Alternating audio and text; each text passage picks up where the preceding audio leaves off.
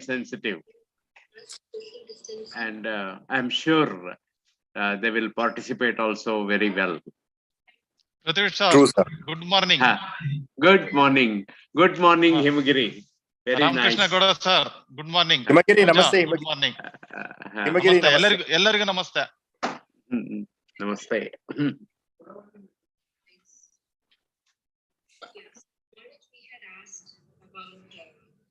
Himagiri, Himagiri, ಒಂದು 10 ನಿಮಿಷ wait ಮಾಡೋಣ.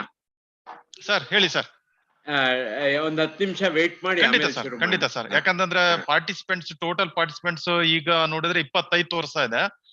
ಸೊ ಇನ್ನು ವೇಟ್ ಮಾಡೋಣ ಸರ್. ಖಂಡಿತ ಸರ್, ವೇಟ್ ಮಾಡೋಣ. ಮಿನಿಮಮ್ 50 ಆಗ್ಲಿ.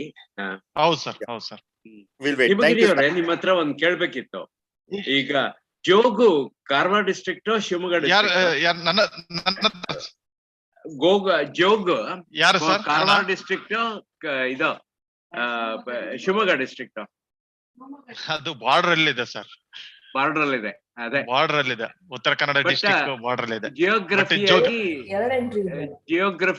ಇದು geographically sir Shivamogga sir.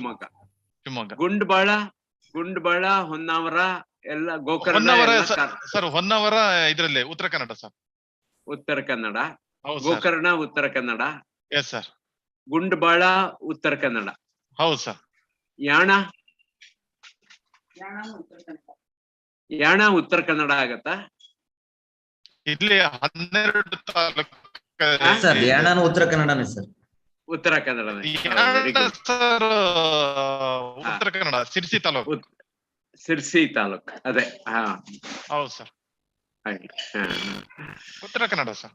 Uttara Kannada. Yana ಬಹಳ ಸುಂದರವಾಗಿದೆ. ಹೌದು sir. It's very beautiful. And Gundbala creek is also very beautiful.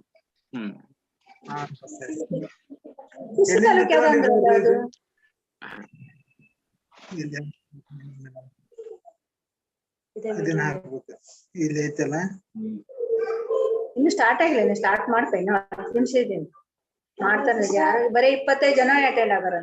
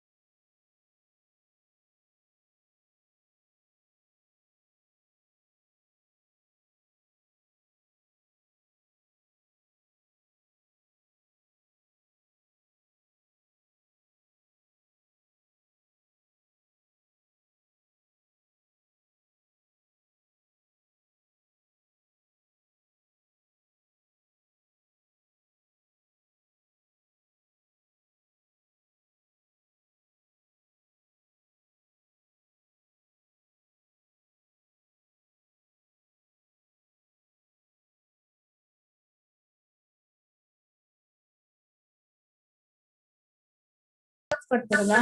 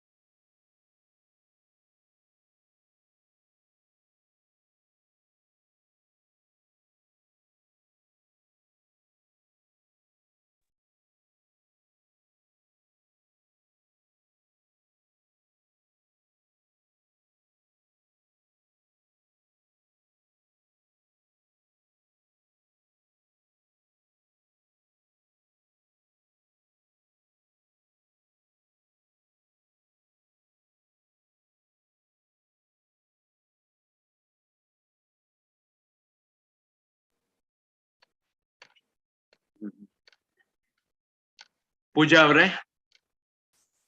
ಅವರೇ, ಹಾ ಸರ್. ನಾನು ಬೇರೆಯವ್ರನ್ನೆಲ್ಲ ಹೆಚ್ಚು ಕಾಯಿಸೋದ್ ಬೇಡ. 11:10 ಆಯ್ತು. ಓಕೆ. ಮಹೇಶ್ ಅವರು ಬರ್ತಾರೆ ಇವತ್ತು? ಮಹೇಶ್ ಅವರು ಅಥವಾ ವಿನಯ್ ಕುಮಾರ್ ಸರ್? ಇಲ್ಲ ಸರ್, ನಮ್ದೇ ಒಂದು ಆಫೀಸಲ್ಲಿ ಒಂದು ಮೀಟಿಂಗ್ ಇದೆ, ಅಲ್ಲಿ ಬಿಸಿ ಇದಾರೆ ಸರ್ ಇವತ್ತು. ಹೌದಾ? ಆಗ್ಲಿ. ಐ ಥಿಂಕ್ ಸ್ಟಾರ್ಟ್ ಮಾಡ್ಬೋದು. ಲತಾ ಸರ್ ಆಕ್ಚುಲಿ ಇವತ್ತು ಹೋಸ್ಟ್ ಮಾಡ್ತಾ ಇರೋದು. ಆಗ್ಲಿ. ಓಕೆ ಸರ್, ಆಗ್ಲಿ.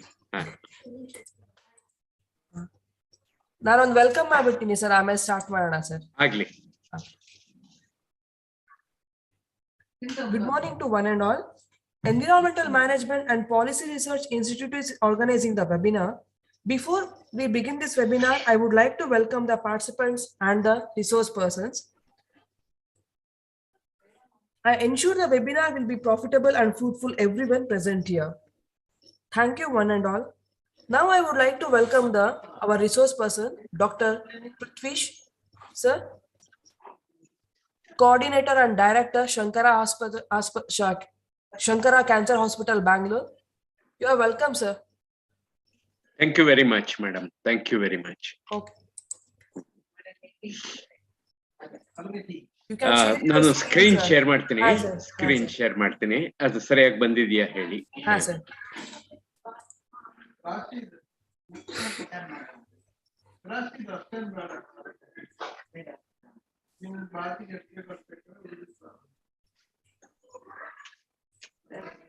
Yes sir, it's visible.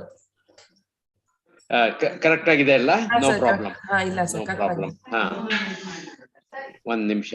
ಹಾ, ಮತ್ತೆ ಇವತ್ತು ನೆಟ್ವರ್ಕ್ ಇಶ್ಯೂ ಇಲ್ಲ ಸರ್, ನೀಟಾಗಿ ನಿಮ್ ವಾಯ್ಸ್ ಬ್ರೇಕ್ ಆಗ್ತಿಲ್ಲ. ಬ್ರೇಕ್ ಆಗ್ತಿಲ್ವಾ? ಹಾ, ಇಲ್ಲ sir. ಪ್ರಾಬ್ಲಿ ಇಲ್ಲ ಅಂತ. ಹಾ, ಎಲ್ರಿಗೂ ನಮಸ್ಕಾರ. ಎಂಪ್ರಿ ಸಂಸ್ಥೆಯ ವಿನಯ್ ಕುಮಾರ್ ಸರ್, ಡಾಕ್ಟರ್ ಮಹೇಶ್, ಪೂಜಾ, ಲತಾ, ಜಗದಂಬ, ರಾಘವೇಂದ್ರ, ಸಂಪನ್ಮೂಲ ವ್ಯಕ್ತಿಗಳಾದ ಸೇಂಟ್ ಜಾನ್ಸ್ ಮೆಡಿಕಲ್ ಕಾಲೇಜಿನ doctor Ramakrishna Gowd, Karwar institute of medical sciences ನ doctor Himagiri, Chikkamagaluru institute of medical sciences ನ ಶಿವರಾಜ್ ಅವರೇ, ಕಾರವಾರ ಜಿಲ್ಲೆಯ ಆರೋಗ್ಯ ಮತ್ತು ಕುಟುಂಬ ಕಲ್ಯಾಣ ಇಲಾಖೆಯ ಆರೋಗ್ಯಾಧಿಕಾರಿಗಳೇ, ಶುಶ್ರೂಷಾಧಿಕಾರಿಗಳೇ, ಆರೋಗ್ಯ ಕಾರ್ಯಕರ್ತರೇ, sub centre, primary health centre, community health centre, district ಆಸ್ಪತ್ರೆ, ಇವುಗಳ ಎಲ್ಲ ಸಿಬ್ಬಂದಿ ವರ್ಗ, ವೆಟರ್ನರಿ ವೈದ್ಯಾಧಿಕಾರಿಗಳು, ಸಿಬ್ಬಂದಿ ವರ್ಗ, ಎಲ್ರಿಗೂ ಸಹ ನಮಸ್ಕಾರ. ಇವತ್ತಿನ ದಿವಸ ಎಂಪ್ರಿ ಅವರು ಈ ಕಾರ್ಯಕ್ರಮ ಮಾಡಿರೋದು ಒಂದು ವಿಶೇಷ. 3 ಮುಖ್ಯವಾದ ವಿಷಯ ನನ್ ಗಮನಕ್ಕೆ ಬರುತ್ತೆ. ಮೊದಲನೇದೇನಪ್ಪ ಅಂದ್ರೆ, ಇದು ನಮ್ ಕೆಲ್ಸ, BMW, that is biomedical waste management. ನಮ್ ಕೆಲ್ಸನೇ ಅದು. ಇನ್ಫೆಕ್ಷನ್ ಕಂಟ್ರೋಲ್, ಇದು ನಾವು ಮಾಡ್ಲೇಬೇಕು. ಎರಡನೇ ಕಂಟೆಕ್ಸ್ಟ್ ಕೋವಿಡ್ ಏನ್ ಮಾಡ್ಬಿಟ್ಟಿದೆ, ನಮ್ಮನ್ನು ಇನ್ನೂ ಹೆಚ್ಚಾಗಿ ಮಾಡಿ ಅಂತ ಒತ್ತು ಕೊಟ್ಟಿದೆ. ಇದ್ರ ಜೊತೆಗೆ ನ್ಯಾಷನಲ್ ಗ್ರೀನ್ ಟ್ರಿಬ್ಯೂನಲ್ಲು ನಮಗೆ ಮತ್ತೆ ಹೆಚ್ಚು ಒತ್ತು ಕೊಟ್ಟಿದೆ, ಇದನ್ನ ಅಚ್ಚುಕಟ್ಟಾಗಿ ಮಾಡಿ, ಚೆನ್ನಾಗಿ ಮಾಡಿ ಅಂತ. ಈಗ why this workshop, why on biomedical waste management? ನಮ್ಮೆಲ್ರಿಗೂ ಇವತ್ತೀಗ ಪಾರ್ಟಿಸಿಪೇಟ್ ಮಾಡ್ತಿರೋ ಎಲ್ರಿಗೂ ಟ್ರೈನಿಂಗ್ ಆಗಿದೆ, ಒಂದಷ್ಟು ಕೆಲಸ ಆಗ್ಲೇ ಮಾಡ್ತಾ ಇದೀವಿ. Why this workshop, why on biomedical waste management? 4 things come to our mind. Number 1, it is an occupational safety issue. Myself and all of us here are exposed to certain diseases. It's a patient safety issue.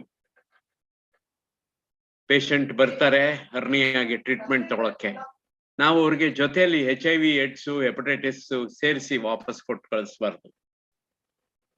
ಮೂರನೇದು ನೋಡಿ, ಕಾರವಾರ, ನಾವೊಂದು 3-4 ಜಾಗ ನೋಡಿದೀನಿ. ಕಾರವಾರ, ಹೊನ್ನಾವರ, ಗುಂಡಬಾಳ, ಯಾಣ, ಗೋಕರ್ಣ, ಸಿರ್ಸಿ, ಸಿದ್ದಾಪುರ, ಸುಮಾರು areas ಎಲ್ಲ ನಾನು ನೋಡಿದೀನಿ.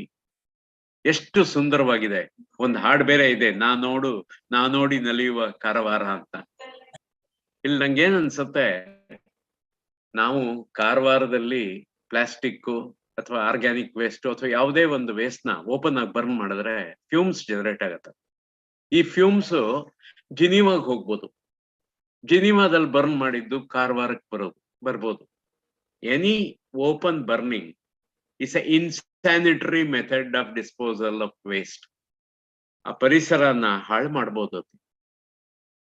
ಈ ಬಯೋಮೆಡಿಕಲ್ ವೇಸ್ಟ್ ನೀರನ್ನ ಮಲಿನ ಮಾಡ್ಬೋದು, ಗಾಳಿನ ಮಲಿನ ಮಾಡ್ಬೋದು, ಭೂಮಿನ ಮಲಿನ ಮಾಡ್ಬೋದು. ಸ್ನೇಹಿತರೆ, ಯೋಚನೆ ಮಾಡಿ, it is a attitudinal issue. It's an occupational safety issue because all of us, doctors, nurses, health workers, ambulance drivers, security staff, everyone may get increased risk of HIV/AIDS, increased risk of hepatitis B, hepatitis C, skin infections, respiratory infections. ಈಗ scalpel blade, biopsy needle, hypodermic needle, ಯಾವುದೇ ರೀತಿ ascitic tap needle, pleural tap needle, scalpel blade, ಇವೆಲ್ಲ ನಮ್ಗೆ small injuries ಮಾಡ್ಬೋದು. It are minor accidents but with major impetus because of these illnesses. It's an occupational safety issue. ನಮ್ಮನ್ನೇ ನಾವು ಕಾಪಾಡ್ಕೊಳ್ಳೋಕೆ, ನಮ್ಮ ಸಿಬ್ಬಂದಿನ ಕಾಪಾಡ್ಕೊಳ್ಳೋಕೆ, ನಾವು ಕೆಲ್ಸಕ್ಕೆ ಬಂದ್ಮೇಲೆ ಸೇಫ್ ಆಗಿ ಹೋಗ್ಬೇಕು ಬೇಡವ ಮನೆಗೆ, ಮನೆಯವ್ರಿಗೆಲ್ಲ ಹೋಗಿ ಕಾಯಿಲೆ ಹರಡಬಾರ್ದು ನಾವು. It's A occupational safety issue. ಆಗ್ಲೇ ಹೇಳ್ದೆ, it's A patient safety issue. We should not send patients back with additional illness, which may be hepatitis B, C, HIV/AIDS, hospital acquired infections. Antimicrobial resistance is a very big issue. It's an environmental issue. Soil pollution ಮಾಡ್ಬೋದು, water pollution ಆಗ್ಬೋದು, fumes generate ಆಗೋದು. ಪರಿಸರದಲ್ಲಿ 12 organic pollutants ನ identify ಮಾಡಿದ್ದಾರೆ. ಪರಿಸರದಲ್ಲಿ ಇರ್ಬೋದಂತೆ ಅದು. ಡಯಾಕ್ಸಿನ್ಸ್ ಮತ್ತೆ ಫ್ಯೂರಾನ್ಸ್. ಇದರಿಂದ ಕ್ಯಾನ್ಸರ್ ಬರ್ಬೋದು. ಈ ಪರ್ಸಿಸ್ಟೆಂಟ್ ಆರ್ಗ್ಯಾನಿಕ್ ಪೊಲ್ಯೂಟೆಂಟ್ಸ್ ಇಂದ ಜೆನೆಟಿಕ್ ಡಿಫೆಕ್ಟ್ಸ್ ಆಗ್ಬೋದು. ಸ್ನೇಹಿತರೆ, ಯೋಚನೆ ಮಾಡಿ, how we were able to make so many masks in very short time during COVID pandemic. How we were able to manufacture and supply PPE in such large numbers. How it was possible to manage tons of healthcare waste. How it was possible to set up COVID care centers across the country, across the state, across Karwar district, across Uttar Kannada district. If we look at what are the strengths we have in biomedical waste management and infection control in India, in Karnataka, in Karwar district, in Uttar Kannada district, a few things come to my mind. Number 1, we have legislative support. We have BMW legislation 2016, amendments 2018. We have training materials developed by Government of India, Central Pollution Control Board, State Pollution Control Board, MPRI, Community Medicine Department of MS Ramaya Medical College. We have 27 common biomedical waste facilities across the state. We have one hazardous waste management facility in Dabaspet. We have engineering technology, medical technology. All of you are involved in Kayakalp program. We have access to NABH, NABL accreditations. Laksha initiative ide. Ishtondu strengths ide nammali. I request all my friends from Uttara Kannada to tell me that we don't have any weakness. We have some challenges. Some challenges are, see, the scalpel blade, hypodermic needle, biopsy needle, pleural tap needle. All these are made of high quality surgical steel, which has high melting point. Recycling is costlier than new make. Glass, intact glass is recyclable, but broken glass, very costly. Plastic recycling is possible. Ellaru Nayandahalli, Bengaluru nodi hege aagta ide recycling anta. 7 times ಮಾಡಬಹುದಂತೆ, but it never becomes part of the soil. My friends, think over. Is it an attitudinal change, and is it in our hands? Attitude is a threat or an obstacle. Lack of continuous monitoring and surprise inspections by the regulators. We should do it. ನಮ್ಗೆಲ್ಲ training ಆಗಿದೆ, biomedical waste management, infection control ಪೂರ. ನಾವೆಲ್ಲ ಆಗ್ಲೇ ಒಂದಷ್ಟು ಕೆಲಸ ಮಾಡ್ತಾ ಇದೀವಿ. ಈ 2 ದಿವಸದ ಈ ಒಂದು 2 ಗಂಟೆಯ ಒಂದು ವರ್ಕ್ಶಾಪ್ ಅಲ್ಲಿ we can have more information. EMPRI ಅವ್ರಿಗೆ ಹೇಳ್ಬಿಟ್ಟು ಈ ಸ್ಲೈಡ್ಸ್ ನೆಲ್ಲ ತರಿಸ್ಕೊಂಡು ನಮ್ಮ ಕೊಲೀಗ್ಸ್ ಸ್ಟಾಫ್ಗೆಲ್ಲ ಮತ್ತೆ ಟ್ರೈನಿಂಗ್ ಕೊಡ್ಬೋದು. ನಮ್ಮ ಸಬ್ ಸೆಂಟರ್ಸ್ ಅಲ್ಲಿ, ಪ್ರೈಮರಿ ಹೆಲ್ತ್ ಸೆಂಟರ್ಸ್ ಅಲ್ಲಿ, community health centers alli, district hospitals alli. We can train others, our colleagues, our staff. ಸ್ನೇಹಿತರೆ, ನಾವೆಲ್ಲರೂ 56 ಜನ ಉತ್ತರ ಕನ್ನಡ ಜಿಲ್ಲೆಯವರು ಜಾಯಿನ್ ಆಗಿದ್ದೀವಿ. ನಾವೇ ನಮ್ಮ ಕೆಲಸನ ಈಗ ಮಾಡ್ತಿರೋದಕ್ಕಿಂತ ಒಂದು 20 ಮಿಲಿಗ್ರಾಮ್ ಚೆನ್ನಾಗಿ ಮಾಡ್ಬೋದಾ? ನಾನ್ ಬಂದಿರ್ತಕ್ಕಂಥ ಸಬ್ ಸೆಂಟರ್, ನಾನ್ ಬಂದಿರ್ತಕ್ಕಂಥ ಪ್ರಾಥಮಿಕ ಆರೋಗ್ಯ ಕೇಂದ್ರ, ನಾನ್ ಬಂದಿರ್ತಕ್ಕಂಥ ಸಮುದಾಯ ಆರೋಗ್ಯ ಕೇಂದ್ರ, ಡಿಸ್ಟ್ರಿಕ್ಟ್ ಆಸ್ಪತ್ರೆ, ವೆಟರ್ನರಿ ಆಸ್ಪತ್ರೆ, ಬ್ಲಡ್ ಬ್ಯಾಂಕು, ಲ್ಯಾಬೊರೇಟರಿ, ಅದನ್ನ ಅಚ್ಚುಕಟ್ಟಾಗಿ ಇಟ್ಕೊಳ್ಳೆ. ನೋಡಿ, ನಮ್ಗೆಲ್ಲ ಅಪ್ಪ ಅಮ್ಮ ಕಲ್ಸ್ಬಿಟ್ಟಿದ್ದಾರೆ. ಬೆಳಗ್ಗೆ ಎದ್ದ ತಕ್ಷಣ ದೇವ್ರಿಗೆ ನಮಸ್ಕಾರ ಮಾಡ್ತೀವಿ. ದೇವ್ರಿಗೆ ನಮಸ್ಕಾರ ಮಾಡಕ್ಕೆ ನಾವು ಹೋಗಿ ಪುಸ್ತಕ ನೋಡ್ಬಿಟ್ಟು ನೋಟ್ಸ್ ಬರ್ಕೊಂಡಿದೀನಿ ಅಂತ ನೋಡಲ್ಲ. ಅದೊಂದು ಸಂಸ್ಕೃತಿ ತರ ಡೆವಲಪ್ ಮಾಡಿದ್ದಾರೆ. ನಾನ್ ನಿಮ್ಮಲ್ಲಿ ಎಲ್ಲಾರನ್ನು ಕೇಳ್ಕೊಳ್ಳೋದು ಏನು ಅಂದ್ರೆ, ಯೋಚನೆ ಮಾಡಿ, ಬಯೋಮೆಡಿಕಲ್ ವೇಸ್ಟ್ ಮ್ಯಾನೇಜ್ಮೆಂಟ್, ಇನ್ಫೆಕ್ಷನ್ ಕಂಟ್ರೋಲ್ನ ನಾವು ಒಂದು ಸಂಸ್ಕೃತಿ ತರ ಡೆವಲಪ್ ಮಾಡ್ಬೋದಾ? ಇಡೀ ಉತ್ತರ ಕನ್ನಡ ಜಿಲ್ಲೆಯ ಪರಿಸರನ ನಾವು ಕಾಪಾಡ್ಬೋದಾ? ಇಡೀ ಉತ್ತರ ಕನ್ನಡ ಜಿಲ್ಲೆ ಕರ್ನಾಟಕ ರಾಜ್ಯದಲ್ಲಿ ಬಯೋಮೆಡಿಕಲ್ ವೇಸ್ಟ್ ಮತ್ತೆ ಇನ್ಫೆಕ್ಷನ್ ಕಂಟ್ರೋಲ್ಗೆ ಬೆಸ್ಟ್ ಆಗೋ ಹಾಗೆ ನೋಡ್ಬೋದಾ? ದಯವಿಟ್ಟು ಯೋಚನೆ ಮಾಡಿ ಇದ್ರ ಬಗ್ಗೆ. ಸ್ನೇಹಿತರೆ, ಎಂಪ್ರಿ ಅವರು 3 ಉದ್ದೇಶ ಇಟ್ಕೊಂಡಿದ್ದಾರೆ ಈ ವರ್ಕ್ಶಾಪ್ಗೆ. Number 1, introspect, review current scenario and strengthen strategies to manage biomedical waste and infection control better, both within and outside healthcare settings. Meet stipulation of the BMW Rules 2016 and 2018 amendments and recommendations of the National Green Tribunal. Recall and list precautions needed in the context of COVID pandemic and such other disasters. My friends, I repeat, introspect, review current scenario. ನಮ್ಗೆಲ್ಲ ಆಗ್ಲೇ training ಆಗಿದೆ, ಆಗ್ಲೇ ಒಂದಷ್ಟು ಕೆಲಸ ಮಾಡ್ತಾ ಇದೀವಿ. Can we review what we are doing? Strengthen our work, strengthen our strategies to manage biomedical waste and infection control better, not only in sub-centers, primary health centers, community health centers, district hospitals, private hospitals, family practitioner clinics, but also till it reaches the common biomedical waste treatment facility. Can we meet stipulation of the BMW Rules 2016 and 2018 amendments and recommendations of the National Green Tribunal? ಸ್ನೇಹಿತರೆ, ಇವೆಲ್ಲ ನಮ್ಮ ಕೆಲಸ.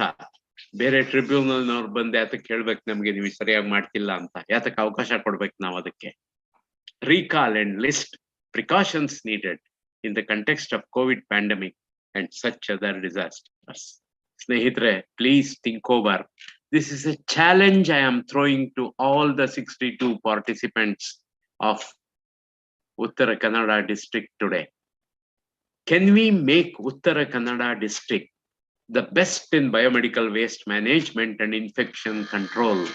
In 50 ವರ್ಷ ಆದ್ಮೇಲೆ ಯಾಣ ತರಾನೇ ರೋಗ ನೋಡ್ಕೊಳಕ್ ಸಾಧ್ಯನಾ? ಗೋಕರ್ಣ ತರಾನೇ ನೋಡ್ಕೊಳಕ್ ಸಾಧ್ಯವೇ? ಹೊನ್ನಾವರ ತರಾನೇ ಇರೋ ಹಾಗೆ ನೋಡ್ಕೊಳಕ್ಕೆ ಸಾಧ್ಯನಾ? ದಯವಿಟ್ಟು ಎಲ್ಲಾರು ಚಿಂತನೆ ಮಾಡಿ. 6 ತಿಂಗಳು ಬಿಟ್ಟು ನಾನು ಬರ್ತೇನೆ, ಅವಾಗ ನೀವ್ ಹೇಳ್ಬೇಕು ನಂಗೆ ಉತ್ತರ ಕನ್ನಡ ಜಿಲ್ಲೆ biomedical waste management infection control ಅಲ್ಲಿ ಬೆಸ್ಟ್ ಇದೆ ಅಂತ. ಸ್ನೇಹಿತರೆ, ಒಬ್ಬ ವೇದಾಂತಿ ಅರಿಸ್ಟಾಟಲ್ ಅಂತ, ಅವನೇನ್ ಹೇಳ್ತಾನೆ ಅಂದ್ರೆ, ನಾವು ರಿಪೀಟೆಡ್ ಆಗಿ ಕರೆಕ್ಟ್ ಆಗಿ ನಮ್ ಕೆಲಸ ಮಾಡ್ಕೊಳ್ತಾ ಹೋದ್ರೆ ಬಯೋಮೆಡಿಕಲ್ ವೇಸ್ಟ್ ಇನ್ಫೆಕ್ಷನ್ ಕಂಟ್ರೋಲ್ ಅದರಲ್ಲಿ ಎಕ್ಸಲೆನ್ಸ್ ಅಚೀವ್ ಆಗ್ಬೋದಂತೆ. We are what we repeatedly do. We behold what we are. We are what we behold. Excellence is not an act, but a habit, but a culture. Can we do this? The Kannada district. ನಾವೆಲ್ಲ ಮಾದರಿ ಆಗ್ಲಿಕ್ಕೆ ಸಾಧ್ಯವೇ? ಉತ್ತರ ಕನ್ನಡ ಜಿಲ್ಲೆ ಈ ವಿಷಯದಲ್ಲಿ ಮಾದರಿ ಆಗ್ಲಿಕ್ಕೆ ಸಾಧ್ಯವೇ? ದಯವಿಟ್ಟು ಯೋಚನೆ ಮಾಡಿ. ಎಂಪ್ರಿ ಅವ್ರಿಗೆ ಥ್ಯಾಂಕ್ಸ್, ಎಲ್ಲ ವ್ಯಕ್ತಿಗಳಿಗೆ ಥ್ಯಾಂಕ್ಸ್, ನಿಮ್ಮೆಲ್ರಿಗೂ ವಂದನೆಗಳು. ರಾಮಕೃಷ್ಣ ಗೌಡ ಅವರೇ, ತಾವು ಪ್ರಾರಂಭ ಮಾಡಿ. Thank you very much all of you. Thank you very much, Dr. Prithvi sir, for this inspirational speech. Now I would like to welcome our next resource person on Biomedical Waste Management 2016 overview by Dr. Ramkrishna Gaud sir. Professor. Thanks, Amma. Thank you. Hi, sir. Over to you, sir. Yeah, sure. Okay, thank you, Prithvi sir, for starting of the day session, and thanks Hemagiri for being there.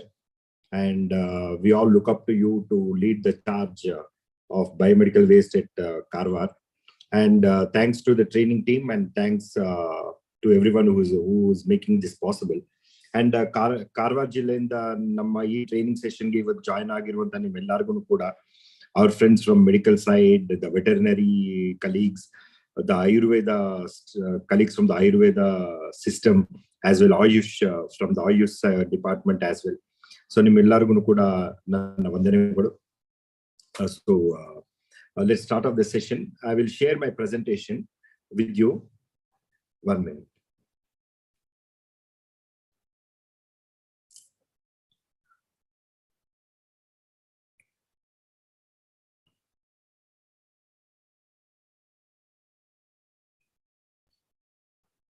ಸ್ನೇಹಿತರೆ, 1 ನಿಮಿಷ.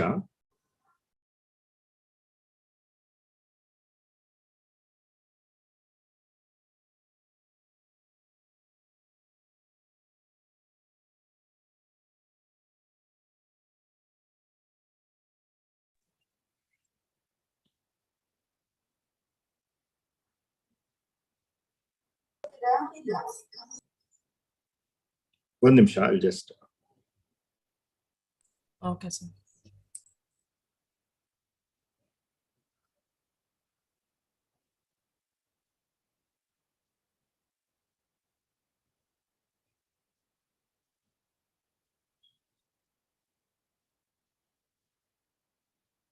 Okay, ಕಾಣಿಸ್ತಾ ಇದೆಯಾ?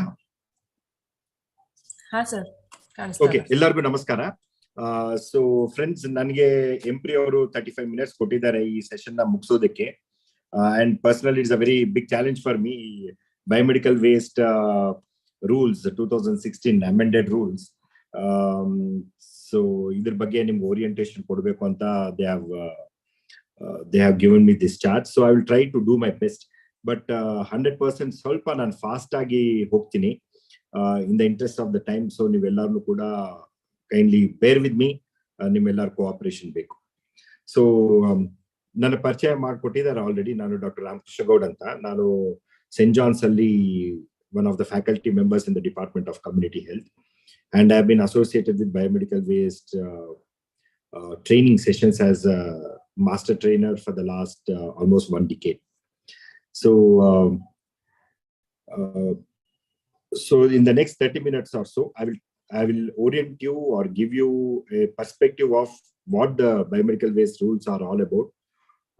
ನಿಮ್ಮೆಲ್ಲರಿಗೂ ಗೊತ್ತು, rules have come in the year 1997-98. ತದನಂತರ ಸುಮಾರು amendments ಆಗಿದೆ ಈ ರೂಲ್ಸ್ಗೆ. And today the latest version we have is the 2016 amended rules. ಈ ರೂಲ್ಸ್ ಅಲ್ಲಿ ನಮ್ಗೆ ಸಂಬಂಧಪಟ್ಟಂಗೆ what is of relevance to us in this rules I will share with you friends. Now I say this in all my sessions, I'm saying this here also. Now biomedical waste ಬಗ್ಗೆ ಮಾತಾಡಿದಾಗ let's talk in terms of management and not disposal. So ಸುಮಾರು ಜನ biomedical waste disposal ಅಂತಾರೆ, ಅದನ್ನ ಆ ತರ ಆಗೋದು ಬೇಡ. Biomedical waste is everything about management. There are systems, there are steps, there are systems, there are people, there are resources, there are certain standard operating procedures that we have to follow. There is a documentation that is required. There is a system of internal audit. Our biomedical waste management systems are open to the scrutiny of the environmental officers of the KSPCB. So idellanu ide idralli. So therefore it is a health system issue and management thing, and not just disposal, friends. So yavagadru kuda ನೀವು biomedical waste management ಬಗ್ಗೆ ಮಾತಾಡಿದಾಗ speak in terms of management and not biomedical waste disposal. Okay, disposal is one simple step in management. So definition of biomedical waste, ಯಾವುದೇ ಜೈವಿಕ ತ್ಯಾಜ್ಯ ನಾವು ಎಲ್ಲೇ generate ಮಾಡಿದ್ರು ಕೂಡ, ಅದು ನಮ್ಮ ಕ್ಲಿನಿಕಲ್ ಆಗಿರ್ಬೋದು, ನಮ್ಮ ಸಿವಿಲ್ ಹಾಸ್ಪಿಟಲ್ ಅಲ್ಲಿ ಆಗಿರ್ಬೋದು, ಅಥವಾ ಇಮ್ಯುನೈಸೇಷನ್ ಸೆಷನ್ಸ್ ನಾವು ಆಚೆ ಕಡೆ ಮಾಡ್ತೀವಿ ಫೀಲ್ಡ್ ಅಲ್ಲಿ, ಅಲ್ಲೇ ಆಗಿರ್ಬೋದು, ಎಲ್ಲೆಲ್ಲಿ ನಾವು ಜನರೇಟ್ ಮಾಡ್ತೀವೋ ಬಯೋಮೆಡಿಕಲ್ ವೇಸ್ಟ್ ನ, in the process of taking care of the human beings or our veterinary take care of the health of the livestock ಅಲ್ಲೇ ಇರ್ಲಿ, ಅಥವಾ ಅವರ Ayush friends take care of people in their clinics and in the Ayush hospitals, ಎಲ್ಲೇ ತ್ಯಾಜ್ಯ generate ಆಗ್ಲಿ ಅದನ್ನ biomedical waste ಅಂತ ನಾವು ಕರಿತೀವಿ. Including the waste that we generate while doing clinical research in clinical research organizations, industrial hospitals, health posts, and including the waste that we generate on the boats and ships, etc. Wherever it generated, it is called as biomedical waste, and all of these places come under the purview of the rules. That's what this slide is all about. ಯಾರಿಗೆ ಇದು ಅನ್ವಯಿಸುತ್ತೆ biomedical waste rules? This applies to everybody. From the health centers or the first aid posts that are there on large ships which move in the seas. For example, the ships that go from the mainland to Andaman or to Andaman and to Daman and Diu islands, ಎಲ್ಲೇ ಆದ್ರೂ ಕೂಡ ಇದು ಅಂತ ಪ್ಲೇಸಸ್ಗೆ ಕೂಡ apply ಆಗುತ್ತೆ. From a single doctor clinics to a large hospitals, these rules apply. Now rules, 4 schedules ಇದೆ mainly in these rules. Each of the schedule looks at defining what the biomedical waste is. Then ಈ types, ಯಾವ ತರ types ಇದೆ ಅಥವಾ categories ಇದೆ biomedical waste, ಮತ್ತೆ ಯಾವ type category ಯಾವ ಕಲರ್ ಕೋಡ್ ಅಲ್ಲಿ ಹೋಗ್ಬೇಕು, ಆ ಕಲರ್ ಕೋಡ್ಗೆ ಯಾವ ತರ ನಾವು, what is the treatment option that we have. All these things are there in the rules, including the various formats, prescribed formats for seeking authorization, for accident and injury reporting, and for documenting the waste quantities that we generate, documenting the training sessions we conduct for our colleagues in the hospital, and also accidents ಬಗ್ಗೆ already ಹೇಳಿದ್ದೀನಿ, including needle stick injuries.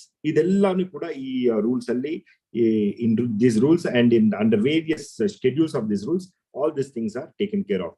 And for us who are on the ground, ನಾವು ಇದನ್ನ by head ಮಾಡಬೇಕಾಗಿಲ್ಲ. ನಾವು just ಈ knowledge ಇದ್ರೆ ಸಾಕು. Rules ಇದೆ ಅಪ್ಪ, ರೂಲ್ಸ್ ಅಲ್ಲಿ ಸ್ಕೆಡ್ಯೂಲ್ಸ್ ಇದೆ, ಒಂದೊಂದು schedule covers one aspect of waste management ಅಂತ ನಮ್ಗೆ ಗೊತ್ತಿದ್ರೆ ಸಾಕು. For us who are working at the grass root level. Now, the one take-home point from this key definitions is, we all are responsible for waste management. If it is a nurse colleague, she is responsible. If it is our Ayush practitioner, our Ayurveda or Siddha doctor, he is responsible or she is responsible. If our veterinary colleagues are generating waste while doing small procedures on the field or in the hospitals, they are responsible. What do I mean by this? What I mean by this is, oh illapa ನಮ್ಮ HOD ಸಾಹೇಬ್ರು ನೋಡ್ಕೊಂತಾರೆ, ಇದು ಅವ್ರ responsibility, ಅವ್ರಿಗೆ problem ಆಗುತ್ತೆ ಏನಾದ್ರೆ ಹೆಚ್ಚು ಕಡಿಮೆ ಆದ್ರೆ, ಅಥವಾ ನಮ್ಮ ಡೈರೆಕ್ಟರ್ ಸಾಹೇಬ್ರು ನೋಡ್ಕೊಂತಾರೆ. ಇಲ್ಲ, rules are very clear. Even us as individuals are liable for punishment, so or scrutiny. So ದಯವಿಟ್ಟು ಅದನ್ನ ನೀವು ಮನಸ್ಸಲ್ಲಿ ಇಟ್ಕೊಳ್ಳಿ. So all of us are responsible, and not just our heads or the administrators. We all are responsible for biomedical waste. Idu rules helutte, and that is the summary of this slide. Now I will not go through the details. The next 4 slides are very elaborate, self-explanatory. Now, as generators or occupiers of waste, of healthcare facilities generating waste, ನಮ್ಮ responsibility is ಏನು ಅನ್ನೋದನ್ನ vis-a-vis biomedical waste ಈ 4 slides ಅಲ್ಲಿ ನಾನು ಹಾಕಿದ್ದೀನಿ. Details are there. We have put such details so that you can use these slides for your training sessions when you conduct the sessions at district level and downwards.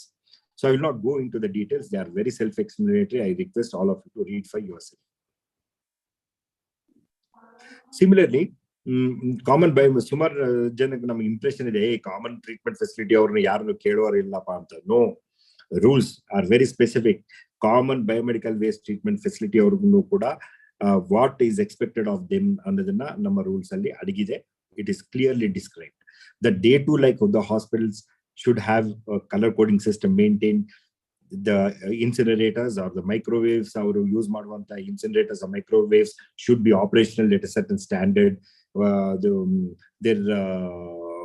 Their effluents and otherwise should meet certain prescribed standards. ಅಲ್ಲಿನೂ ಕೂಡ injury records maintain ಮಾಡಬೇಕು. ಅಲ್ಲಿನೂ ಕೂಡ waste quantity that they are receiving they should maintain. And most importantly ಅಲ್ಲಿನೂ ಕೂಡ occupational health and safety measures ಏನ್ ತಗೊಂಡಿದ್ದೀರಾ ನೀವು ಅನ್ನೋದು ಕೂಡ ಅವ್ರು ದಾಖಲಾತಿ ಮಾಡಬೇಕು.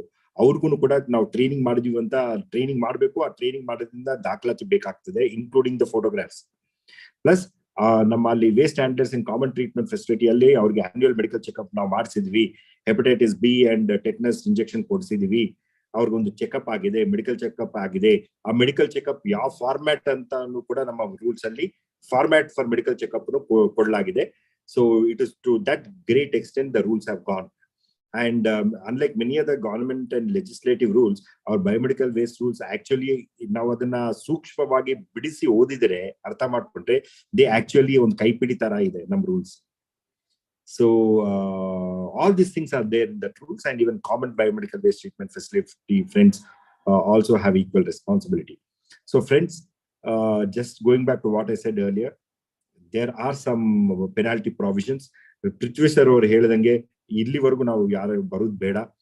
ದೇರ್ ಇಸ್ ಇಫ್ ನಾವು ವೇಸ್ಟ್ ನ ಕರೆಕ್ಟ್ ಆಗಿ ಸೆಗ್ರಿಗೇಟ್ ಮಾಡಿ ಕರೆಕ್ಟ್ ಆಗಿ ಕಂಟೈನ್ ಮಾಡದೇ ಇದ್ರೆ, ಕಲರ್ ಕೋಡಿಂಗ್ ಸಿಸ್ಟಮ್ ಯೂಸ್ ಮಾಡದೇ ಇದ್ರೆ, ನಾವು if you are not linking ourselves to the common treatment facility ಆಗದೆ ಇದ್ರೆ, if you are not what you call sought an authorization, all this calls for punishment under the Environment Protection Act 1986. There is a monetary fine, and also there is a jail term as well. Ashtu dura hogud beda friends, because now especially post pandemic everybody looks up to our health system with lot of regard. So let's keep up to that standards and not give a chance for anybody. ಯಾರಿಗೂ ಕೂಡ ಅವಕಾಶ ಕೊಡೋದು ಬೇಡ ನಮ್ಮ ಮೇಲೆ ಬೆರೆದು ತೋರ್ಸಕ್ಕೆ, please. So coming to my next slide, composition of biomedical waste. ಇದನ್ನ ಸ್ಲೈಡ್ ನೀವೆಲ್ಲರೂ ಟ್ರೈನಿಂಗ್ ಅಲ್ಲಿ ಅಟೆಂಡ್ ಮಾಡಿದ್ರೆ it's a very common slide. ಒಂದು ನಮ್ಮ ಹಾಸ್ಪಿಟಲ್ ಅಲ್ಲಿ ಒಂದು 100 kilograms ನಾವು ವೇಸ್ಟ್ ಜನರೇಟ್ ಮಾಡಿದ್ರೆ, ಆ 100 kilograms ಅಲ್ಲಿ ಒಂದು 15 kilograms ಮಾತ್ರ ಇನ್ಫೆಕ್ಟೆಡ್ ಹಾಗೂ ಚುಚ್ಚುವಂತ, ಇಂಜುರಿ ಮಾಡುವಂತ ಅಥವಾ ಬ್ಲಾಸ್ಟ್ ಆಗುವಂತ ಹಜಾರ್ಡಸ್ ವೇಸ್ಟ್ ಇರ್ತದೆ. So in the 100 kilos, 15 kilos only is dangerous. The rest of the 85 kilos is actually like general non-infectious waste. But the problem is, because we don't have an attitude or there is no desired practice, we don't have a system for managing the biomedical waste. Yenagate ee chikku 15 kilograms of waste gets mixed with this large 85 kilograms of waste, thereby making all of this waste a 100% or 100 kilograms of infected waste. So ಅದಕ್ಕೆ ಅವಕಾಶ ಕೊಡೋದು ಬೇಡ ನಾವು. Let's keep that 15% as 15%. Let's end up with managing only this much of the waste and handle it properly by maintaining, by following the guidelines under the rules, thereby not compounding our problem.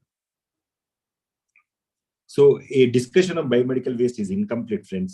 Now biomedical waste to color codes andra maatadidre agdu. A discussion on biomedical waste is incomplete if we do not talk about that 85% of the general waste. 85% of the general waste must be managed as per the provisions of Solid Waste Management Rules 2016. ಅದನ್ನ dry waste ಅಂತಾರೆ, ಅವರು wet waste ಅಂತಾರೆ. Dry waste is basically plastic, paper, Tetra packs ಇತ್ಯಾದಿ. Wet waste ಅಂದ್ರೆ very specifically it is compostable biodegradable waste. So that also our hospitals should maintain, and we should be in a position to demonstrate this as well. And friends, Nanu Prithvi sir hatra, I was talking to him on the other day along with my other resource persons. When we talk about biomedical waste, while there is protecting the health of the human being, there's protecting the environment. But if we manage the waste that we generate in the hospitals as per the prescribed norms, friends, we will be in a position to contribute to enriching our soil also. ನಿಮ್ಮೆಲ್ಲರಿಗೂ ಗೊತ್ತು, ಇವಾಗ ನಮ್ಮ ದೇಶದಲ್ಲಿ our agricultural soil is heavily compromised because post independence there were so many hungry mouths to feed, and government of India brought in the green revolution, and our agricultural lands were heavily laden with chemical fertilizers used marginally. We had to, because we had to produce so much of food to feed so much of hungry stomachs. So as a result, what has happened today as we speak? Our agricultural soil has lost its vitality. So, and how do we rejuvenate it? The only way to rejuvenate that is, now soil import madakagala ellinda, so we can't manufacture soil, friends. It is mother nature. The only way to do that is by ensuring that all of the biodegradable waste is collected as biodegradable waste, is composted, and compost na punha ನಾವು soil ge apply madidre, that soil which is almost dead will be rejuvenated. So biomedical waste management has an ability to contribute even to rejuvenation of the agricultural soils and thereby address hunger and poverty in our country, friends. So Prithvi sir ಅದೇ ಹೇಳಿದ್ರು, ನಮ್ಮ ಕಾರವಾರ ಜಿಲ್ಲೆಯಲ್ಲಿ ನಾವು ನೀವೆಲ್ಲ ಪರಿಸರಕ್ಕೆ ತುಂಬಾ ಹತ್ರ ಇರೋರು, you are all sensitive to the environmental issues. So idunu possibility is the friends. So don't look at biomedical waste only as a system of color codes and containers. No, if we do that, we have a potential. It has a potential also to contribute to rejuvenating our compromised soil health. Adunu mansal itkolli, friends. So biomedical waste and general waste go hand in hand. So this slide of mine actually summarizes what is expected in the hospitals. On the hospital of Bandre, this is what we expect to see, that the waste is segregated in yellow, red, blue, and white punch-proof translucent containers, along with managing the general waste, as you can see in the bottom row. Now, yellow waste in Millargu gottu, yellow waste alli infectious waste aagಬೇಕಾಗ್ತದೆ. ನಾವು cotton dressings, diapers, plaster of Paris, animal waste or human anatomical waste, ಅದೆಲ್ಲ ಈ ತರ ಎಲ್ಲ waste ಎಲ್ಲೋ ಹೋಗ್ಬೇಕು. And all the waste in yellow will be burnt scientifically. ವೈಜ್ಞಾನಿಕವಾಗಿ ಅದನ್ನ it will be burnt, not open burning. Open burning is illegal. Will be punished as under the provisions of the solid waste management rules if we open burn. No, when I say scientific burning, it means burning at very high temperatures using equipment such as incinerators. Very commonly we use incinerators. Pyrolators no use ಮಾಡಬಹುದು, but ಸುಮಾರು ಎಲ್ಲ ಕಡೆ ನಮ್ಮಲ್ಲಿ incinerators ಇದೆ. So all the waste in the yellow will go for incineration. This means what? ಈ yellow container ಗೆ only ನಾನು ಹೇಳಿದಂತ ವೇಸ್ಟ್ ಹೋಗ್ಬೇಕು. ಇದ್ರ ಒಳಗಡೆ ಪ್ಲಾಸ್ಟಿಕ್ ಹೋಗ್ಕೂಡುದು, ಗಾಜಿನ ಚೂರು ಹೋಗ್ಕೂಡುದು, metal ಹೋಗ್ಕೂಡುದು. Plastic can't be burnt, should not be burnt, because when we burn plastics, it releases dioxins. Dioxins are a complex mixture of about 72 chemicals. It will go up and it come into the food chain, and the dioxins, if human beings and animals are exposed to it, it causes teratogenic effects andre fetus alli both in animals and human beings it causes congenital abnormalities, spontaneous abortions agutte, endocrinal dysfunctions agutte, cancers agutte if we burn plastics. So therefore we should not burn plastics. So yellow is meant only for cotton dressings, anatomical waste, ityadi. Okay. And there could be a second yellow container in our hospitals as per the provisions of the 2016 amended rules. Second yellow container is meant for containing only the discarded expired pharmaceutical drugs. ಏನಾದ್ರೂ expired date ಆಯ್ತು, partial use ಮಾಡಿದಂತ medicines ಮಾತ್ರ second yellow container ಹೋಗ್ಬೇಕು. That should be labelled as pharmaceutical waste with a biohazard symbol. And there's a possibility that there could be a third yellow container also in our hospitals that is meant for containing cytotoxic drugs. Namma ella kade sumaru 98% we don't generate cytotoxic drugs. That only hospitals such as Kidwai, Kiran Majumdar Cancer Hospital, athwa namma medical college hospitals alli oncology units iddave, alli matra adanna generate agutte. And they have to, if at all they are generating cytotoxic drugs, they have to have a third container, friends. So technically, in a given hospital, there could be 3 containers. One for cotton dressings and anatomical waste. Second for pharmaceutical waste, discarded expired drugs. And the third for cytotoxic drugs. And ellanu kuda adukku takkange labeling agirbeku. So second waste container is a red container. Red means plastics alone and nothing but the plastics. Red ಅಲ್ಲಿ ಬರೇ plastics ಹೋಗ್ಬೇಕು. ಯಾವ ತರ plastics? Medical plastics. No metal, no glass. So syringes, so IV bottles, IV lines with the cut end of the needle ತೆಗೆದಿರುವಂತ IV lines should go into the red container. Okay, and red container ಅಲ್ಲಿ there are some medical plastics that we generate in microbiology. For example, in microbiology departments ಅಲ್ಲಿ red waste ತುಂಬಾ infectious ಆಗಿರ್ತದೆ. ಅದಕ್ಕೆ 2016 rules specifically mandates that ಈ ತರ microbiological biotechnology waste ಎಲ್ಲ generate ಆಗಿದ್ರೆ ಅದು ಪ್ರೈಮರಿ ಆಟೋಕ್ಲೇವಿಂಗ್ ಮಾಡಬೇಕು ಅಂತ ರೂಲ್ಸ್ ಹೇಳ್ತದೆ. And in many hospitals, in our especially large hospitals, this system already is followed by the microbiology departments, including my own institution, St. John's. In fact, yesterday we had a meeting and we are talking about it. So agata. So yella medical, especially from the microbiology, has to be autoclaved in the hospital and then handed over to common treatment facility. And in common treatment facility, our puna adanna autoclave ಮಾಡ್ತಾರೆ. There is a secondary level of autoclaving there. All this is done, going back to what Dr. Prithvi sir told all of us, to reduce the hazard of the biomedical waste. Because nam in the hospital in the that waste is further handled by our other fellow human beings at common treatment facility. Adanna ಅವರು handle ಮಾಡಬೇಕಾಗ್ತದೆ. ಅವ್ರು ಮಾಡಿದ್ಮೇಲೆ ಅದನ್ನ ನಾವು ರೀಸೈಕ್ಲರ್ಸ್ ಕೊಡ್ಬೇಕಾಗ್ತದೆ. ರೀಸೈಕ್ಲರ್ಸ್ ಅಲ್ಲೂ ಕೂಡ ನಮ್ಮಂತವ್ರೆ human beings ಇರ್ತಾರೆ, ಅದನ್ನ ಹ್ಯಾಂಡಲ್ ಮಾಡಬೇಕಾಗ್ತದೆ.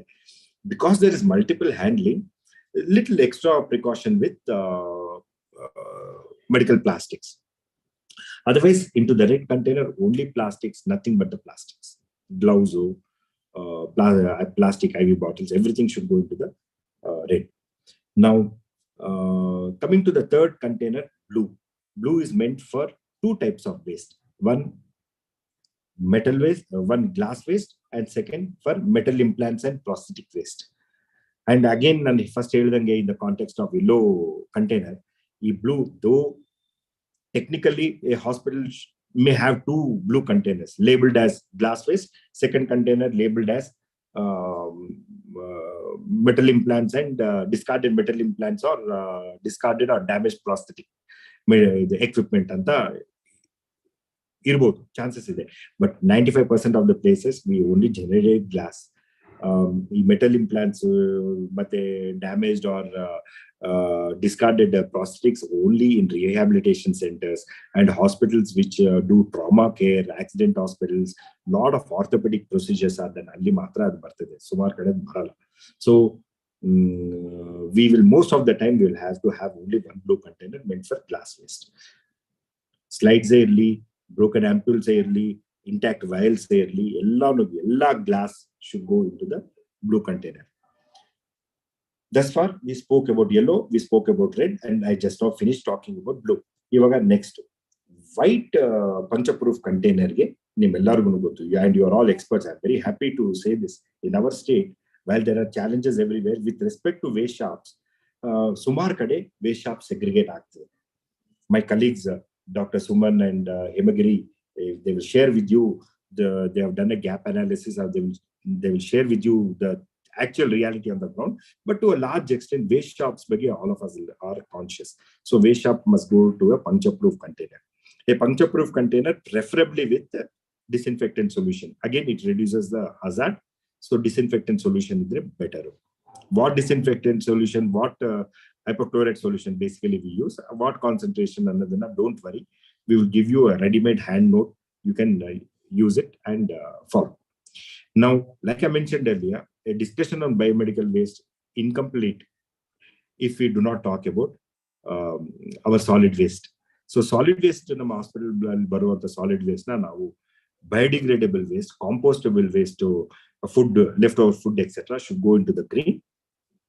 ಅದರಲ್ಲಿ ದಯವಿಟ್ಟು ಪ್ಲಾಸ್ಟಿಕ್ಸ್, ಮೆಟಲ್ಸ್ ಅದೆಲ್ಲ ಹಾಕಕ್ಕೆ ಹೋಗ್ಬೇಡಿ. That should have only food waste, left over food, peeled out vegetables, ಅದು ಮಾತ್ರ ಹೋಗ್ಬೇಕು. Second container is the blue.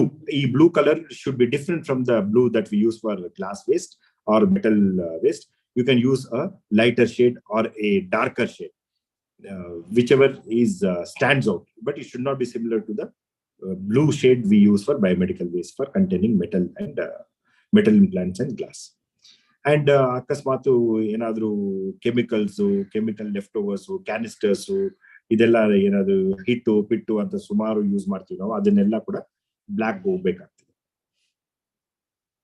So that's about the color coding system. Now, just to give you an idea about the yellow containers, whatever I've said is captured here.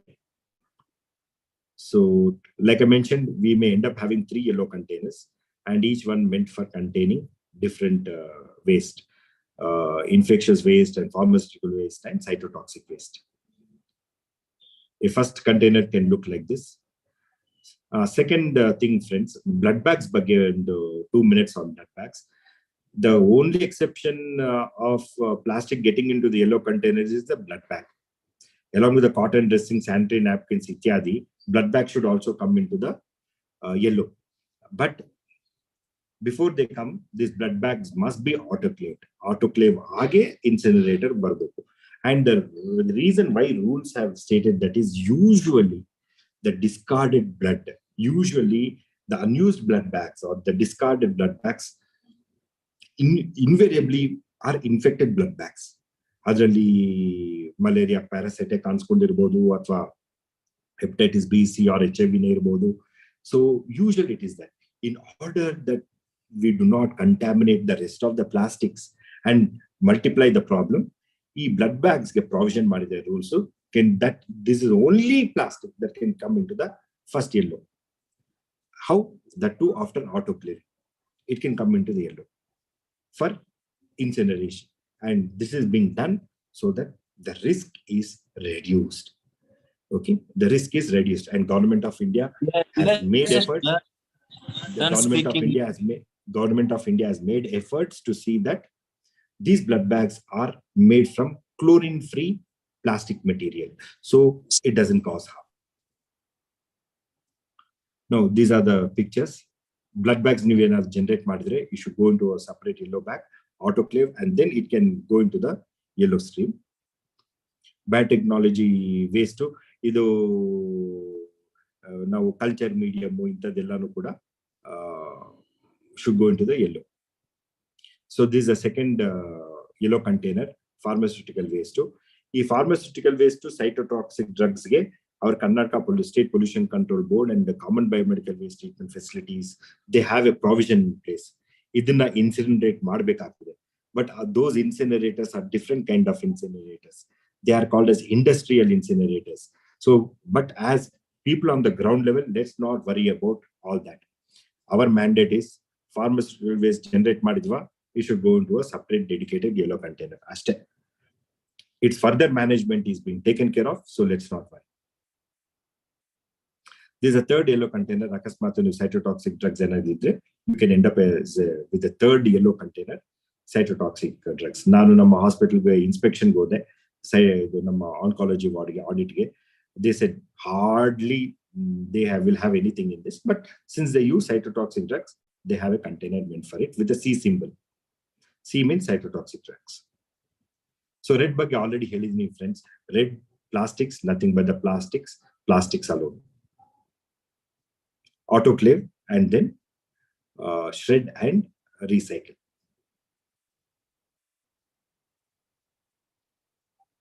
ಇದು ನಮ್ಮ microbiology department ಅಲ್ಲಿ ನಾವು generate ಮಾಡ್ತಾ ಇರುವಂತಹ plastic ನ ನಾವು ಅಲ್ಲೇ ಒಂದು ಡೆಡಿಕೇಟೆಡ್ ಆಟೋಕ್ಲೇವ್ ಇಟ್ಕೊಂಡಿದೀವಿ. ಅಲ್ಲಿ ಆಟೋಕ್ಲೇವ್ ಮಾಡಿ ತದನಂತರ ನಾವು ಸ್ಟೋರೇಜ್ಗೆ ಕಳಿಸ್ತೀವಿ, which will be picked up by common treatment facility. Blue container ಬಗ್ಗೆ ಹೇಳಿದೀನಿ. 2 blue containers. First blue container for the glass waste, second blue container for the metal implants. ಒಂದೇ ಒಂದು ಬ್ಲೂ ಕಂಟೈನರ್ ಏನಾದ್ರು ನಾವು ಯೂಸ್ ಮಾಡಿದ್ರೆ ಅದು thick kg cardboard kind of a material use ಮಾಡಬೇಕು. Commercially they are available now, but if you are not able to buy that now, at least 2 kg cardboard cotton boxes ತಗೊಂಡು ಒಂದ್ರೊಳಗಡೆ ಇನ್ನೊಂದು ಹಾಕಿ ಒಳಗಡೆ blue liner ಹಾಕ್ಬಿಟ್ಟು ಎಲ್ಲ glass waste which is in a blue liner should be put into this container lined with blue liner already. Basically double packing. Pack ಮಾಡ್ಬಿಟ್ಟು ಅದಕ್ಕೊಂದು blue scotch tape ಹಾಕಿದ್ರೆ that becomes blue color coded. Put a biohazard symbol, it completes the picture. There is a photograph you can see.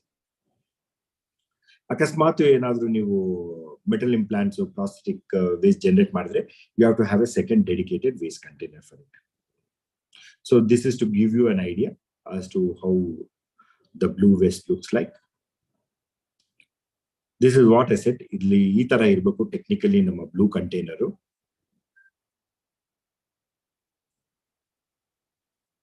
So ಇಲ್ಲಿ ಬಲಗಡೆ ನೀವು ನೋಡ್ತಾ ಇದ್ರೆ ಅವರಿಗೆ blue container ಇರ್ಲಿಲ್ಲ. So what they have done, KG cardboard ನ double KG cardboard use ಮಾಡಿ blue scotch tape ಹಾಕಿದ್ದಾರೆ. ಅದಕ್ಕೊಂದು ನಾವು ಬಯೋಹಜಾರ್ಡ್ ಸಿಂಬಲ್ ಹಾಕಿ ಗ್ಲಾಸ್ ವೇಸ್ಟ್ ಅಂತ ಹಾಕಿದ್ರೆ so it completes the picture. So this a puncture proof container. ಸಾಕಷ್ಟು ಡಿಸ್ಕಷನ್ಸ್ ಆಗಿದೆ ಇದ್ರ ಮೇಲೆ, you already know. So all the metals should go into puncture proof container. We suggest that these puncture proof containers have hypochlorite solution so that we reduce the risk. Akasmat enadru injury adru kuda it will be a simple injury and not a injury plus infection. So now yade containers use madli, they should be of good quality, color code agirbeku, biohazard symbol agirbeku, labeling agirbeku, and preferably these containers should be no touch containers or foot paddle operated containers ಆಗಿರಬೇಕು. Liners ಅಷ್ಟೇ, rules are specific about liners. ನಾವು ಸುಮ್ಮನೆ ಯಾವ್ದೊಂದು yellow ಬಣ್ಣ red ಬಣ್ಣ plastic liners ಅಲ್ಲ. These plastic liners should be at least of 15 micron thickness and ಅದು biohazard symbol photo ಇದಿರ್ಬೇಕು, ಪ್ರಿಂಟ್ ಆಗಿರ್ಬೇಕು, along with name of the hospital, ward, date ಎಲ್ಲಾನು ಇತ್ಯಾದಿನೂ ಕೂಡ ಅದ್ರ ಮೇಲೆ ಇರಬೇಕು. What details it should have slide ಅಲ್ಲಿ ಇದೆ ಅಂಡ್ ರೂಲ್ಸ್ ನೀವೇನಾದ್ರೂ ಪ್ರಿಂಟ್ ಔಟ್ ತಗೊಂಡ್ರೆ ರೂಲ್ಸ್ ಅಲ್ಲಿ ಕೂಡ ಇದೆ. But if you all implement barcoding system, ನಾವು ಇದನ್ನೆಲ್ಲ ತಲೆ ಕೆಡ್ಸ್ಕೋಬೇಕಾಗಿಲ್ಲ. ಬಾರ್ಕೋಡಿಂಗ್ ಸಿಸ್ಟಮ್ ನಾವೇನಾದ್ರು ಇಂಪ್ಲಿಮೆಂಟ್ ಮಾಡಿದ್ರೆ ಹಾಸ್ಪಿಟಲ್ಸ್ ಅಲ್ಲಿ ಈ ಪ್ಲಾಸ್ಟಿಕ್ ಮೇಲೆ ಯಾವ ಹಾಸ್ಪಿಟಲ್, ಯಾವ ವಾರ್ಡು, ಯಾವ ದಿನ, ಯಾರು ಕೊಟ್ಟಿರೋದೆಲ್ಲ ನಾವು ಬರೀಬೇಕಾಗಿಲ್ಲ. So therefore we have a strong suggestion that all of the hospitals should have a barcode system in place for labeling their jaivika tyaja or biomedical waste. Okay, what this barcode tells is, the barcode now infrared gun jotege hinge read madidre ಯಾವ hospital ಇಂದ ಬಂದಿದೆ, ಯಾವ ward ಇಂದ ಬಂದಿದೆ, ಇದು ಏನ್ category waste, red ಇಲ್ಲೋನಾ, ಇದು ಎಷ್ಟು ವೇಟ್ ಇದೆ, ಇದು ಯಾವ ದಿನ ಕೊಟ್ಟಿದ್ದಾರೆ ಅನ್ನೋದನ್ನ ಡೀಟೇಲ್ಸ್ ಕ್ಯಾಪ್ಚರ್ ಆಗುತ್ತೆ. So therefore, please have a barcode system in place. Idir bagge ಸ್ವಲ್ಪ ಮಾಹಿತಿ in today's session will be given by one of our employee resource persons. So don't worry. Barcoding system is required. Basically, it is a label which will tell us about what that waste is. And the importance of barcode is it will help us trace and track the waste. Ello hogide, elli problem agide annodana it will help us trace and track. And now ondsala infrared gun inda information scan madidre, that information will go to your individual hospital's website and also to the website of the Karnataka State Pollution Control Board. Idir bagge details barutte, so don't worry. So these are the few details, like I mentioned earlier. So now segregate ಮಾಡಿರುವಂತ waste ಎಲ್ಲಾನು ಕೂಡ common treatment facility ಹೋಗ್ಬೇಕು. ನಾವು ಏನ್ segregate ಮಾಡ್ತೀವೋ segregated ರೂಪದಲ್ಲೇ ನಾವು store ಮಾಡಬೇಕು. ಸ್ಟೋರ್ ಮಾಡಿದ ತಕ್ಷಣ the dedicated vehicle will come and take the waste in a segregated way only, like you are seeing in this photograph. So common treatment facility ಅವ್ರಿಗೆ ಅವ್ರ ವೇಸ್ಟ್ ಟ್ರಾನ್ಸ್ಪೋರ್ಟ್ ವೆಹಿಕಲ್ ಯಾವ ತರ ಇರಬೇಕು, ಯಾವ ತರ ಫ್ಯಾಬ್ರಿಕೇಟ್ ಆಗಿರ್ಬೇಕು, ಆ ಡಿಸ್ಕ್ರಿಪ್ಷನ್ ಕೂಡ central pollution control board guidelines ಇದೆ. ಅವ್ರ common treatment facility friends will follow that and have a dedicated vehicle for it. And ಸಣ್ಣದೇ ಹಾಸ್ಪಿಟಲ್ ಇರಲಿ ದೊಡ್ಡ ಹಾಸ್ಪಿಟಲ್ ಇರಲಿ, linkage to common biomedical waste is an important thing. Illa doctor ನಾನು ಒಂದೇ general practitioner clinic, hardly I generate 2 syringes in a week. ನಾನು ಯಾಕೆ common treatment facility ಅವ್ರಿಗೆ linkage ಮಾಡ್ಕೋಬೇಕು, ಯಾಕೆ ನಾನು ದುಡ್ಡು ಕಟ್ಟಬೇಕು ಅಂತ ನೀವು ಆರ್ಗ್ಯುಮೆಂಟ್ ಮಾಡಕ್ ಹೋದ್ರೆ you are in trouble. Whether you generate 1 syringe in 1 month or 1 syringe in 1 day, it doesn't matter. You have to link yourself to common treatment facility, biomedical waste treatment facility of your district or the taluka. As regards to service fee, you negotiate ಮಾಡ್ಕೊಳ್ಳಿ, that's a different issue, but you have to link up. The only exception is made for those places where there is no linkage possible. 75 kilometers ಇಂದ ಜಾಸ್ತಿ ದೂರ ಇದೆ common treatment facility, ಅಂತ ಸಂದರ್ಭದಲ್ಲಿ return permission from the pollution control board should be taken, and pollution control board authorise ಮಾಡಿದ್ರೆ ಮಾತ್ರ you don't have to link up with a common treatment facility. And ಅದ್ರ ಜೊತೆಗೆ pollution control board will give you a permission to put up a waste sharp container and a deep burial pit. Waste sharp container for containing metal sharps and glass waste, and deep burial pit for containing infectious waste. It is not a great way to manage waste, but in Madudu, we always discuss when a proper complete A to Z system for waste management is not available. In that situations, containing the waste itself can be one meaningful solution. So going by that principle, here waste sharps are contained in a secured place where they are generated. Containment in a waste sharp pit. That's the deep burial pit, contained. So containment becomes a option. So liquid waste, friends, is always a challenge.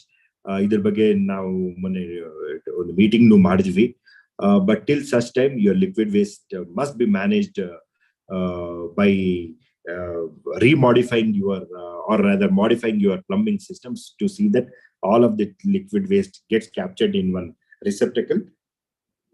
ಅಲ್ಲಿ capture ಆಗಿರುವಂತ liquid waste pre-measured hypochlorite solution ಜೊತೆಗೆ solution ನ mix ಮಾಡೋದು, ಯಾವ concentration ಎಷ್ಟು volume ಅದನ್ನ details ನಾವು ನಿಮ್ಗೆ ಕೊಡ್ತೀವಿ, ಡೋಂಟ್ ವರಿ. ಇದ್ರ ಜೊತೆಗೆ we will also share with you a civil engineering detail of how you should construct such a liquid waste management system in your hospital, which is developed by Karnataka Health Systems Development and Reforms Project, KHSDRP anta Ravi Kumar avaru avradu diagram ide, description ide, we will share it. So this is what I was talking about. Don't worry, details will be given. So these are the photographs which we have taken in our own primary health centers. ಅದನ್ನ ಆ system ನ use ಮಾಡಿಕೊಂಡೆ ಈ ತರ ಅವ್ರ plumbing ನ ರಿಮಾಡಿಫೈ ಮಾಡಿ use ಮಾಡಿದ್ದಾರೆ. But we do understand, we do acknowledge that in big hospitals where from multiple points liquid waste generate ಆಗುವಂತ ಪ್ಲೇಸಸ್ ಅಲ್ಲಿ ಚಾಲೆಂಜ್ ಇದೆ. We acknowledge that challenge, but let's do what is possible to do at this point of time. Empri is trying to do something about it. Don't worry, till such time you have to do it. So friends, ನಾನು ಹೇಳಿದಂಗೆ integral to biomedical waste is occupational safety. Ultimately, we are doing biomedical waste for the sake of occupational safety, to protect the health of our own colleagues in the hospital, primarily the housekeeping staff who handle the waste.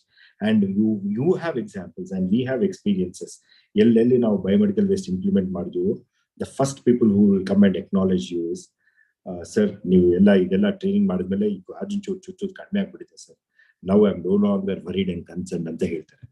So occupational safety, along with that annual health checkup, immunization, training of healthcare personnel, and photo documenting and by a report is absolutely vital. And this also is under the purview of the rules. And maintaining records for injuries, needle stick injury, you have to maintain a record. and document that injury. ಏನಾದ್ರು trolley push ಮಾಡ್ಕೊಂಡು ಹೋಗುವಾಗ trip and turn ಆಯ್ತು, ಬಿದ್ದೋಯ್ತು, or there is an electrical malfunction in the common treatment facility, ಅಲ್ಲಿ fire accident ಆಯ್ತು ಅಂತ ಏನಾದ್ರು ಇದ್ರೆ ಅಲ್ಲಿ ಅಂತ ಆಕ್ಸಿಡೆಂಟ್ ಕೂಡ ನಾವು ಡಾಕ್ಯುಮೆಂಟ್ ಮಾಡ್ಬೇಕಾಗ್ತದೆ.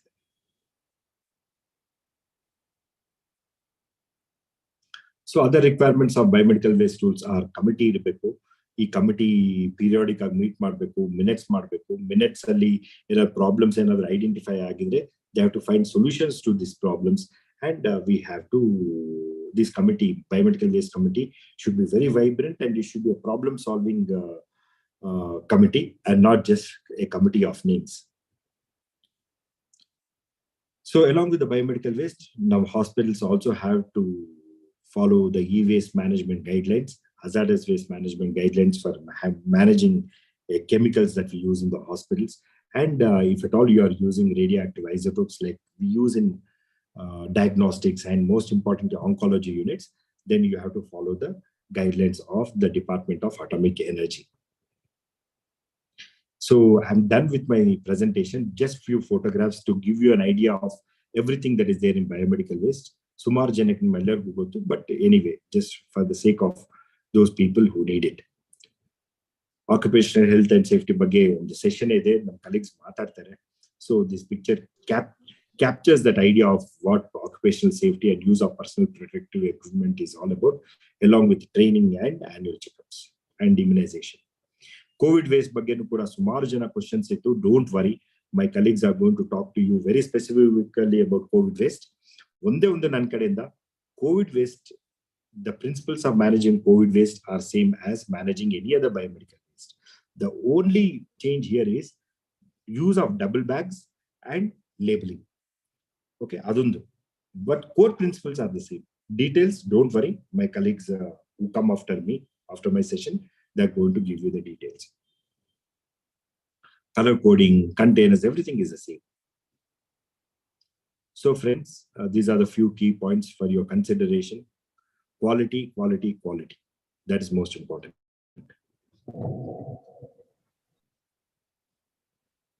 This is a biomedical waste area. Biomedical waste area should be a dedicated, engineered place and not one mole in the hospital.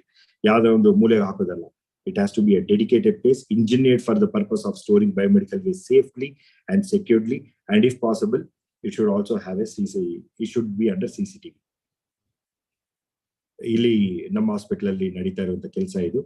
Biomedical waste, yellow waste ನ my colleague is infrared gun ಜೊತೆಗೆ read ಮಾಡಿ ಆ QPR code ನ they are uploading the data into the application which is gone to, ನಾನು ಹೇಳ್ದಂಗೆ ಇವತ್ತಿನ session ಅಲ್ಲಿ ಇದೆ, ಅದು ಅದ್ರ ಬಗ್ಗೆ ಹೇಳ್ಕೊಡ್ತೇನೆ.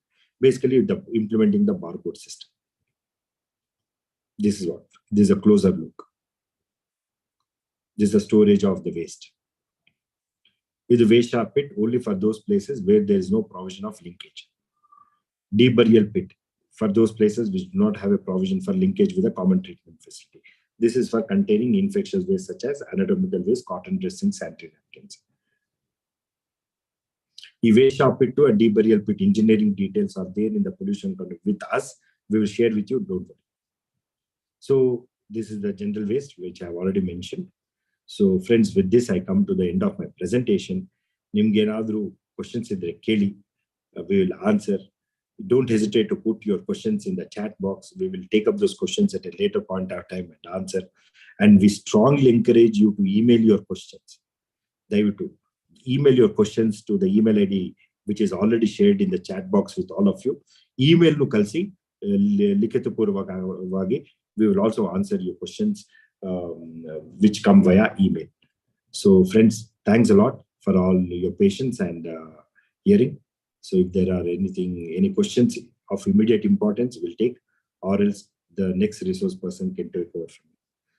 Thank you, Raghavendra. Thank you, Lalita Aure. Thank you, Jagadamba. Thank you, Pooja.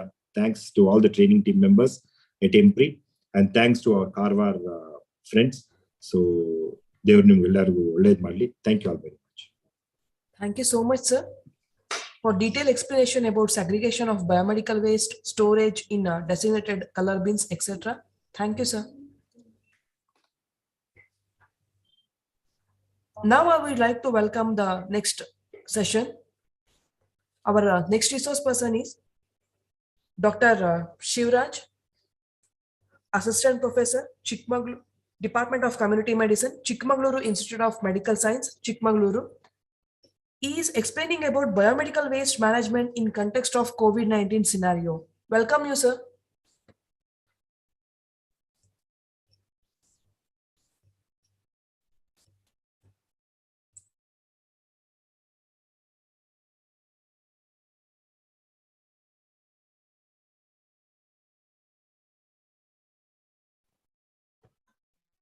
Thank you. ಕೇಳ್ತಾ ಇದೆಯಾ? Ha, sir, you are audible. Is my slide visible? Yes, sir, it's visible. COVID-19 Ha, sir, COVID-19 biomedical waste management. ಎಲ್ರಿಗೂ ನಮಸ್ಕಾರ. Thank you. ಎಲ್ರಿಗೂ ನಮಸ್ಕಾರ.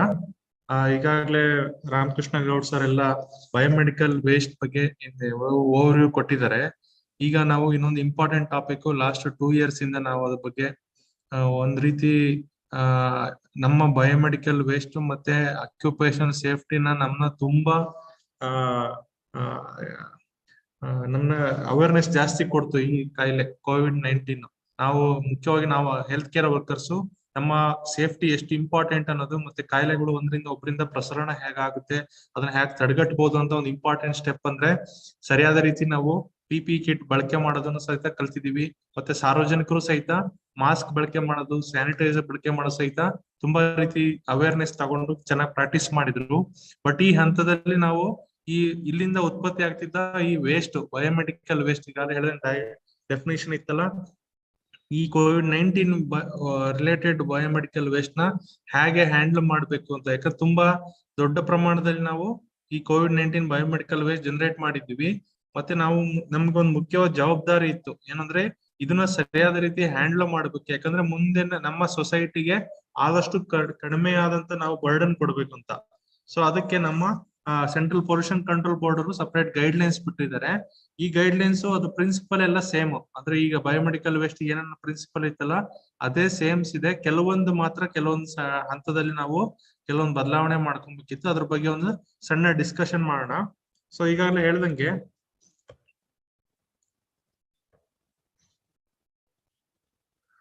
ಪ್ರತಿದಿನ ನಾವು ಸುಮಾರು 600 metric ton ಅಷ್ಟು ನಾವು ಬಯೋಮೆಡಿಕಲ್ ವೇಸ್ಟ್ ಜನರೇಟ್ ಮಾಡ್ತಿದ್ವಿ. ಆದ್ರೆ ಈ COVID-19 ರಿಲೇಟೆಡ್ ಬಯೋಮೆಡಿಕಲ್ ವೇಸ್ಟ್ ಇತ್ತಲ್ಲ, ಅದ್ರ ಒಂದು ಪ್ರಮಾಣ ನಾವು ಮೊದಲೇ ವೇವ್ಸ್ ಅಲ್ಲಿ ಸುಮಾರು 100 ಮೆಟ್ರಿಕ್ ಟನ್ ಪ್ರೊಡ್ಯೂಸ್ ಮಾಡಿದೀವಿ. ಮತ್ತೆ ಪೀಕ್ ಟೈಮ್ ಅಲ್ಲಿ ನಾವು ಸುಮಾರು 200 ಟನ್ ಅಷ್ಟು ಸಹಿತ ನಾವು ಬಯೋಮೆಡಿಕಲ್ ವೇಸ್ಟ್ ಸೆಕೆಂಡ್ ವೇವ್ ಅಲ್ಲಿ ಅಷ್ಟು COVID-19 related biomedical waste generate ಮಾಡಿದ್ವಿ.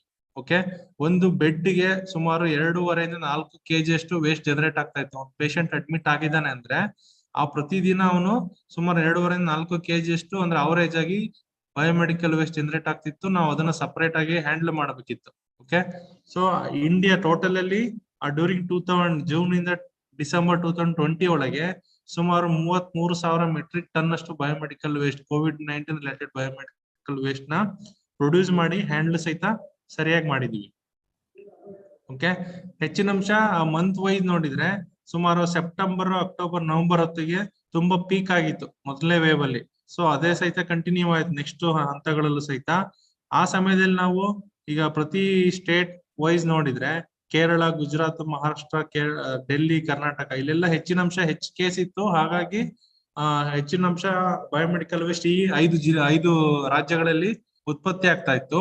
ಅದನ್ನ ಹೇಗೆ ಹ್ಯಾಂಡಲ್ ಮಾಡ್ಬೇಕು, ಅದನ್ನ ಏನ್ ಡಿಸ್ಪೋಸ್ ಮಾಡ್ಬೇಕು, ಸೆಗ್ರಿಗೇಷನ್ಸ್ ಏನ್ ಮಾಡ್ಬೇಕು ಅಂತ ಪೊಲ್ಯೂಷನ್ ಕಂಟ್ರೋಲ್ ಬೋರ್ಡ್ ಸಪರೇಟ್ ಆಗಿ ಗೈಡ್ ಲೈನ್ಸ್ ಬಿಟ್ಟಿದ್ರಲ್ವಾ, ಅದನ್ನ ನಾವು ನಿಮಗೆ ಟ್ರೈನಿಂಗ್ ಮೂಲಕ ಹೇಳ್ಕೊಟ್ಟು ಅದನ್ನ ನೀವು ಸರಿಯಾದ ರೀತಿ ಟ್ರೈನಿಂಗ್ ತಗೊಂಡು ಅದನ್ನ ಫಾಲೋ ಮಾಡಿದ್ರಿ. ಅದ್ರ ಕೆಲವೊಂದು ಏನೇನ್ ಮಾಡ್ತಿದ್ರು ಅಂತ ಅಂದ್ರೆ, ಆ ಟೈಮಲ್ಲಿ ಈಗ PPE ಕಿಟ್ ಬಳಕೆ ಜಾಸ್ತಿ ಆಯ್ತು. ಮುಂಚೆ ನಾವು ಬರೀ OT ಹೋದಾಗ ಮಾತ್ರ PPE ಕಿಟ್ ಹಾಕೊಂತಿದ್ವಿ, ಅದು OT ಗೌನ್ಸ್ ಮಾತ್ರ. ಈಗ ಫುಡ್ ಹ್ಯಾಂಡ್ಲರ್ಸು, ಮತ್ತೆ ಅಲ್ಲಿ ಗ್ರೂಪ್ ಡಿ ವರ್ಕರ್ಸು, ನರ್ಸಸ್ಸು, ಮತ್ತೆ ಮೆಡಿಕಲ್ ಆಫೀಸರ್ಸ್ ಎಲ್ಲರೂ ಸಹಿತ ಬಳಕೆ ಮಾಡ್ಲಿಕ್ಕೆ ಮಾಡಿದ್ರು. ಅದೇ ಪ್ರಮಾಣದಲ್ಲಿ ಅದ್ರದ್ದು ಕ್ವಾಂಟಿಟಿ ಸಹಿತ ಜಾಸ್ತಿ ಆಯ್ತು. ನಮ್ಮ ಬಯೋಮೆಡಿಕಲ್ ವೇಸ್ಟ್ ಕ್ವಾಂಟಿಟಿ ಇತ್ತಲ್ಲ ಅದು ಕೂಡ ಜಾಸ್ತಿ ಆಯ್ತು. ಮತ್ತೆ ಅದ್ರ ಜೊತೆ ನಮಗೆ ಅದು ಯಾವ್ದಾವ್ದು ವೇಸ್ಟ್ ಅಲ್ಲ, ಮತ್ತೆ ಯಾವ್ದನ್ನ ಎಲ್ಲಿ ಸೆಗ್ರಿಗೇಟ್ ಮಾಡ್ಬೇಕು ಅನ್ನೋದು ಸಹಿತ ನಮಗೆ ಕೆಲವೊಂದು ಕನ್ಫ್ಯೂಷನ್ ಇತ್ತಿತ್ತು. ಆ ಟೈಮಲ್ಲಿ ನಾವು ಅದ್ರ ಬಗ್ಗೆ ಚೆನ್ನಾಗಿ ಅವೇರ್ನೆಸ್ ತಿಳ್ಕೊಂಡು ಚೆನ್ನಾಗಿ ಮಾಡ್ಲಿಕ್ಕೆ ಕಲ್ತ್ಕೊಂಡಿದ್ವಿ, ಅದನ್ನ ಮತ್ತೆ ಫಾಲೋ ಮಾಡಿದ್ವಿ. ಮತ್ತೆ ಅದ್ರ ಜೊತೆ ಕಮ್ಯುನಿಟಿ ಲೆವೆಲ್ ಅಲ್ಲೂ ಸಹಿತ ಈ ಜನರು ಮಾಸ್ಕ್ ಬಳಕೆ ಮಾಡೋದು, ಆದಷ್ಟು ಕೆಲವೊಂದು ಈ ಪೇಷಂಟ್ಸ್ ಪಾರ್ಟಿ ಅವರು ವಿಸಿಟ್ ಮಾಡುವಾಗ ಅವರು ಪಿ ಕಿಟ್ ಹಾಕೊಂಡು ಹೋಗ್ತಾ ಇದ್ರು. ಅದನ್ನ ಹೆಂಗ್ ಸೆಗ್ರಿಗೇಟ್ ಮಾಡೋದು ಸಹಿತ ನಾವು ಅವೇರ್ನೆಸ್ ಆಗಿ ಸರಿಯಾದ ರೀತಿ ಪ್ರಾಕ್ಟೀಸ್ ಮಾಡ್ಲಿಕ್ಕೆ ಸಹಾಯ ಆಯ್ತು. ಮತ್ತೆ ಹೌಸ್ ವರ್ಡ್ ಅಲ್ಲಿ ಈಗ ಹೋಮ್ ಐಸೋಲೇಷನ್ ಇದ್ದವರು ಅವ್ರು ಪ್ರೊಡ್ಯೂಸ್ ಮಾಡ್ತಾ ಇದ್ದ ವೇಸ್ಟ್ ಅದನ್ನ ಹ್ಯಾಂಡಲ್ ಮಾಡ್ಲಿಕ್ಕೆ ಪ್ರಾರಂಭಿಕ ಹಂತದಲ್ಲಿ ಕಂಟೈನ್ಮೆಂಟ್ ಝೋನ್ ಅಂತ ಮಾಡಿ ಎಲ್ಲಾ ಮುನ್ಸಿಪಾಲಿಟಿ ಅವರು ಮತ್ತೆ ಹೆಲ್ತ್ ವರ್ಕರ್ ಇಂದ ಸಪರೇಟ್ ನಾವು ವೇಸ್ಟ್ ಕಲೆಕ್ಟ್ ಮಾಡ್ಕೊಂಡು ಹೋಗ್ತಾ ಇದೀವಿ. ಬಟ್ ಈಗ ಎಸ್ಪೆಷಲಿ ಈಗ ಸೆಕೆಂಡ್ ಮತ್ತೆ ಥರ್ಡ್ ವೇವ್ ಅಲ್ಲಿ ಅದು ಕಾಮನ್ ಆಗ್ಬಿಡ್ತು. ಹೋಮ್ ಐಸೋಲೇಷನ್ ಥರ್ಡ್ ವೇವ್ ಅಂತೂ ಹೋಮ್ ಐಸೋಲೇಷನ್ ಅನ್ನೋದು ಆಲ್ಮೋಸ್ಟ್ ಎಲ್ಲ ಯಾರು ಜಾಸ್ತಿ ಅಡ್ಮಿಟ್ ಆಗ್ತಿರ್ಲಿಲ್ವಾ. ಆ ಟೈಮದಲ್ಲೂ ಅಲ್ಲಿ ಉತ್ಪತ್ತಿ ಆಗ್ತಿರೋ ವೇಸ್ಟ್ ನಾವು ಹೇಗೆ ಹ್ಯಾಂಡಲ್ ಮಾಡ್ಬೇಕು ಅನ್ನೋದು ನಾವು ಕಲ್ತ್ಕೊಂಡು ಪ್ರಾಕ್ಟೀಸ್ ಮಾಡ್ತಾ ಇದೀವಿ. ಅದೇ ಸಮಯದಲ್ಲಿ ಕೆಲವೊಂದು ಮಿಸ್ಟೇಕ್ಸ್ ಆಯ್ತು. ರ್ಯಾಂಪಂಟ್ ಆಗಿ ಮಾಸ್ಕ್ ಯೂಸ್ ಮಾಡೋದು, ಎಲ್ ಬೇಕಲ್ಲಿ ಬಿಸಾಕೋದು, ಅದರಿಂದ ಸಹಿತ ನಮ್ಮ ಸೊಸೈಟಿಗೆ ತುಂಬಾ ತೊಂದರೆ ಆಗ್ತಾ ಇತ್ತು. ಸೊ ಆ ಹಂತದಲ್ಲಿ ಅದನ್ನ COVID-19 ಸಪರೇಟ್ ಬಯೋಮೆಡಿಕಲ್ ವೇಸ್ಟ್ ಅಂತ ನಾವು ಡಿಫೈನ್ ಮಾಡ್ಕೊಂಡು ಅದನ್ನ ಹೇಗೆ ಬಳಕೆ ಮಾಡೋದು ಅಂತ ಗೈಡ್ಲೈನ್ಸ್ ಬಿಟ್ಟಾಗ ಈಗ ಡೆಫಿನಿಷನ್ಸ್ ಕೊಟ್ರು. ಅಂದ್ರೆ ಎಲ್ಲೆಲ್ಲಿ ನಾವು ಉತ್ಪತ್ತಿ ಮಾಡ್ತಿದೀವಲ್ಲ, ಈ ಡಯಾಗ್ನೋಸಿಸ್ ಮತ್ತೆ ಟ್ರೀಟ್ಮೆಂಟ್ ಅಂತ, ಅಂದ್ರೆ ಸ್ವಾಬ್ ಕಲೆಕ್ಷನ್ ಸೆಂಟರ್ ಇರ್ಬೋದು, ಇಲ್ಲಾಂದ್ರೆ ಟ್ರೀಟ್ಮೆಂಟ್ ಆದಾಗ it can be Covid care centre ಇರ್ಬೋದು, ಡೆಡಿಕೇಟೆಡ್ ಕೋವಿಡ್ ಹಾಸ್ಪಿಟಲ್ ಇಲ್ಲ ಡೆಡಿಕೇಟೆಡ್ ಕೋವಿಡ್ ಹೆಲ್ತ್ ಸೆಂಟರ್ ಅಲ್ಲಿ, ಮತ್ತೆ ಕಲೆಕ್ಷನ್ಸ್ ಲ್ಯಾಬ್ ಅಲ್ಲಿ, ಪ್ರೋಸೆಸ್ ಮಾಡೋ ಲ್ಯಾಬ್ ಅಲ್ಲಿ, ಮತ್ತೆ ಅದನ್ನ ಹ್ಯಾಂಡಲ್ ಮಾಡದಿಂದ ಅರ್ಬನ್ ಲೋಕಲ್ ಬಾಡೀಸ್ ಸಹಿತ ಅವರಿಗೆಲ್ಲ ಈ rule under COVID-19 biomedical waste rule under ಅಲ್ಲಿ ಅವರು ಒಳಪಡ್ತಾ ಇದ್ರು. ಆ ಸಮಯದಲ್ಲಿ ಈಗ ಎಲ್ಲೆಲ್ಲಿ ಉತ್ಪತ್ತಿ ಆಗ್ತಿತ್ತು ಅಂದ್ರೆ ಹೇಳ್ದಂಗೆ ಡಯಾಗ್ನೋಸಿಸ್, ಸ್ವಾಬ್ ಕಲೆಕ್ಷನ್ ಇರ್ಬೋದು, ಲ್ಯಾಬ್ ಇರ್ಬೋದು, ಮತ್ತೆ ಅಡ್ಮಿಟ್ ಆದಾಗ ಜನರೇಟ್ ಕೋವಿಡ್ ವಾರ್ಡ್ಸ್, ಮತ್ತೆ ಈ ವ್ಯಾಕ್ಸಿನೇಷನ್ ನಂತರ ಲಾಸ್ಟ್ 1 year ಅಲ್ಲಿ ಕೋವಿಡ್ ವ್ಯಾಕ್ಸಿನೇಷನ್ ಸಹಿತ ಅಲ್ಲಿ ಜಾಸ್ತಿ ಆದ್ರಿಂದ ಅಲ್ಲೂ ಸಹಿತ ವೇಸ್ಟ್. ಕೆಲವೊಬ್ರು ಅನ್ನೋನ್ ಪರ್ಸನ್ ಇರ್ತಾರೆ, they may be covid positive, they have come ವ್ಯಾಕ್ಸಿನಿಗೆ ಅಂತ ಬಂದಾಗ ಸಹಿತ ಅಲ್ಲಿ ಸಹಿತ ನಾವು ಈ ಆಸ್ ಪರ್ ರೂಲ್ ಡೆಫಿನಿಷನ್ ಇತ್ತಲ್ಲ ಅದನ್ನ ನಾವು ಫಾಲೋ ಮಾಡ್ತಿದ್ವಿ. ಓಕೆ, ಈಗ ವ್ಯಾಕ್ಸಿನ್ ಇಂಜೆಕ್ಷನ್ ಚುಚ್ಚಿದ್ಮೇಲೆ ಆ ನೀಡಲ್ಸ್ ಮತ್ತೆ ಸಿರಿಂಜಸ್ ಮತ್ತೆ ಕಾಟನ್ ಸ್ವಾಬ್ಸ್ ಇದನ್ನ ರೆಸ್ಪೆಕ್ಟಿವ್ ಕಲರ್ ಕೋಡಿಗೆ ಹಾಕ್ಲಿಕ್ಕೆ ನಾವು ಕಲ್ತಿದೀವಿ. ಓಕೆ, ಇದು ಏನಕ್ಕೆ ಅಂದ್ರೆ ಮತ್ತೆ ಇದರಿಂದ ನಾವು ಬೇರೆ ಸ್ಪ್ರೆಡ್ ಆಗೋ ಸಾಧ್ಯತೆ ಇರ್ತಿತ್ತಲ್ಲ ಅದನ್ನ ತಡೆಗಟ್ಟಬೇಕು. ಮತ್ತೆ ಬಳಕೆ ಆದಂತ ವೇಸ್ಟ್ ಗಳನ್ನ ನಾವು ವಿತೌಟ್ ಅವರ್ ಇಂಟೆನ್ಷನ್ಸ್ ಆಲ್ಸೋ ನಾವು ಸರಿಯಾದ ರೀತಿ ಸೆಗ್ರಿಗೇಟ್ ಮಾಡ್ತಾ ಇರಲಿಲ್ಲ. ಈಗ ಒಂದು ಪಿ ಕಿಟ್ ಅಲ್ಲಿ ಕೆಲವೊಂದು ಪ್ಲಾಸ್ಟಿಕ್ ಐಟಮ್ಸ್ ಇರ್ತಿತ್ತು, ಇಲ್ಲ ಅಂದ್ರೆ ಕೆಲವೊಂದು ನಾನ್ ಪ್ಲಾಸ್ಟಿಕ್ ಐಟಮ್ಸ್ ಇರ್ತಿತ್ತು. ಈಗ ಎಲ್ಲ ಹಾಕ್ಬೇಕಿತ್ತು. ಸೊ ಅದಕ್ಕೆ ಕೆಲವೊಂದು ಗೈಡ್ಲೈನ್ಸ್ ಇದೆ ಹೇಳ್ತೀನಿ. ಮತ್ತೆ ಅದು ಲೈಫ್ ಸೈಕಲ್ ಅಪ್ರೋಚ್ ಅಂತ ಫಾಲೋ ಮಾಡ್ಬೇಕಿತ್ತು. ಓಕೆ, ಲೈಫ್ ಸೈಕಲ್ ಅಪ್ರೋಚ್ ಅಂದ್ರೆ ಫಸ್ಟ್ ಎಲ್ಲಿ ಜನರೇಟ್ ಆಗುತ್ತೆ ಅಂತ, ಎಲ್ಲಿ ಯಾವ ಹಂತದಲ್ಲಿ ಜನರೇಟ್ ಆಗ್ತಿತ್ತು ಅಂದ್ರೆ ಈಗಾಗಲೇ ಹೇಳ್ದಂಗೆ ಸ್ವಾಬ್ ಕಲೆಕ್ಷನ್ ಮತ್ತೆ ಲ್ಯಾಬ್ ಮತ್ತೆ ವ್ಯಾಕ್ಸಿನೇಷನ್ ಸೆಂಟರ್ಸ್ ಮತ್ತೆ ವಾರ್ಡ್ಸ್ ಅಲ್ಲಿ ಇಲ್ಲೆಲ್ಲ ಜನರೇಟ್ ಆಗ್ತಿತ್ತಲ್ಲ, ಪಾಯಿಂಟ್ ಆಫ್ ಜನರೇಷನ್ ಅಲ್ಲಿ ನಾವು ಸೆಗ್ರಿಗೇಟ್ ಮಾಡ್ಬೇಕು. ಮತ್ತೆ ವಿತ್ ಇನ್ ಹಾಸ್ಪಿಟಲ್ ಟ್ರಾನ್ಸ್ಪೋರ್ಟ್ ಮಾಡುವಾಗ ಕ್ಲೋಸ್ ಟ್ರಾಲಿಯಲ್ಲಿ ಡೆಡಿಕೇಟೆಡ್ COVID-19 ಬಯೋಮೆಡಿಕಲ್ ವೇಸ್ಟ್ ಅಂತಾನೆ ನಾವು ಕ್ಲೋಸ್ ಟ್ರಾಲಿಯಲ್ಲಿ ತಗೊಂಡು ಟ್ರಾನ್ಸ್ಪೋರ್ಟ್ ಮಾಡಿ ಸೆಕ್ಯೂರ್ ಏರಿಯಾ, ಇದು COVID-19 ವೇಸ್ಟ್ ಅಂತಾನೆ ಸೆಕ್ಯೂರ್ ಇಂಟ್ರಿಮ್ ಸ್ಟೋರೇಜ್ ಗೆ ಬಳಕೆ ಮಾಡ್ತಿದ್ವಿ.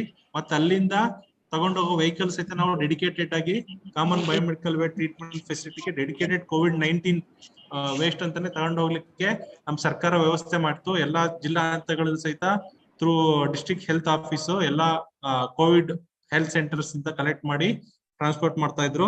ಅದರ ನಂತರ ಫೈನಲ್ ಟ್ರೀಟ್ಮೆಂಟ್ ಮಾಡಿ ಡಿಸ್ಪೋಸ್ ಮಾಡೋದು ಅವರಿಗೆ ಟ್ರೀಟ್ಮೆಂಟ್ ಫೆಸಿಲಿಟಿ ಅವರಿಗೆ ಗೈಡ್ಲೈನ್ಸ್ ಕೊಡ್ತಾ ಇದ್ರು. ನಮ್ಮ ಮುಖ್ಯವಾದ ಜವಾಬ್ದಾರಿ ಎಲ್ಲಿತ್ತು ಅಂದ್ರೆ ಅದು ಎಲ್ಲಿ ಜನರೇಟ್ ಆಗ್ತಿತ್ತು ಮತ್ತೆ ಎಲ್ಲಿ ಅಲ್ಲಿ ಸೆಗ್ರಿಗೇಟ್ ಮಾಡೋದು, ಇಂಟ್ರಾಮುರಲ್ ಟ್ರಾನ್ಸ್ಪೋರ್ಟೇಷನ್ ಮತ್ತೆ ಸೆಕ್ಯೂರ್ ಸ್ಟೋರೇಜ್, ಅದು ನಮ್ಮ ಹೆಲ್ತ್ ಕೇರ್ ವರ್ಕರ್ಸ್ ಆಕ್ಯುಪೈರ್ ಇರ್ತಾರಲ್ಲ ಅವ್ರದ್ದು ಜವಾಬ್ದಾರಿ ಆಗಿತ್ತು. ಮತ್ತೆ ಆಪರೇಟರ್ಸ್, ಈ ಡೆಫಿನಿಷನ್ ಹೇಳಿದ್ವಲ್ಲ ಆಪರೇಟರ್ಸ್, ಅವರು ನಂತರ ಟ್ರೀಟ್ ಮಾಡ್ಲಿಕ್ಕೆ ಅವ್ರದ್ದು ಜವಾಬ್ದಾರಿ ಇರ್ತಾ ಇತ್ತು. ಓಕೆ, ಅದ ಸೆಗ್ರಿಗೇಷನ್ ಇಂಪಾರ್ಟೆಂಟ್ ಸ್ಟೆಪ್ ಅಲ್ಲೇ ಸಹಿತ ಅದೇ ನಮ್ಮ ಮುಖ್ಯವಾದ ಹಂತ. ಈ ಹಂತದಲ್ಲಿ ನಾವು ಇಡ್ತಾ ಇದ್ದ COVID-19 ಬಿನ್ಸ್ ಮತ್ತೆ ಕವರ್ಸ್, ಈಗ 2 ಲೈನರ್ಸ್ ಕವರ್ಸ್ ಯೂಸ್ ಮಾಡ್ಬೇಕಿತ್ತು. ಮತ್ತೆ ಬಿನ್ಸ್ ಮೇಲೆ ನಾವು COVID-19 ಅಂತಾನೆ ಹಾಕೊಂಡಿರ್ಬೇಕು. ಅಂದ್ರೆ ಯಾವ್ದಾವ್ದು COVID-19 ವಾರ್ಡ್ ಅಲ್ಲಿ ಸೆಂಟರ್ಸ್ ಅಲ್ಲಿ ಜನರೇಟ್ ಆಗ್ತಿತ್ತಲ್ಲ ಅದೆಲ್ಲ ಅಲ್ಲಿಗೆ ಹೋಗಿ ಸೆಗ್ರಿಗೇಟ್ ಮಾಡ್ಬೇಕು. That is as per the rules. ಅಂದ್ರೆ ಸೆಗ್ರಿಗೇಷನ್ ರೂಲ್ ಇತ್ತಲ್ಲ, ಯೆಲ್ಲೋ, ಬ್ಲೂ, ರೆಡ್ ಮತ್ತೆ ವೈಟ್ ಪಂಚರ್ ಪ್ರೂಫ್ ಕಂಟೈನರ್ ಅಲ್ಲಿಗೆ ಹಾಕ್ಬೇಕಿತ್ತು. ಎಲ್ಲೋ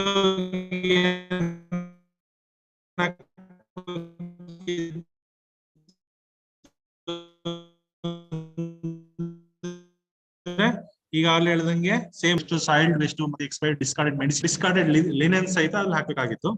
ಮತ್ತೆ ಬ್ಲೂಗೆ ಬ್ರೋಕನ್ ಡಿಸ್ಕಾರ್ಡೆಡ್ ಗ್ಲಾಸ್ ವೇರ್ಸ್ ಮತ್ತೆ metallic implants. In case Covid positive patient ಇದ್ದು ಏನಾರ ಆರ್ಥೋಪೆಡಿಕ್ ಇಂಪ್ಲಾಂಟ್ಸ್ ಬಾಡಿ ಇಂಪ್ಲಾಂಟ್ಸ್ ಇದ್ರೆ ಅವರು ಅದನ್ನ ಬ್ಲೂಗೆ ಹಾಕ್ಬೇಕಿತ್ತು. ರೆಡ್ಗೆ ಆಲ್ ಕಂಟಾಮಿನೇಟೆಡ್ ರೀಸೈಕ್ಲಬಲ್ ಪ್ಲಾಸ್ಟಿಕ್ಸ್ ಮತ್ತೆ ಗ್ಲೋವ್ ಅದನ್ನ ಬಳಕೆ ಮಾಡ್ತಿದ್ವಿ. ಮತ್ತೆ ವೈಟ್ಗೆ ಪಂಚರ್ ಪ್ರೂಫ್ ಕಂಟೈನರ್ ಇದು ಶಾರ್ಪ್ ಆಲ್ ಮೆಟಾಲಿಕ್ ಶಾರ್ಪ್ ನಾವು ಅದಕ್ಕೆ ಹಾಕ್ಬೇಕಿತ್ತು. ಮತ್ತೆ ಆಟೋ ಡಿಸೇಬಲ್ಡ್ ಸಿರಿಂಜಸ್ ಇರ್ತಿತ್ತಲ್ಲ ಅದು ಸಹಿತ ನಾವು, ಯಾಕಂದ್ರೆ ನೀಡ್ಲ್ ಸಪರೇಟ್ ಮಾಡ್ಲಿಕ್ಕೆ ಆಗ್ತಿರ್ಲಿಲ್ಲ, ಹಂಗಾಗಿ ನಾವು ಡೈರೆಕ್ಟ್ ಆಗಿ ವೈಟ್ ಹಾಕ್ಬೇಕಿತ್ತು. ಇಲ್ಲಿ ಕೆಲವೊಂದು ಇಂಪಾರ್ಟೆಂಟ್ ಅಂದ್ರೆ ನಾ ಈಗಾಗಲೇ ಹೇಳ್ದಂಗೆ ನಾನ್ ಪ್ಲಾಸ್ಟಿಕ್ PP ಕಿಟ್ ಇದ್ರೆ ಆರ್ ಸೆಮಿ ಪ್ಲಾಸ್ಟಿಕ್ ಇದ್ರೆ ಅದನ್ನ ಏನಕ್ಕೆ ಹಾಕ್ಬೇಕಿತ್ತು, ಎಲ್ಲೋ ಹಾಕ್ಬೇಕಿತ್ತು. ಅಷ್ಟೇ ಡಿಫ್ರೆನ್ಸ್ ಅದೊಂದೇ ಮುಖ್ಯವಾಗಿ. ಮತ್ತೆ ಪ್ಲಾಸ್ಟಿಕ್ ಐಟಮ್ ಇದ್ರೆ ರೆಡ್ ಹಾಕ್ಬೇಕಿತ್ತು. ಓಕೆ, ನಾವು ಒಂದು ಡೆಫಿನೇಷನ್ ಬರೀ ಕಾಟನ್ ನ ಎಲ್ಲೋ ಹಾಕಿ ಪ್ಲಾಸ್ಟಿಕ್ ನ ರೆಡ್ ಹಾಕಿ ಅಂತ ಹೇಳ್ತಿದ್ವಿ. PP ಕಿಟ್ ಅಲ್ಲಿ ಎರಡು ರೀತಿಯ ಪ್ಲಾಸ್ಟಿಕ್ ಮತ್ತೆ ಎಲ್ಲೋ ನಾನ್ ಪ್ಲಾಸ್ಟಿಕ್ ಇರುತ್ತಲ್ಲ, ಅದು ನಾವು ಅದನ್ನ ಸೆಗ್ರಿಗೇಟ್ ನಮ್ಗೆ ನಮ್ಮ ಹಂತದಲ್ಲಿ ಗೊತ್ತಾಗ್ತಿತ್ತಲ್ಲ, ಇದು ಪ್ಲಾಸ್ಟಿಕ್ ಅಂದ್ರೆ ರೆಡ್, ನಾನ್ ಪ್ಲಾಸ್ಟಿಕ್ ಕಂಟಾಮಿನೇಟೆಡ್ ಅಂದ್ರೆ ಎಲ್ಲೋ ಅಂತ. ಅವಷ್ಟೇ ಇಂಪಾರ್ಟೆಂಟ್ ಡಿಫ್ರೆನ್ಸ್ ಮೊದಲೇ ಇದಕ್ಕೆ ಒಂದು. ಮತ್ತೆ ಇಂಪಾರ್ಟೆಂಟ್ ಹೈಲೈಟ್ಸ್ ಇನ್ನೊಂದಂದ್ರೆ separate labelled colour coded bins ಇರ್ಬೇಕಿತ್ತು ಇನ್ ಐಸೋಲೇಷನ್ ವಾರ್ಡ್ ಮತ್ತೆ ICU ಅಲ್ಲಿ, ಅಂದ್ರೆ COVID-19 ವೇಸ್ಟ್ ಅಂತಾನೆ ಇರ್ಲಿಕ್ಕೆ. ಮತ್ತೆ ಎಲ್ಲಾ ಬಿನ್ಸ್ ಸಹಿತ ಫುಟ್ ಆಪರೇಟೆಡ್ ಇರ್ಬೇಕು. ನಾವು ಮೊದಲು ಐಡಿಯಲಿ ಅಂತ ಹೇಳ್ತಿದ್ವಿ ಪ್ರಿಫರಬ್ಲಿ, ಬಟ್ ಇಲ್ಲಿ COVID-19 ಅಲ್ಲಿ ಫುಟ್ ಆಪರೇಟ್ ಪ್ಯಾಡ್ಸ್ ಬಿನ್ಸೇ ಇರ್ಬೇಕಾಗುತ್ತೆ, ಯಾಕಂದ್ರೆ ನಮ್ಮ ಎಕ್ಸ್ಪೋಜರ್ ಕಮ್ಮಿ ಮಾಡ್ಲಿಕ್ಕೆ. ಮತ್ತೆ ಎಲ್ಲಾ ಲೈನರ್ಸ್ ಸಹಿತ ಡಬಲ್ ಲೇಯರ್ ಹಾಕೊಳ್ಬೇಕು, ಎಲ್ಲಾ ಕವರ್ಸ್ ಸಹಿತ ಡಬಲ್ ಲೇಯರ್ ಹಾಕ್ಬೇಕಾಗುತ್ತೆ. ಮತ್ತೆ non chlorinated bags. Okay, double layer ಏನಕ್ಕೆ ಅಂದ್ರೆ ಸಮ್ ಟೈಮ್ಸ್ ಎಲ್ಲರೂ ಲೀಕ್ ಆಗೋ ಸಾಧ್ಯತೆ ಇರುತ್ತೆ, ಅದನ್ನ ತಡೆಗಟ್ಟಲಿಕ್ಕೆ. ಓಕೆ, ಮತ್ತೆ ಅಲ್ಲಿಂದ ತಗೊಂಡು ಇಂಟ್ರಿಮ್ ನಾವು ಸ್ಟೋರೇಜ್ ಏರಿಯಾ ಕಲೆಕ್ಟ್ ತಗೊಂಡು ಹೋಗ್ಲಿಕ್ಕೆ ಟ್ರಾನ್ಸ್ಪೋರ್ಟ್ ಮಾಡ್ತಿದ್ವಲ್ಲ, ಅದಕ್ಕೆ ಸಪರೇಟ್ ಆಗಿ ಒಂದು ಡೆಡಿಕೇಟೆಡ್ COVID-19 ಟ್ರಾಲಿ ಇರ್ಬೇಕಿತ್ತು. ಓಕೆ, ಆಮೇಲೆ ತಗೊಂಡು ಹೋಗೋ ಟ್ರಾಲಿ ಸುತ್ತಮುತ್ತ ನಾವು 1% ಹೈಪೋಕ್ಲೋರೈಡ್ ಸೊಲ್ಯೂಷನ್ ನಾವು ಸ್ಪ್ರೇ ಮಾಡ್ಬೇಕು. Not inside the waste, outside the waste. ಯಾಕಂದ್ರೆ ಎಲ್ಲ ಏರ್ ಬಾರ್ನ್ ಸ್ವಲ್ಪ ಟ್ರಾನ್ಸ್ಮಿಷನ್ ಆಗೋ ಸಾಧ್ಯತೆ ಇರುತ್ತೆ, ಅಲ್ಲಿ ಸ್ಪಿಲೇಜ್ ಆಗೋ ಸಾಧ್ಯತೆ ಇರುತ್ತೆ. ಹಾಗಾಗಿ ತಡೆಗಟ್ಟಲಿಕ್ಕೆ ನಾವು 1% ಸೋಡಿಯಂ ಹೈಪೋಕ್ಲೋರೈಡ್ ಸೊಲ್ಯೂಷನ್ ಬಳಕೆ ಮಾಡ್ಬೇಕಿತ್ತು. ಓಕೆ, ಅದನ್ನ ಮತ್ತೆ ಸ್ಟೋರ್ ಮಾಡ್ಲಿಕ್ಕೆ ಅಂದ್ರೆ ಟ್ರೀಟ್ಮೆಂಟ್ ಫೆಸಿಲಿಟಿ ಕೊಡೋ ಮುಂಚೆ ನಾವು ಇಂಟ್ರಿಮ್ ಸ್ಟೋರೇಜ್ ಇರುತ್ತಲ್ಲ, ಅಲ್ಲೂ ಸಹಿತ ನಾವು ಸಪರೇಟ್ ಆಗಿ ಡೆಡಿಕೇಟೆಡ್ COVID-19 ಬಯೋಮೆಡಿಕಲ್ ವೇಸ್ಟ್ ಅಂತ ಸ್ಟೋರೇಜ್ ಏರಿಯಾ ಬೇಕಿತ್ತು. ಅಲ್ಲೂ ಸಹಿತ ನಾವು ಮತ್ತೆ ಮಿಕ್ಸ್ ಮಾಡಂಗಿರ್ಲಿಲ್ಲ, ಎಲ್ಲ ಹಾಕ್ಬೇಕಿತ್ತು ಅಲ್ಲೇ ಹಾಕ್ಬೇಕಿತ್ತು. ಮೇನ್ ಆಗಿ ಎಲ್ಲೋ ಮತ್ತೆ ರೆಡ್ ಸಹಿತ ಸಪರೇಟ್ ಆಗಿ ಸ್ಟೋರ್ ಮಾಡಿ ಇಡಬೇಕಾಗಿತ್ತು. ಅದು ರಿಲೇಟೆಡ್ ಟು ಸ್ಟೋರೇಜ್. ಓಕೆ, ಮತ್ತೆ ಇನ್ನೂ ಇಂಪಾರ್ಟೆಂಟ್ ಗೈಡ್ ಲೈನ್ಸ್ ಅಂದ್ರೆ ಲೇಬಲಿಂಗ್.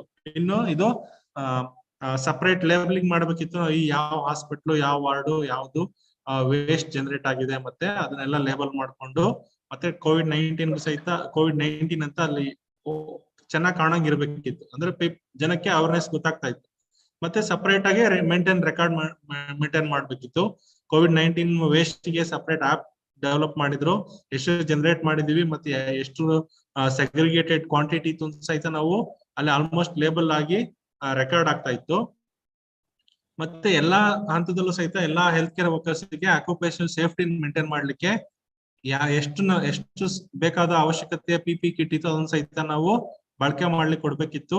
ಮತ್ತೆ ಅದನ್ನ ಹ್ಯಾಂಡಲ್ ಮಾಡಿಕ್ಕೆ ಡೆಡಿಕೇಟೆಡ್ ಸ್ಟಾಫ್ ಇರಬೇಕಿತ್ತು. ಆ ವ್ಯಕ್ತಿ ಯಾಕಂದ್ರೆ ಟ್ರೈನ್ ಮಾಡಿರ್ತೀವಿ ನಾವು, ಮತ್ತೆ ಯಾರು ಡೈಲಿ ಬೇರೆ ಬೇರೆ ತಗೊಂತಾ ಇದ್ರೆ ಸುಮ್ನೆ ಕನ್ಫ್ಯೂಷನ್ ಆಗಿ ಮಿಸ್ಟೇಕ್ ಆಗೋ ಸಾಧ್ಯತೆ ಜಾಸ್ತಿ ಇರುತ್ತೆ. ಓಕೆ, ಮತ್ತೆ ಇಂಪಾರ್ಟೆಂಟ್ ಅಂದ್ರೆ ಸೆಗ್ರಿಗೇಷನ್ ಪಾಯಿಂಟ್ ಆಫ್ ಜನರೇಷನ್, ಅಂದ್ರೆ ಎಲ್ಲಿ ಉತ್ಪತ್ತಿ ಮಾಡ್ತಿದ್ವಿ ಆ ಮೂಲದಲ್ಲೇ ಸರಿಯಾದ ರೀತಿ ನಾವು ವಿಂಗಡಣೆ ಮಾಡ್ಕೊಂಡ್ಬಿಟ್ರೆ ನಾವು ಮುಂದೆ ಆಗೋ ಹಂತಗಳನ್ನ ನಾವು ಸರಿಯಾದ ರೀತಿ ಫಾಲೋ ಮಾಡ್ಲಿಕ್ಕೆ ಸಹಾಯ ಆಗುತ್ತೆ. ಇದೆಲ್ಲ ಮಾಡ್ಲಿಕ್ಕೆ ನಮಗೆ ಇಂಪಾರ್ಟೆಂಟ್ ಆಗಿ ಟ್ರೈನಿಂಗ್ ಆಸ್ಪೆಕ್ಟ್. ನಾವು ಯಾವಾಗ ಒಂದ್ಸರಿ ಟ್ರೈನ್ ಮಾಡ್ಕೊಂಡು ಬಿಟ್ಟಿದೀನಿ ಅಂದ್ರೆ ಆಗಲ್ಲ. ಪ್ರತಿ ಹಂತದಲ್ಲಿ ನಾವು ಟ್ರೈನಿಂಗ್ ಮತ್ತೆ ರೀಟ್ರೈನಿಂಗ್ ಆಗ್ತಿದ್ರೆ ನಮ್ಮ ನಾಲೆಡ್ಜ್ ಅಪ್ಡೇಟ್ ಆಗ್ತಿರುತ್ತೆ, ಮತ್ತೆ ಸರಿಯಾದ ರೀತಿ ನಾವು ಗೈಡ್ ಲೈನ್ಸ್ ಫಾಲೋ ಮಾಡ್ಲಿಕ್ಕೂ ಸಹಾಯ ಆಗುತ್ತೆ. ಓಕೆ, ಮತ್ತೆ ಅಲ್ಲಿ ಉತ್ಪತ್ತಿ ಆಗ್ತಿಂತ ಇತರೆ ಸಾಲಿಡ್ ಜನರಲ್ ವೇಸ್ಟ್ ಫುಡ್ ಇರ್ಬೋದು, ಇಲ್ಲ ಇತರೆ ಯಾವುದೇ ಅಂಶ ಇದ್ರು ಸಹಿತ ಅದು as per solid waste management rule 2016 ಪ್ರಕಾರ ನಾವು ಫಾಲೋ ಮಾಡ್ಬೇಕು. ಕಲೆಕ್ಟ್ ಆಗಿದ್ದು ವೇಸ್ಟ್ ಅಂದ್ರೆ ಸಪರೇಟ್ ಅಗೇನ್ ಡ್ರೈ ಮತ್ತೆ ವೇಸ್ಟ್ ಸಪರೇಟ್ ಮಾಡಿ ಅದ್ರ ಸುತ್ತ ಅಗೇನ್ 1% ಸೋಡಿಯಂ ಹೈಪೋಕ್ಲೋರೈಡ್ ಸೊಲ್ಯೂಷನ್ ನಾವು ಸ್ಪ್ರೇ ಮಾಡ್ಬೇಕಾಗುತ್ತೆ. ಓಕೆ, ಯಾಕಂದ್ರೆ ಅದ್ರಲ್ಲೂ ಸಹಿತ ನಾವು ವೈರಸ್ ಎಕ್ಸ್ಕ್ರೀಟ್ ಆಗಿರುತ್ತೆ ಬಾಡಿಲಿ, ಫುಡ್ ಇಂದ ಸ್ಪಿಟ್ ಆಗಿರೋದೆಲ್ಲ ಇದ್ರೆ ನಾವು ಅದನ್ನ ತಡೆಗಟ್ಟಲಿಕ್ಕೆ ನಾವು ಸ್ಪ್ರೇ ಮಾಡಿ 1% sodium hypochlorite solution. And this is for non metallic hard surfaces. Okay, ಎಲ್ಲ ನಾವು ನೋಡಿದೀವಿ, ಎಲ್ಲೆಲ್ಲಿ ಹೋಗ್ತಾ ಇದ್ರೆ ಪೇಷಂಟ್ ಎಲ್ಲ ಸ್ಪ್ರೇ ಮಾಡ್ತಿದ್ವಿ ಸ್ಟಾರ್ಟಿಂಗ್ ಅಲ್ಲಿ, ನಮ್ಗೆ ಗೊತ್ತಿರ್ಲಿಲ್ಲ. ಅವಾಗ ಏನಾಗ್ತಿತ್ತು, ಅಲ್ಲಿರೋ ಮೆಟಲ್ ಐಟಮ್ಸ್ ಅದೆಲ್ಲ ಎಕ್ಸ್ಪೋಸ್ ಆಗಿ ಅದು ಕರೋಜನ್ ಆಗ್ತಾ ಇತ್ತು. ನಿಮ್ಮ ಕೋವಿಡ್ ಕೇರ್ ಸೆಂಟರ್ ಇರ್ಬೋದು, ಇಲ್ಲ ಯಾವ್ದಾರ ನೋಡಿ, ಈಗ ಹೋಗಿ ನೋಡಿ, ಎಲ್ಲ ನಿಮ್ಮ ಸ್ಟೆಪ್ಸ್ ಇಳಿಯುವಾಗ ಎಲ್ಲ ರ್ಯಾಕ್ಸ್ ಇರುತ್ತಲ್ಲ, ಅದೆಲ್ಲ ಮೆಟಲ್ ಇದ್ರೆ ಅದೆಲ್ಲ ತುಕ್ಕಿಡ್ದೋಗಿದೆ ಈಗ. ಯಾಕಂದ್ರೆ ನಾವು ಅವಾಗ ನಾವು ಕರೆಕ್ಟ್ ಆಗಿ ಬಳಕೆ ಮಾಡಕ್ ಗೊತ್ತಿರ್ಲಿಲ್ಲ. ಹಾಗಾಗಿ ನಂತರ ಹಂತಗಳಲ್ಲಿ ಅದನ್ನ ನಾವು ನಿಲ್ಸಿದೀವಿ, ಫಾಗಿಂಗ್ ಮಾಡ್ತಿದ್ವಿ. ಪೇಷಂಟ್ ಹೋದ ಅಂದ್ರೆ ಫಾಗಿಂಗು, ಬಂದ ಅಂದ್ರೆ ಫಾಗಿಂಗ್ ಆ ಏರಿಯಾದಲ್ಲೆಲ್ಲ. ಓಕೆ, ಅದು ತಪ್ಪು ಅಂತ ಗೊತ್ತಾಯ್ತು, ಹಾಗಾಗಿ ನಾವು ತಡೆಗಟ್ಬೇಕು. ಮತ್ತೆ ನಾವು ಬಳಕೆ ಮಾಡ್ತಿದ್ವಿ ವೇಸ್ಟ್ ಸಹಿತ ಆದಷ್ಟು ನಾವು ಮಿನಿಮೈಸ್ ಮಾಡ್ತಿದ್ವಿ. ಒಂದ್ ಪೇಷಂಟ್ ಗೆ ಏನಾದ್ರು ಕೊಟ್ರೆ ಅವರು ಅದನ್ನೇ, ಈಗ ಹೆಲ್ದಿ ಆಗಿದ್ರೆ ಅವರೇ ಬಳಕೆ ಮಾಡೋದು ಹೇಳ್ಕೊಟ್ರೆ, ನಾವು ಪ್ರತಿ ಹಂತದಲ್ಲೂ ನಾವು ಪ್ರತಿ ಟೈಮಲ್ಲೂ ಫುಡ್, ಬ್ರೇಕ್ಫಾಸ್ಟ್ಗೆ, ಟೀಗೆ, ಕಾಫಿಗೆ ಎಲ್ಲ ನಾವು ಸಪರೇಟ್ ಬಳಕೆ ಮಾಡಿ ಜಾಸ್ತಿ ಆಗ್ತಾ ಇತ್ತು ವೇಸ್ಟ್. ಹಾಗಾಗಿ ಅದನ್ನ ತಡೆಗಟ್ಲಿಕ್ಕೆ ಆಲ್ಮೋಸ್ಟ್ ನಾವು ಎಲ್ಲಾ ಹಂತಗಳಲ್ಲಿ ನಾವು ಸ್ಟೆಪ್ಸ್ ತಗೊಂಡಿದ್ವಿ. ಓಕೆ, ಮತ್ತೆ ಕೆಲವೊಂದು ಡೋಂಟ್ಸ್ ಏನ್ ಮಾಡ್ಬಾರ್ದು ಅಂದ್ರೆ, ಜನರಲ್ ವೇಸ್ಟ್ ಜೊತೆ ಮಿಕ್ಸ್ ಮಾಡ್ಬಾರ್ದಿತ್ತು. ಓಕೆ, ಹೆಚ್ಚಿನ ಅಂಶ ನಾವು ಈಗ ಕೋವಿಡ್ ಬರೀ ಬಯೋಮೆಡಿಕಲ್ ವೇಸ್ಟ್ ನಾವು ಸರಿಯಾಗಿ ಸೆಗ್ರಿಗೇಟ್ ಮಾಡ್ತಿದ್ವಲ್ಲ, ಅದನ್ನ ಸರಿಯಾಗಿ ಫಾಲೋ ಮಾಡ್ಬೇಕು. ಈ COVID-19 ಅಲ್ಲಿ ಇನ್ನು ನಾವು ಹೆಚ್ಚಿನ ಅಂಶ ನಾವು ಅವೇರ್ನೆಸ್ ಇಟ್ಕೊಂಡು ಎಚ್ಚೆತ್ಕೊಂಡು ನಾವು ಜನರಲ್ ವೇಸ್ಟ್ ಜೊತೆ ಮಿಕ್ಸ್ ಆಗಂತ ತಡೆಗಟ್ಟಬೇಕು. ಮತ್ತೆ ಎಲ್ಲೋ ಬ್ಯಾಗ್ ನ ನಾವು ಸೋಡಿಯಂ ಹೈಪೋಕ್ಲೋರೈಡ್ ಜೊತೆ ಮಿಕ್ಸ್ ಡಿಸ್ಇನ್ಫೆಕ್ಟ್ ಮಾಡಬಾರ್ದು ಎಲ್ಲವನ್ನ. ಓಕೆ, ಬರೀ ಸುತ್ತಮುತ್ತ ಏರಿಯಾ ಮಾತ್ರ ಸ್ಪ್ರೇ ಮಾಡ್ಬೇಕು, ಎಲ್ಲಾದ್ರೂ ಸ್ಪಿಲ್ ಓವರ್ ಆಗಿದ್ರೆ ಅದನ್ನ ತಡೆಗಟ್ಟಲಿಕ್ಕೆ. ಮತ್ತೆ ವಿತೌಟ್ ಲೇಬಲಿಂಗ್ ನಾವು ಟ್ರೀಟ್ಮೆಂಟ್ ಫೆಸಿಲಿಟಿ ಕೊಡಬಾರ್ದು. ಇದು COVID-19 ಅಂತಾನೆ ಲೇಬಲ್ ಮಾಡಿ ಕೊಡ್ಬೇಕಾಗುತ್ತೆ. ಮತ್ತೆ ಟ್ರಾನ್ಸ್ಪೋರ್ಟ್ ಮಾಡುವಾಗ ಅದನ್ನ ಯಾವುದೇ ಓಪನ್ ಟ್ರಾಲಿಯಲ್ಲಿ ಟ್ರಾನ್ಸ್ಪೋರ್ಟ್ ಮಾಡಬಾರ್ದಿತ್ತು. ಓಕೆ, ಮತ್ತೆ ಈಗ ಬಳಕೆ ಮಾಡೋ ಹಂತದಲ್ಲಿ ನಾವು ಎಲ್ಲರೂ ಎಲ್ಲಾ ರೀತಿ PPE ಕಿಟ್ ಬಳಕೆ ಮಾಡೋ ಅವಶ್ಯಕತೆ ಇರ್ಲಿಲ್ಲ. ಅಂದ್ರೆ ಕೆಲವೊಂದು ಲೋ ರಿಸ್ಕ್ ಏರಿಯಾ ಇರ್ತಿತ್ತು, ಅಂದ್ರೆ ಈಗ ಹೆಲ್ಪ್ ಡೆಸ್ಕ್ ಅಲ್ಲಿ ಎಲ್ಲ ಅವ್ರು ಜಸ್ಟ್ ಟ್ರಿಪಲ್ ಏರ್ ಮಾಸ್ಕ್ ಮತ್ತೆ ಗ್ಲೌ ಬಳಕೆ ಮಾಡಿದ್ರೆ ಸಾಕಿತ್ತು. ಅವ್ರಿಗೆಲ್ಲ PPE ಕೊಟ್ಟು ಇದ್ ಮಾಡಿದ್ರೆ ಆಪರೇಷನ್ ತುಂಬಾ ಕಾಸ್ಟ್ ಜಾಸ್ತಿ ಆಗ್ತಾ ಇತ್ತು. ಅದ್ರ ಅವಶ್ಯಕತೆನೂ ಇರ್ಲಿಲ್ಲ. ಹಾಗಾಗಿ ಲೋ ರಿಸ್ಕ್ ಏರಿಯಾದಲ್ಲಿ ಟ್ರಿಪಲ್ ಏರ್ ಮಾಸ್ಕ್ ಮತ್ತೆ ಗ್ಲೌ, ಮಾಡರೇಟ್ ರಿಸ್ಕ್ ಏರಿಯಾ ಅಂದ್ರೆ ಲಾಂಡ್ರಿ, CSST ಎಲ್ಲ N95 ಮಾಸ್ಕ್ ಮತ್ತೆ ಗ್ಲೌ ಬಳಕೆ ಮಾಡ್ಬೇಕು. High risk area, lab critical area ಅಲ್ಲೆಲ್ಲ ನಾವು ಫುಲ್ PPE ಕಿಟ್ ಹಾಕೊಬೇಕು. ಅದಕ್ಕೆ ಹಾಗೆ ಅದನ್ನ ಡಾನಿಂಗ್ ಮತ್ತೆ ಡಾಫಿಂಗ್ ಸಹಿತ ಮಾಡ್ಲಿಕ್ಕೆ ಸರಿಯಾದ ರೀತಿ ಟ್ರೈನಿಂಗ್ ಕೊಡ್ಬೇಕು. ಓಕೆ, ಯಾರು ಸರಿಯಾದ ತಪ್ಪು ಫಾಲೋ ಮಾಡ್ತಿದ್ರಿಂದ ಅವ್ರು ಕರೆಕ್ಟ್ ಮಾಡಿ ಬಳಕೆ ಮಾಡ್ಲಿಕ್ಕೆ ಹೇಳ್ಕೊಡ್ಬೇಕು. ಬರೀ ಇದು COVID-19 ಅಂತ ಅಲ್ಲ, ಮುಂದೆ ಬೇರೆ ಯಾವ್ದಾರ ಕಾಯಿಲೆ ಬರ್ಬೋದು. ಓಕೆ, ಅದನ್ನು ಸಹಿತ ನಾವು ರೆಡಿ ಆಗಿರ್ಬೇಕು. ಆಲ್ರೆಡಿ COVID-19 ನಮ್ಮೆಲ್ರಿಗೂ ಒಂದ್ ಸ್ವಲ್ಪ ಸ್ಟ್ರೆಂತ್ ಕೊಟ್ಟಿದೆ, ಹೆಂಗೆ ಫಾಲೋ ಮಾಡ್ಬೇಕು, ಯಾವ್ದು ಕರೆಕ್ಟ್ ಮೆಥಡ್, ಯಾವ ರೀತಿ ನಾವು ರೋಗ ಪ್ರಸರಣಗಳನ್ನ ತಡೆಗಟ್ಟಬಹುದು ಅಂತ ಗೊತ್ತಾಗಿದೆ. ಮುಂದೆ ಯಾವ್ದೇ ರೀತಿ ಇದೇ ರೀತಿ ಯಾವ್ದಾದ್ರು ಇನ್ಫೆಕ್ಟಿವ್ ಕಾಯಿಲೆ ಬಂದ್ರೆ, ಈಗ ಲಾಸ್ಟ್ ಕೇರಳದಲ್ಲೆಲ್ಲ ಬಂದಿತ್ತು, ಎಬೋಲಾ ಎಲ್ಲ ಬಂದಿತ್ತು. ಓಕೆ, ಅವ್ರು ಆಲ್ರೆಡಿ ತಯಾರಾಗಿ ರೆಡಿ ಆಗ್ಬಿಟ್ಟಿದ್ರು. ನಾವು ಅದನ್ನ ಈ ಲಾಸ್ಟ್ 2 years ಅಲ್ಲಿ ತುಂಬಾ ಸ್ಕೇಲ್ ಅಪ್ ಮಾಡಿ ಚೆನ್ನಾಗಿ ಬಳಕೆ ಮಾಡಿದ್ವಿ. ಇತ್ತೀಚೆಗೆ ಕೇಸ್ ಕಮ್ಮಿ ಆಗಿದ್ರು ಸಹಿತ ನಾವು ಬಳಕೆ ಮಾಡೋದ್ ಕಂಟಿನ್ಯೂ ಮಾಡ್ಬೇಕಾಗುತ್ತೆ. ಯಾಕಂದ್ರೆ ಟಿಲ್ ಲಾಸ್ಟ್ ಕೇಸು ನಾವು ಅದನ್ನ ಎಲ್ಲಾ ಮುಗಿಯೋವರೆಗೂ ಸಹಿತ ರಿಸ್ಕ್ ಇದ್ದೇ ಇರುತ್ತೆ, ಬೇರೆ ಸ್ಪ್ರೆಡ್ ಆಗೋದು. ನಾವು ನೆಗ್ಲೆಕ್ಟ್ ಮಾಡ್ಬಿಟ್ರೆ ನಮ್ಮಿಂದಾನೇ ಬೇರೆಗೆ ಫುಲ್ ಟ್ರಾನ್ಸ್ಮಿಷನ್ ಆಗೋ ಸಾಧ್ಯತೆ ತುಂಬಾ ಜಾಸ್ತಿ ಇರುತ್ತೆ. ಓಕೆ, ಅದೇ ಸಹಿತ ನಾವು ಟ್ರೈನಿಂಗ್ ನ ಹೆಚ್ಚಿನ ಅಂಶ ಕೊಟ್ಟು ನಮ್ದು ಕೆಪಾಸಿಟಿ ಬಿಲ್ಡ್ ಮಾಡ್ಕೊಬೇಕು. ನಮ್ಮ ಹೆಲ್ತ್ ವರ್ಕರ್ಸ್ ಅಲ್ಲಿ ಇನ್ ಕೇಸ್ ಕಮ್ಮಿ ವರ್ಕರ್ಸ್ ಇದ್ರೆ ಇತರೆ ಇಲಾಖೆಯಿಂದ ನಮಗೆ ಸಹಾಯ ಮಾಡ್ಲಿಕ್ಕೆ ಬಂದ್ರು, ಅವ್ರಿಗೆ ಗೊತ್ತೇ ಇರಲ್ಲ health related issues, personal protection ಅಂದ್ರೆ ಏನು ಅಂತ ಗೊತ್ತಿರಲ್ಲ, ಆಕ್ಯುಪೇಷನಲ್ ಸೇಫ್ಟಿ ಅಂತ ಗೊತ್ತಿರಲ್ಲ. ಅವ್ರಿಗೂ ಸಹಿತ ನಾವು ಚೆನ್ನಾಗಿ ಟ್ರೈನ್ ಮಾಡಿ ಅವ್ರದ್ದು ಕೆಪಾಸಿಟಿ ಬಿಲ್ಡ್ ಮಾಡಿದೀವಿ. ಅದನ್ನ ನಾವು ಮೇಂಟೈನ್ ಮಾಡಬೇಕಾಗುತ್ತೆ ಮುಂದೆ. ಓಕೆ, ಸೊ ಈಗಾಗಲೇ ಹೇಳ್ದಂಗೆ ನಾವು ಗೈಡ್ ಲೈನ್ಸ್ ಸರಿಯಾಗಿ ಫಾಲೋ ಮಾಡಿದೀವಿ, ಸೆಗ್ರಿಗೇಷನ್ ಕರೆಕ್ಟ್ ಮಾಡ್ಲಿಕ್ಕೆ ಎಲ್ಲ ಹೆಲ್ಪ್ ಮಾಡಿದೀವಿ. ಮತ್ತೆ ಕರೆಕ್ಟ್ ಆಗಿ PPE ಕಿಟ್ ಬಳಕೆ ಮಾಡೋದು ಕಲ್ತಿದೀವಿ. Hand hygiene general population hand hygiene ಬಗ್ಗೆ, ಮಾಸ್ಕ್ ಬಳಕೆ ಬಗ್ಗೆ ಚೆನ್ನಾಗಿ ಕಲ್ತ್ಕೊಂಡ್ರು. ಬಟ್ ಕೆಲವೊಬ್ರು ಇನ್ನು ಎಷ್ಟೋ ಹಂತಗಳಲ್ಲಿ ಸರಿಯಾದ ರೀತಿ ಬಳಕೆ ಮಾಡಲ್ಲ, ಸುಮ್ಮನೆ ಕೆಲಸ ಇಸ್ಕೊಂಡು ಓಡಾಡ್ತಾರೆ. ಹ್ಯಾಂಡ್ ಹೈಜೀನ್ ಅನ್ನೋದು ಗೊತ್ತೇ ಇಲ್ಲ, ಅದು ಎಷ್ಟೊಂದ್ ಜನ ಮರ್ತೇ ಬಿಟ್ಟಿದ್ದಾರೆ. ಸ್ಯಾನಿಟೈಸರ್ ಅಂದ್ರೆ ಏನು ಅಂತಾನೆ ಗೊತ್ತಿಲ್ಲ, ಸುಮ್ನೆ ಮಾಸ್ಕ್ ಕೆಳಾಕೊಂಡು ಹೋಗ್ತಿರ್ತಾರೆ. ಅದು ಸಹಿತ ನಾವು ಇಂಪಾರ್ಟೆಂಟ್ ಆಗಿ ನಾವು ಇನ್ನೂ COVID-19 ಹೋಗಿಲ್ಲ, ನಮ್ಮ ಎಚ್ಚರಿಕೆಯಿಂದ ನಾವು ಬಳಕೆ ಮಾಡೋದು ಇನ್ನೂ ಪ್ರಾಕ್ಟೀಸ್ ಕಂಟಿನ್ಯೂ ಮಾಡ್ಬೇಕಾಗುತ್ತೆ. ಓಕೆ, ಈ ಟೈಮಲ್ಲಿ ಈಗ need of the our life cycle approach, production ಇಂದ ಎಂಡ್ ವರ್ಗೂ ಸಹಿತ ಕರೆಕ್ಟ್ ಆಗಿ ನಾವು ಪ್ರತಿ ಹಂತದಲ್ಲೂ ಸರಿಯಾದ ರೀತಿ ಫಾಲೋ ಮಾಡ್ಬೇಕು. ಮತ್ತೆ ನಾವು ಪ್ರೊಡ್ಯೂಸ್ ಮಾಡೋ ಯಾರು ವೇಸ್ಟ್ ಪ್ರೊಡ್ಯೂಸ್ ಮಾಡ್ತೀವಿ ಅವ್ರಿಗೆ ತುಂಬಾ ಜವಾಬ್ದಾರಿ ಇರುತ್ತೆ. ನಾವು ರ್ಯಾಂಪಂಟ್ ಆಗಿ ಇಲ್ಬೇಕಲ್ಲಿ ಮಿಸ್ಯೂಸ್ ಮಾಡಂಗಿಲ್ಲ. ಮತ್ತೆ ನಮಗೆ ಇದೇ ರೀತಿ ವೇಸ್ಟ್ ಮ್ಯಾನೇಜರ್ಸ್ ಗೆ ಸ್ವಲ್ಪ ಈಗ ಐಡಿಯಾ ಬಂತು, ಟೆಕ್ನಾಲಜಿ ಯೂಸ್ ಮಾಡಿ ವೇಸ್ಟ್ ಮಿನಿಮೈಸ್ ಮಾಡಿ ಮತ್ತೆ ಒಳ್ಳೆ ರೀತಿಲಿ ಟೆಕ್ನಾಲಜಿ ಬಳಕೆ ಮಾಡ್ಕೊಂಡು ಅದನ್ನ ವೇಸ್ಟ್ ಟ್ರೀಟ್ಮೆಂಟ್ ಮತ್ತೆ ಡಿಸ್ಪೋಸ್ ಮಾಡಕ್ಕೂ ಸಹಿತ ಗೊತ್ತಾಯ್ತು. ಓಕೆ, ಮತ್ತೆ ಜನರಲ್ ಪಾಪ್ಯುಲೇಷನ್ ತುಂಬಾ ಅವೇರ್ ಆದ್ರು. ಓಕೆ, ಲೈಕ್ ಸೇಫ್ಟಿ ಬಗ್ಗೆ ಮತ್ತೆ ಪ್ರಿವೆನ್ಷನ್ ಬಗ್ಗೆ. ಇದ್ರ related biomedical waste related videos ಇದೆ ತುಂಬಾ, ವೆಬ್ಸೈಟ್ ಅಲ್ಲಿ ಸಿಗುತ್ತೆ. Biomedical waste management in India ಅಂತ, ಅಲ್ಲಿ ಹೋಗಿ ಎಲ್ಲಾ ವೇಸ್ಟ್ ಸಹಿತ ನಾವು ಹೇಗೆ ಬಳಕೆ ಮಾಡ್ಬೋದು, ಯಾವ್ದನ್ನ ರೀತಿ ನಾವು ಸೆಗ್ರಿಗೇಟ್ ಮಾಡೋದೆಲ್ಲ ಕಲೆಕ್ಷನ್ಸ್ ಇದ್ರ ಬಗ್ಗೆ ವಿಡಿಯೋಸ್ ಇದೆ. ಹೋಗಿ ನೋಡಿ, ನಿಮಗೂ ಅರ್ಥ ಆಗುತ್ತೆ. ಪುನರ್ಮನನ ಮಾಡ್ಕೊಳ್ಳಿ ಅಂತ ನಾನು ರಿಕ್ವೆಸ್ಟ್ ಮಾಡ್ತೀನಿ. ಓಕೆ, ಸೊ ಏನಾದ್ರು ಡೌಟ್ಸ್ ಇದ್ರೆ ಕೇಳ್ಬೋದು.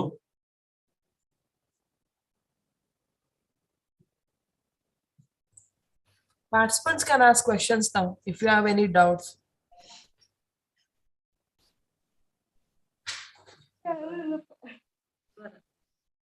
PSC Samshi Honnavara.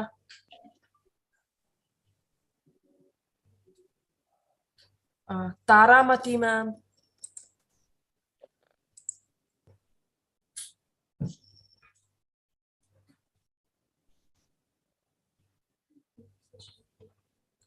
Okay sir, ಇರ್ತೀರಲ್ಲ ಸರ್ ಲಾಸ್ಟ್ ಗೆ ಅಕಸ್ಮಾತ್ ಏನಾದ್ರು ಕ್ವೆಶ್ಚನ್ಸ್ ಕೇಳಿದ್ರೆ? ಇವ್ರು ಸರ್ದ್ ಆಗೋರ್ಗು ಇರ್ತೀನಿ. Okay, sir. Sir. Okay, sir. Thank you, sir. Thank you. Thank you very much, Dr. Shivraj sir, for this detailed deliberation on common mistakes made during segregation of waste at source and effective way to overcome this problem. Thank you, sir. Next, I would like to welcome our next resource person for the next session, Dr. Hemgiri sir. The topic is the gap analysis on biomedical waste management.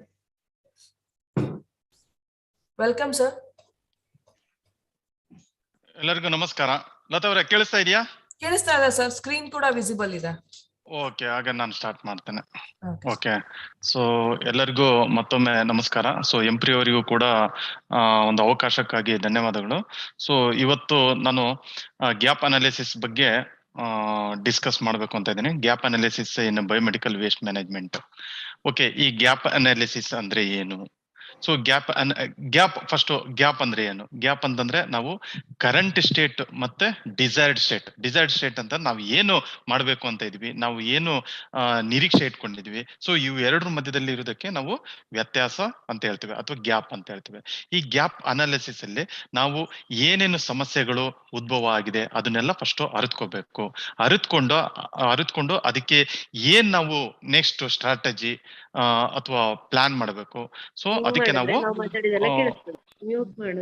Gap analysis ಅಂತ ಹೇಳ್ತೇವೆ ನಾವು. Okay, so ಈಗ 2018ರ biomedical waste management ಬಗ್ಗೆ ಒಂದು ಅಂಕಿಅಂಶಗಳನ್ನು ನೋಡೋಣ. So 2018ರ ಪ್ರಕಾರ ನಮ್ಮ ದೇಶದ 28 ರಾಜ್ಯಗಳಲ್ಲಿ ಬಯೋಮೆಡಿಕಲ್ ವೇಸ್ಟ್ ಮ್ಯಾನೇಜ್ಮೆಂಟ್ ಅನ್ನ ಸರಿಯಾಗಿ ನಿರ್ವಹಣೆ ಮಾಡ್ತಾ ಇದ್ದಾರೆ. ಸೊ ಅದರಲ್ಲಿ ಈ ಸುಮಾರು 202 authorised biomedical waste treatment facilities install ಮಾಡಿದ್ದಾರೆ. ಸೊ ಇನ್ನು ಕೆಲವೊಂದು ಸ್ಟೇಟ್ಗಳಲ್ಲಿ ಈ ಬಯೋಮೆಡಿಕಲ್ ವೇಸ್ಟ್ ಮ್ಯಾನೇಜ್ಮೆಂಟ್ ಅನುಷ್ಠಾನಗೊಳ್ಬೇಕಾಗಿದೆ. ಓಕೆ, ಸೊ 2019ರ ಅಂಕಿಅಂಶಗಳ ಪ್ರಕಾರ 2019ರ ಅಂಕಿಅಂಶಗಳ ಪ್ರಕಾರ ನಮ್ಮ ದೇಶದಲ್ಲಿ ಸುಮಾರು 3,22,425 ಹೆಲ್ತ್ ಕೇರ್ ಫೆಸಿಲಿಟೀಸ್ ಇದೆ. ಅದರಲ್ಲಿ 1,06,796 ಹಾಸಿಗೆಗಳು ಇರುವಂತ ಹೆಲ್ತ್ ಕೇರ್ ಫೆಸಿಲಿಟೀಸ್ ಇದೆ. ಹಾಗೂ 2,15,629 ಸಂಖ್ಯೆಗಳಷ್ಟು ನಾನ್ ಬೆಡೆಡ್ ಹೆಲ್ತ್ ಕೇರ್ ಫೆಸಿಲಿಟೀಸ್ ಇದೆ. ಒಟ್ಟಾರೆ ಬೆಡ್ಗಳ ಸಂಖ್ಯೆ 24,86,327 ಆಗಿದೆ. ಸೊ ನಮ್ಮ ದೇಶದಲ್ಲಿ ಸುಮಾರು 202 common biomedical waste treatment facility establish ಆಗಿದೆ. ಸೊ ಇನ್ನು 35 ಅಂಡರ್ ಇನ್ಸ್ಟಾಲೇಷನ್ ಸ್ಟೇಜ್ ಅಲ್ಲಿದೆ. ಒಟ್ಟಾರೆ ಆಥರೈಸೇಷನ್ ಕೊಟ್ಟಿರುವಂತ ಹೆಲ್ತ್ ಕೇರ್ ಫೆಸಿಲಿಟಿಗಳ ಸಂಖ್ಯೆ 1,53,885. ಸೊ ಇವುಗಳಲ್ಲಿ ಸರಿಯಾಗಿ ವೇಸ್ಟ್ ನ ಟ್ರೀಟ್ಮೆಂಟ್ ಮಾಡ್ತಾ ಇರೋದು 18,015 ಸಂಸ್ಥೆಗಳಲ್ಲಿ ಮಾತ್ರ. ಸೊ ಇನ್ನು 136 ಹೆಲ್ತ್ ಕೇರ್ ಫೆಸಿಲಿಟೀಸ್ ಅಲ್ಲಿ ಸೊ ಇನ್ಸಿನರೇಟರ್ ಪ್ರಾವಿಷನ್ ಇದೆ. ಓಕೆ, ಇನ್ನು 2019ರ ಅಲ್ಲೇ 2019 ಅಂಕಿಅಂಶಗಳ ಪ್ರಕಾರ ನಮ್ಮ ದೇಶದಲ್ಲಿ ಒಟ್ಟಾರೆ ಬಯೋಮೆಡಿಕಲ್ ವೇಸ್ಟ್ ಜನರೇಟ್ ಆಗುವುದು 619 ಟನ್ಗಳಷ್ಟು ಪ್ರತಿದಿನಕ್ಕೆ. ಸೊ ಇದರಲ್ಲಿ 544 ಟನ್ಗಳಷ್ಟು ಮಾತ್ರ ಸರಿಯಾಗಿ ನಿರ್ವಹಣೆ ಮಾಡ್ತಾ ಇದ್ದಾರೆ. ಸೊ ಆಮೇಲೆ 29,62 ಸಂಸ್ಥೆಗಳು ಬಯೋಮೆಡಿಕಲ್ ವೇಸ್ಟ್ ಮ್ಯಾನೇಜ್ಮೆಂಟ್ ನ ಗೈಡ್ಲೈನ್ಸ್ ನ ವಯೋಲೇಟ್ ಮಾಡಿದೆ. ಓಕೆ, ಸೊ ಇವುಗಳಲ್ಲಿ ನೋಟಿಸ್ ಇಶ್ಯೂ ಮಾಡಿರೋದು, ಶೋಕಾಸ್ ನೋಟಿಸ್ ಇಶ್ಯೂ ಮಾಡಿರೋದು ಓನ್ಲಿ 17,435. ಇನ್ನು ಕರ್ನಾಟಕದ ಬಗ್ಗೆ ಹೇಳ್ಬೇಕು ಅಂತಂದ್ರೆ ನಮ್ಮ ರಾಜ್ಯದಲ್ಲಿ ಪ್ರತಿದಿನಕ್ಕೆ 77.5 ಟನ್ಗಳಷ್ಟು ಬಯೋಮೆಡಿಕಲ್ ವೇಸ್ಟ್ ಜನರೇಟ್ ಆಗ್ತಾ ಇದೆ. ಸೊ ಪ್ರತಿ ಜಿಲ್ಲೆಯಲ್ಲೂ ಅಂತಂದ್ರೆ 27 ಜಿಲ್ಲೆಗಳಲ್ಲಿ common biomedical waste treatment facility establish ಆಗಿದೆ. ಓಕೆ, ಸೊ ವೈಲೇಟ್ ಮಾಡಿರೋದು ಸಂಸ್ಥೆಗಳು ಸುಮಾರು 3,926, ಶೋಕಾಸ್ ನೋಟಿಸು ನೀಡುವ ಸಂಸ್ಥೆಗಳು ಒಟ್ಟು 905 ಆಗಿದೆ. ಓಕೆ, ಸೊ ಈಗ pollution control board, central pollution control board ನ ಪರ್ಫಾರ್ಮೆನ್ಸ್ ಇಂಡಿಕೇಟರ್ಸ್ ಬಗ್ಗೆ ನೋಡೋಣ. ಸೊ ಇದರಲ್ಲಿ inventory of all health care facilities, ಆಮೇಲೆ authorisation to all health care facilities ಇದೆ, ಆಮೇಲೆ setting up of adequate number of CBTFs, okay, constitutions of committees at state level ಮತ್ತೆ district level ಅಲ್ಲಿ ಇದೆ. ಆಮೇಲೆ implementation status of bar code system. So ಈಗ already bar system ಏನು ಅಂತಂದೇಳಿ ಚರ್ಚೆ ಮಾಡಿದೆ. ಓಕೆ, ಇನ್ನು monitoring of infrastructure of state pollution control boards, okay, training and capacity building of officials and other health care workers in all health care facilities, emission and effluents. Okay, ಆಮೇಲೆ preparation of annual complaints status report and etcetera. Okay, components of waste management ಬಗ್ಗೆ ನೋಡೋದಾದ್ರೆ, so ಈಗ already discuss ಮಾಡಿದೆ. So ಮೊದಲಿಗೆ ಬರೋದು management policy, SOP preparation, monitoring, record maintenance, segregation, disinfection, collection and transportation, final treatment and disposal, ಇದೆಲ್ಲ components ಇದೆ. So ಇದ್ರ ಎಲ್ಲರ ಜೊತೆ ನಾವು ವರ್ಕರ್ ಸೇಫ್ಟಿ, ಆಕ್ಯುಪೇಷನಲ್ ಸೇಫ್ಟಿ ಬಗ್ಗೆನೂ ಕೂಡ ನಾವು ಒತ್ತು ಕೊಡಬೇಕಾಗಿದೆ. ಇನ್ನು ಹೆಲ್ತ್ ಕೇರ್ ಫೆಸಿಲಿಟೀಸ್ ಅಲ್ಲಿ ಸೊ ಯಾವ ರೀತಿ ನಾವು ಗ್ಯಾಪ್ ಗಳನ್ನು ಕಾಣ್ತಾ ಇದ್ದೇವೆ, ಯಾವ ರೀತಿ ನ್ಯೂನತೆಗಳನ್ನು ಕಾಣ್ತಾ ಇದೀವಿ ಅಂತಂದೇಳಿ ನೋಡೋಣ. ಸೊ ನಾವು ವಿಸಿಟ್ ಮಾಡಿದಾಗ ಬಹಳಷ್ಟು ಕೆಲವೊಂದು ಹಾಸ್ಪಿಟಲ್ ಅಲ್ಲಿ ತುಂಬಾ ಚೆನ್ನಾಗಿ ಬಯೋಮೆಡಿಕಲ್ ವೇಸ್ಟ್ ನ ನಿರ್ವಹಣೆ ಮಾಡ್ತಾ ಇದ್ದಾರೆ. ಇನ್ನು ಕೆಲವೊಂದು ಹಾಸ್ಪಿಟಲ್ ಅಲ್ಲಿ ಇದನ್ನು ಇನ್ನೂ ಇಂಪ್ರೂವ್ಮೆಂಟ್ ಮಾಡ್ಬೇಕಾಗಿದೆ. ಸೊ ಕೆಲವೊಂದು ಹಾಸ್ಪಿಟಲ್ ಚಿತ್ರಗಳನ್ನು ಕೂಡ ನಾವು ತೋರಿಸ್ಲಿಕ್ಕೆ ಇಲ್ಲಿದ್ದೇವೆ. Okay, so gap, okay, knowledge, ಮೊದಲದಕ್ಕೆ ನಾಲೆಡ್ಜ್ ಅಥವಾ ಬಯೋಮೆಡಿಕಲ್ ವೇಸ್ಟ್ ಮ್ಯಾನೇಜ್ಮೆಂಟ್ ಬಗ್ಗೆ ನಾವು ಎಷ್ಟು ಮಟ್ಟಿಗೆ ನಮಗೆ ನಾಲೆಡ್ಜ್ ಇದೆ ಅಥವಾ ಅರಿವು ಬಗ್ಗೆ ನಾವು ನೋಡಿದಾಗ, ಓಕೆ, ಆಸ್ಪತ್ರೆ ವರ್ಕ್ ಮಾಡುವ ಕೆಲವು ಕೇಡರ್ಗಳಲ್ಲಿ ಬಹಳಷ್ಟು ಕೇಡರ್ಗಳಲ್ಲಿ ನಾಲೆಡ್ಜ್ ಚೆನ್ನಾಗಿದೆ. ಓಕೆ, ಸೊ ಡಾಕ್ಟರ್ ಆಗಿರ್ಬೋದು, ಸ್ಟಾಫ್ ನರ್ಸ್ ಆಗಿರ್ಬೋದು, ಅಥವಾ ವೇಸ್ಟ್ ಹ್ಯಾಂಡ್ಲರ್ ಆಗಿರ್ಬೋದು. So what is biomedical waste management, ಯಾವಾಗ ಎಸ್ಟಾಬ್ಲಿಷ್ ಆಯ್ತು, ಆಮೇಲೆ ಯಾವ್ದಾದ್ರು ಕಲರ್ ಕೋಡಿಂಗ್ ಇದೆ, ಲೈನರ್ಸ್ ಅಂದ್ರೆ ಏನು, ಆಮೇಲೆ ಎಲ್ಲಿ ಡಿಸ್ಪೋಸ್ ಆಗ್ಬೇಕು, ಸೊ ಯಾವ ರೀತಿ ಡಿಸ್ಪೋಸ್ ಮಾಡ್ಬೇಕು ಅಂತ ಎಲ್ಲರಿಗೂ ನಾಲೆಡ್ಜ್ ಇದೆ. ಬಟ್ ನಾವು ಆಟಿಟ್ಯೂಡ್ ಲೆವೆಲ್ಗೆ ಬಂದಾಗ ಸೊ ಅದು ನನ್ನದೆಲ್ಲ ಕೆಲಸ, ಅದು ಅವರ ಕೆಲಸ ಅನ್ನುವ ಮನೋಭಾವ ಜಾಸ್ತಿಯಾಗಿ ಕಂಡು ಬರ್ತಾ ಇದೆ. ಸೊ ಸಿಂಪಲ್ ಒಂದು ನೀಡಲ್ ಅಂಡ್ ಸಿರಿಂಜ್ ಇಂದ ಯಾವ್ಯಾವ ಪೊಲ್ಯೂಷನ್, ಯಾವ್ಯಾವ ಹಜಾರ್ಡ್ ಆಗ್ತದೆ ಅಂತ ನೋಡುವ. ಸೊ ವಾಟರ್ ಪೊಲ್ಯೂಷನ್ ಆಗಿದೆ, ಏರ್ ಪೊಲ್ಯೂಷನ್ ಆಗ್ಬೋದು, ಅಥವಾ HIV AIDS ಇನ್ಫೆಕ್ಷನ್ ಟ್ರಾನ್ಸ್ಮಿಟ್ ಆಗ್ಬೋದು, hepatitis B and C infection transmit ಆಗ್ಬೋದು, ವೂಂಡ್ ಇನ್ಫೆಕ್ಷನ್ ಆಗ್ತದೆ, ಆಮೇಲೆ ಶಾರ್ಪ್ ಇಂಜರಿ ಆಗ್ತದೆ ಅಂತ ಎಲ್ಲರಿಗೂ ನಾಲೆಡ್ಜ್ ಇದೆ.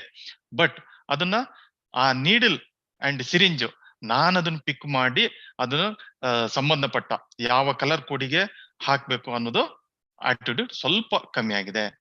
ಸೊ ಇನ್ನು ಇಂಪ್ಲಿಮೆಂಟೇಷನ್ ಬಗ್ಗೆ ಹೇಳ್ಬೇಕು ಅಂತಂದ್ರೆ, ಸೊ ಆಲ್ಮೋಸ್ಟ್ ಎಲ್ಲಾ ಹಾಸ್ಪಿಟಲ್ ಅಡ್ಮಿನಿಸ್ಟ್ರೇಟಿವ್ ಲೆವೆಲ್ ಅಲ್ಲಿ ಇಂಪ್ಲಿಮೆಂಟೇಷನ್ ಚೆನ್ನಾಗಿ ನಡೀತಾ ಇದೆ.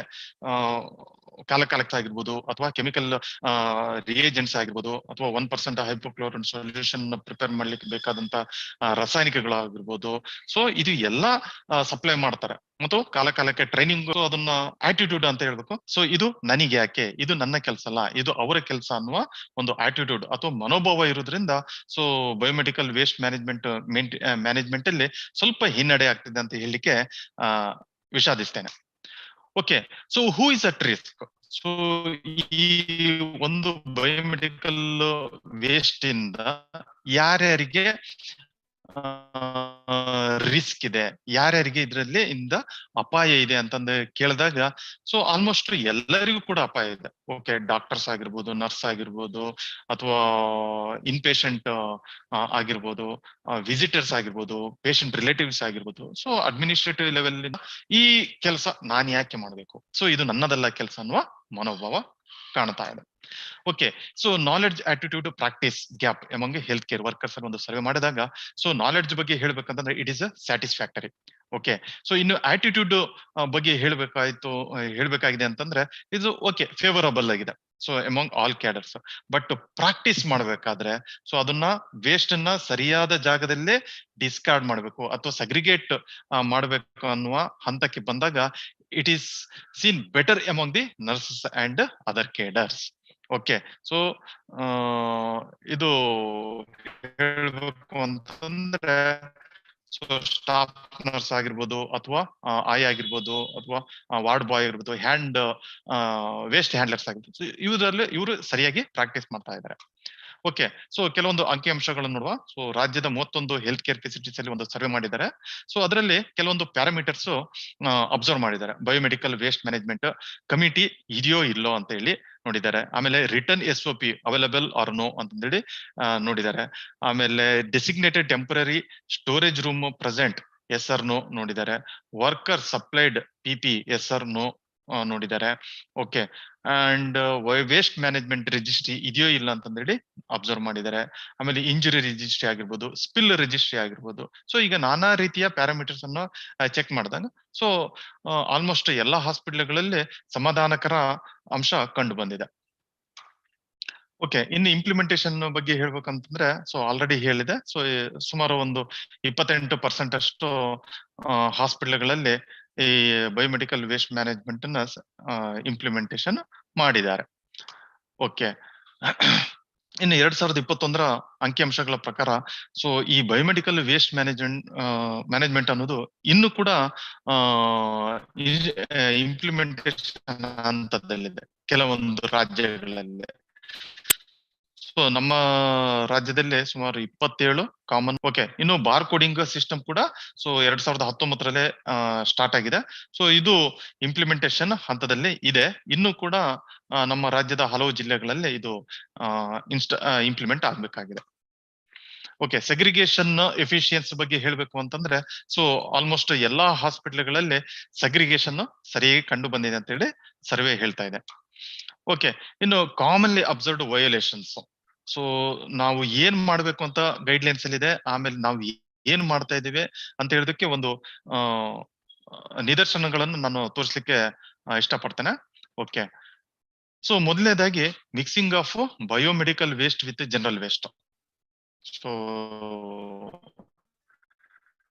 ಬಹಳಷ್ಟು ಹಾಸ್ಪಿಟಲ್ ಅಲ್ಲಿ ನಾವು ನೋಡಿದ್ದೇವೆ ಈ ಜನರಲ್ ವೇಸ್ಟ್ ಆಗಿರ್ಬೋದು, ಜನರಲ್ ವೇಸ್ಟ್ ಅಲ್ಲಿ ಫುಡ್ ವೇಸ್ಟ್, ಪ್ಲಾಸ್ಟಿಕ್ ಕವರ್ ಅಥವಾ ಪೇಪರ್ಸ್ ಆಗಿರ್ಬೋದು. ಸೊ ಅವುಗಳನ್ನೆಲ್ಲ ಈ ಹೊರಗಡೆ ಆಸ್ಪತ್ರೆ ಹೊರಗಡೆ ಸೊ ಬಯೋಮೆಡಿಕಲ್ ವೇಸ್ಟ್ ಜೊತೆ ಮಿಕ್ಸ್ ಮಾಡಿ ಡಿಸ್ಕಾರ್ಡ್ ಮಾಡ್ತಾ ಇದ್ದಾರೆ. ನೀವು ವ್ಯಾಕ್ಯೂಟೈನರ್ಸ್ ನೋಡ್ಬೋದು, ಕ್ಯಾಥೆಟರ್ಸ್ ಕಾಣ್ತಾ ಇದೆ, ಆಮೇಲೆ ಟ್ಯೂಬ್ಸ್ ಕಾಣ್ತಾ ಇದೆ.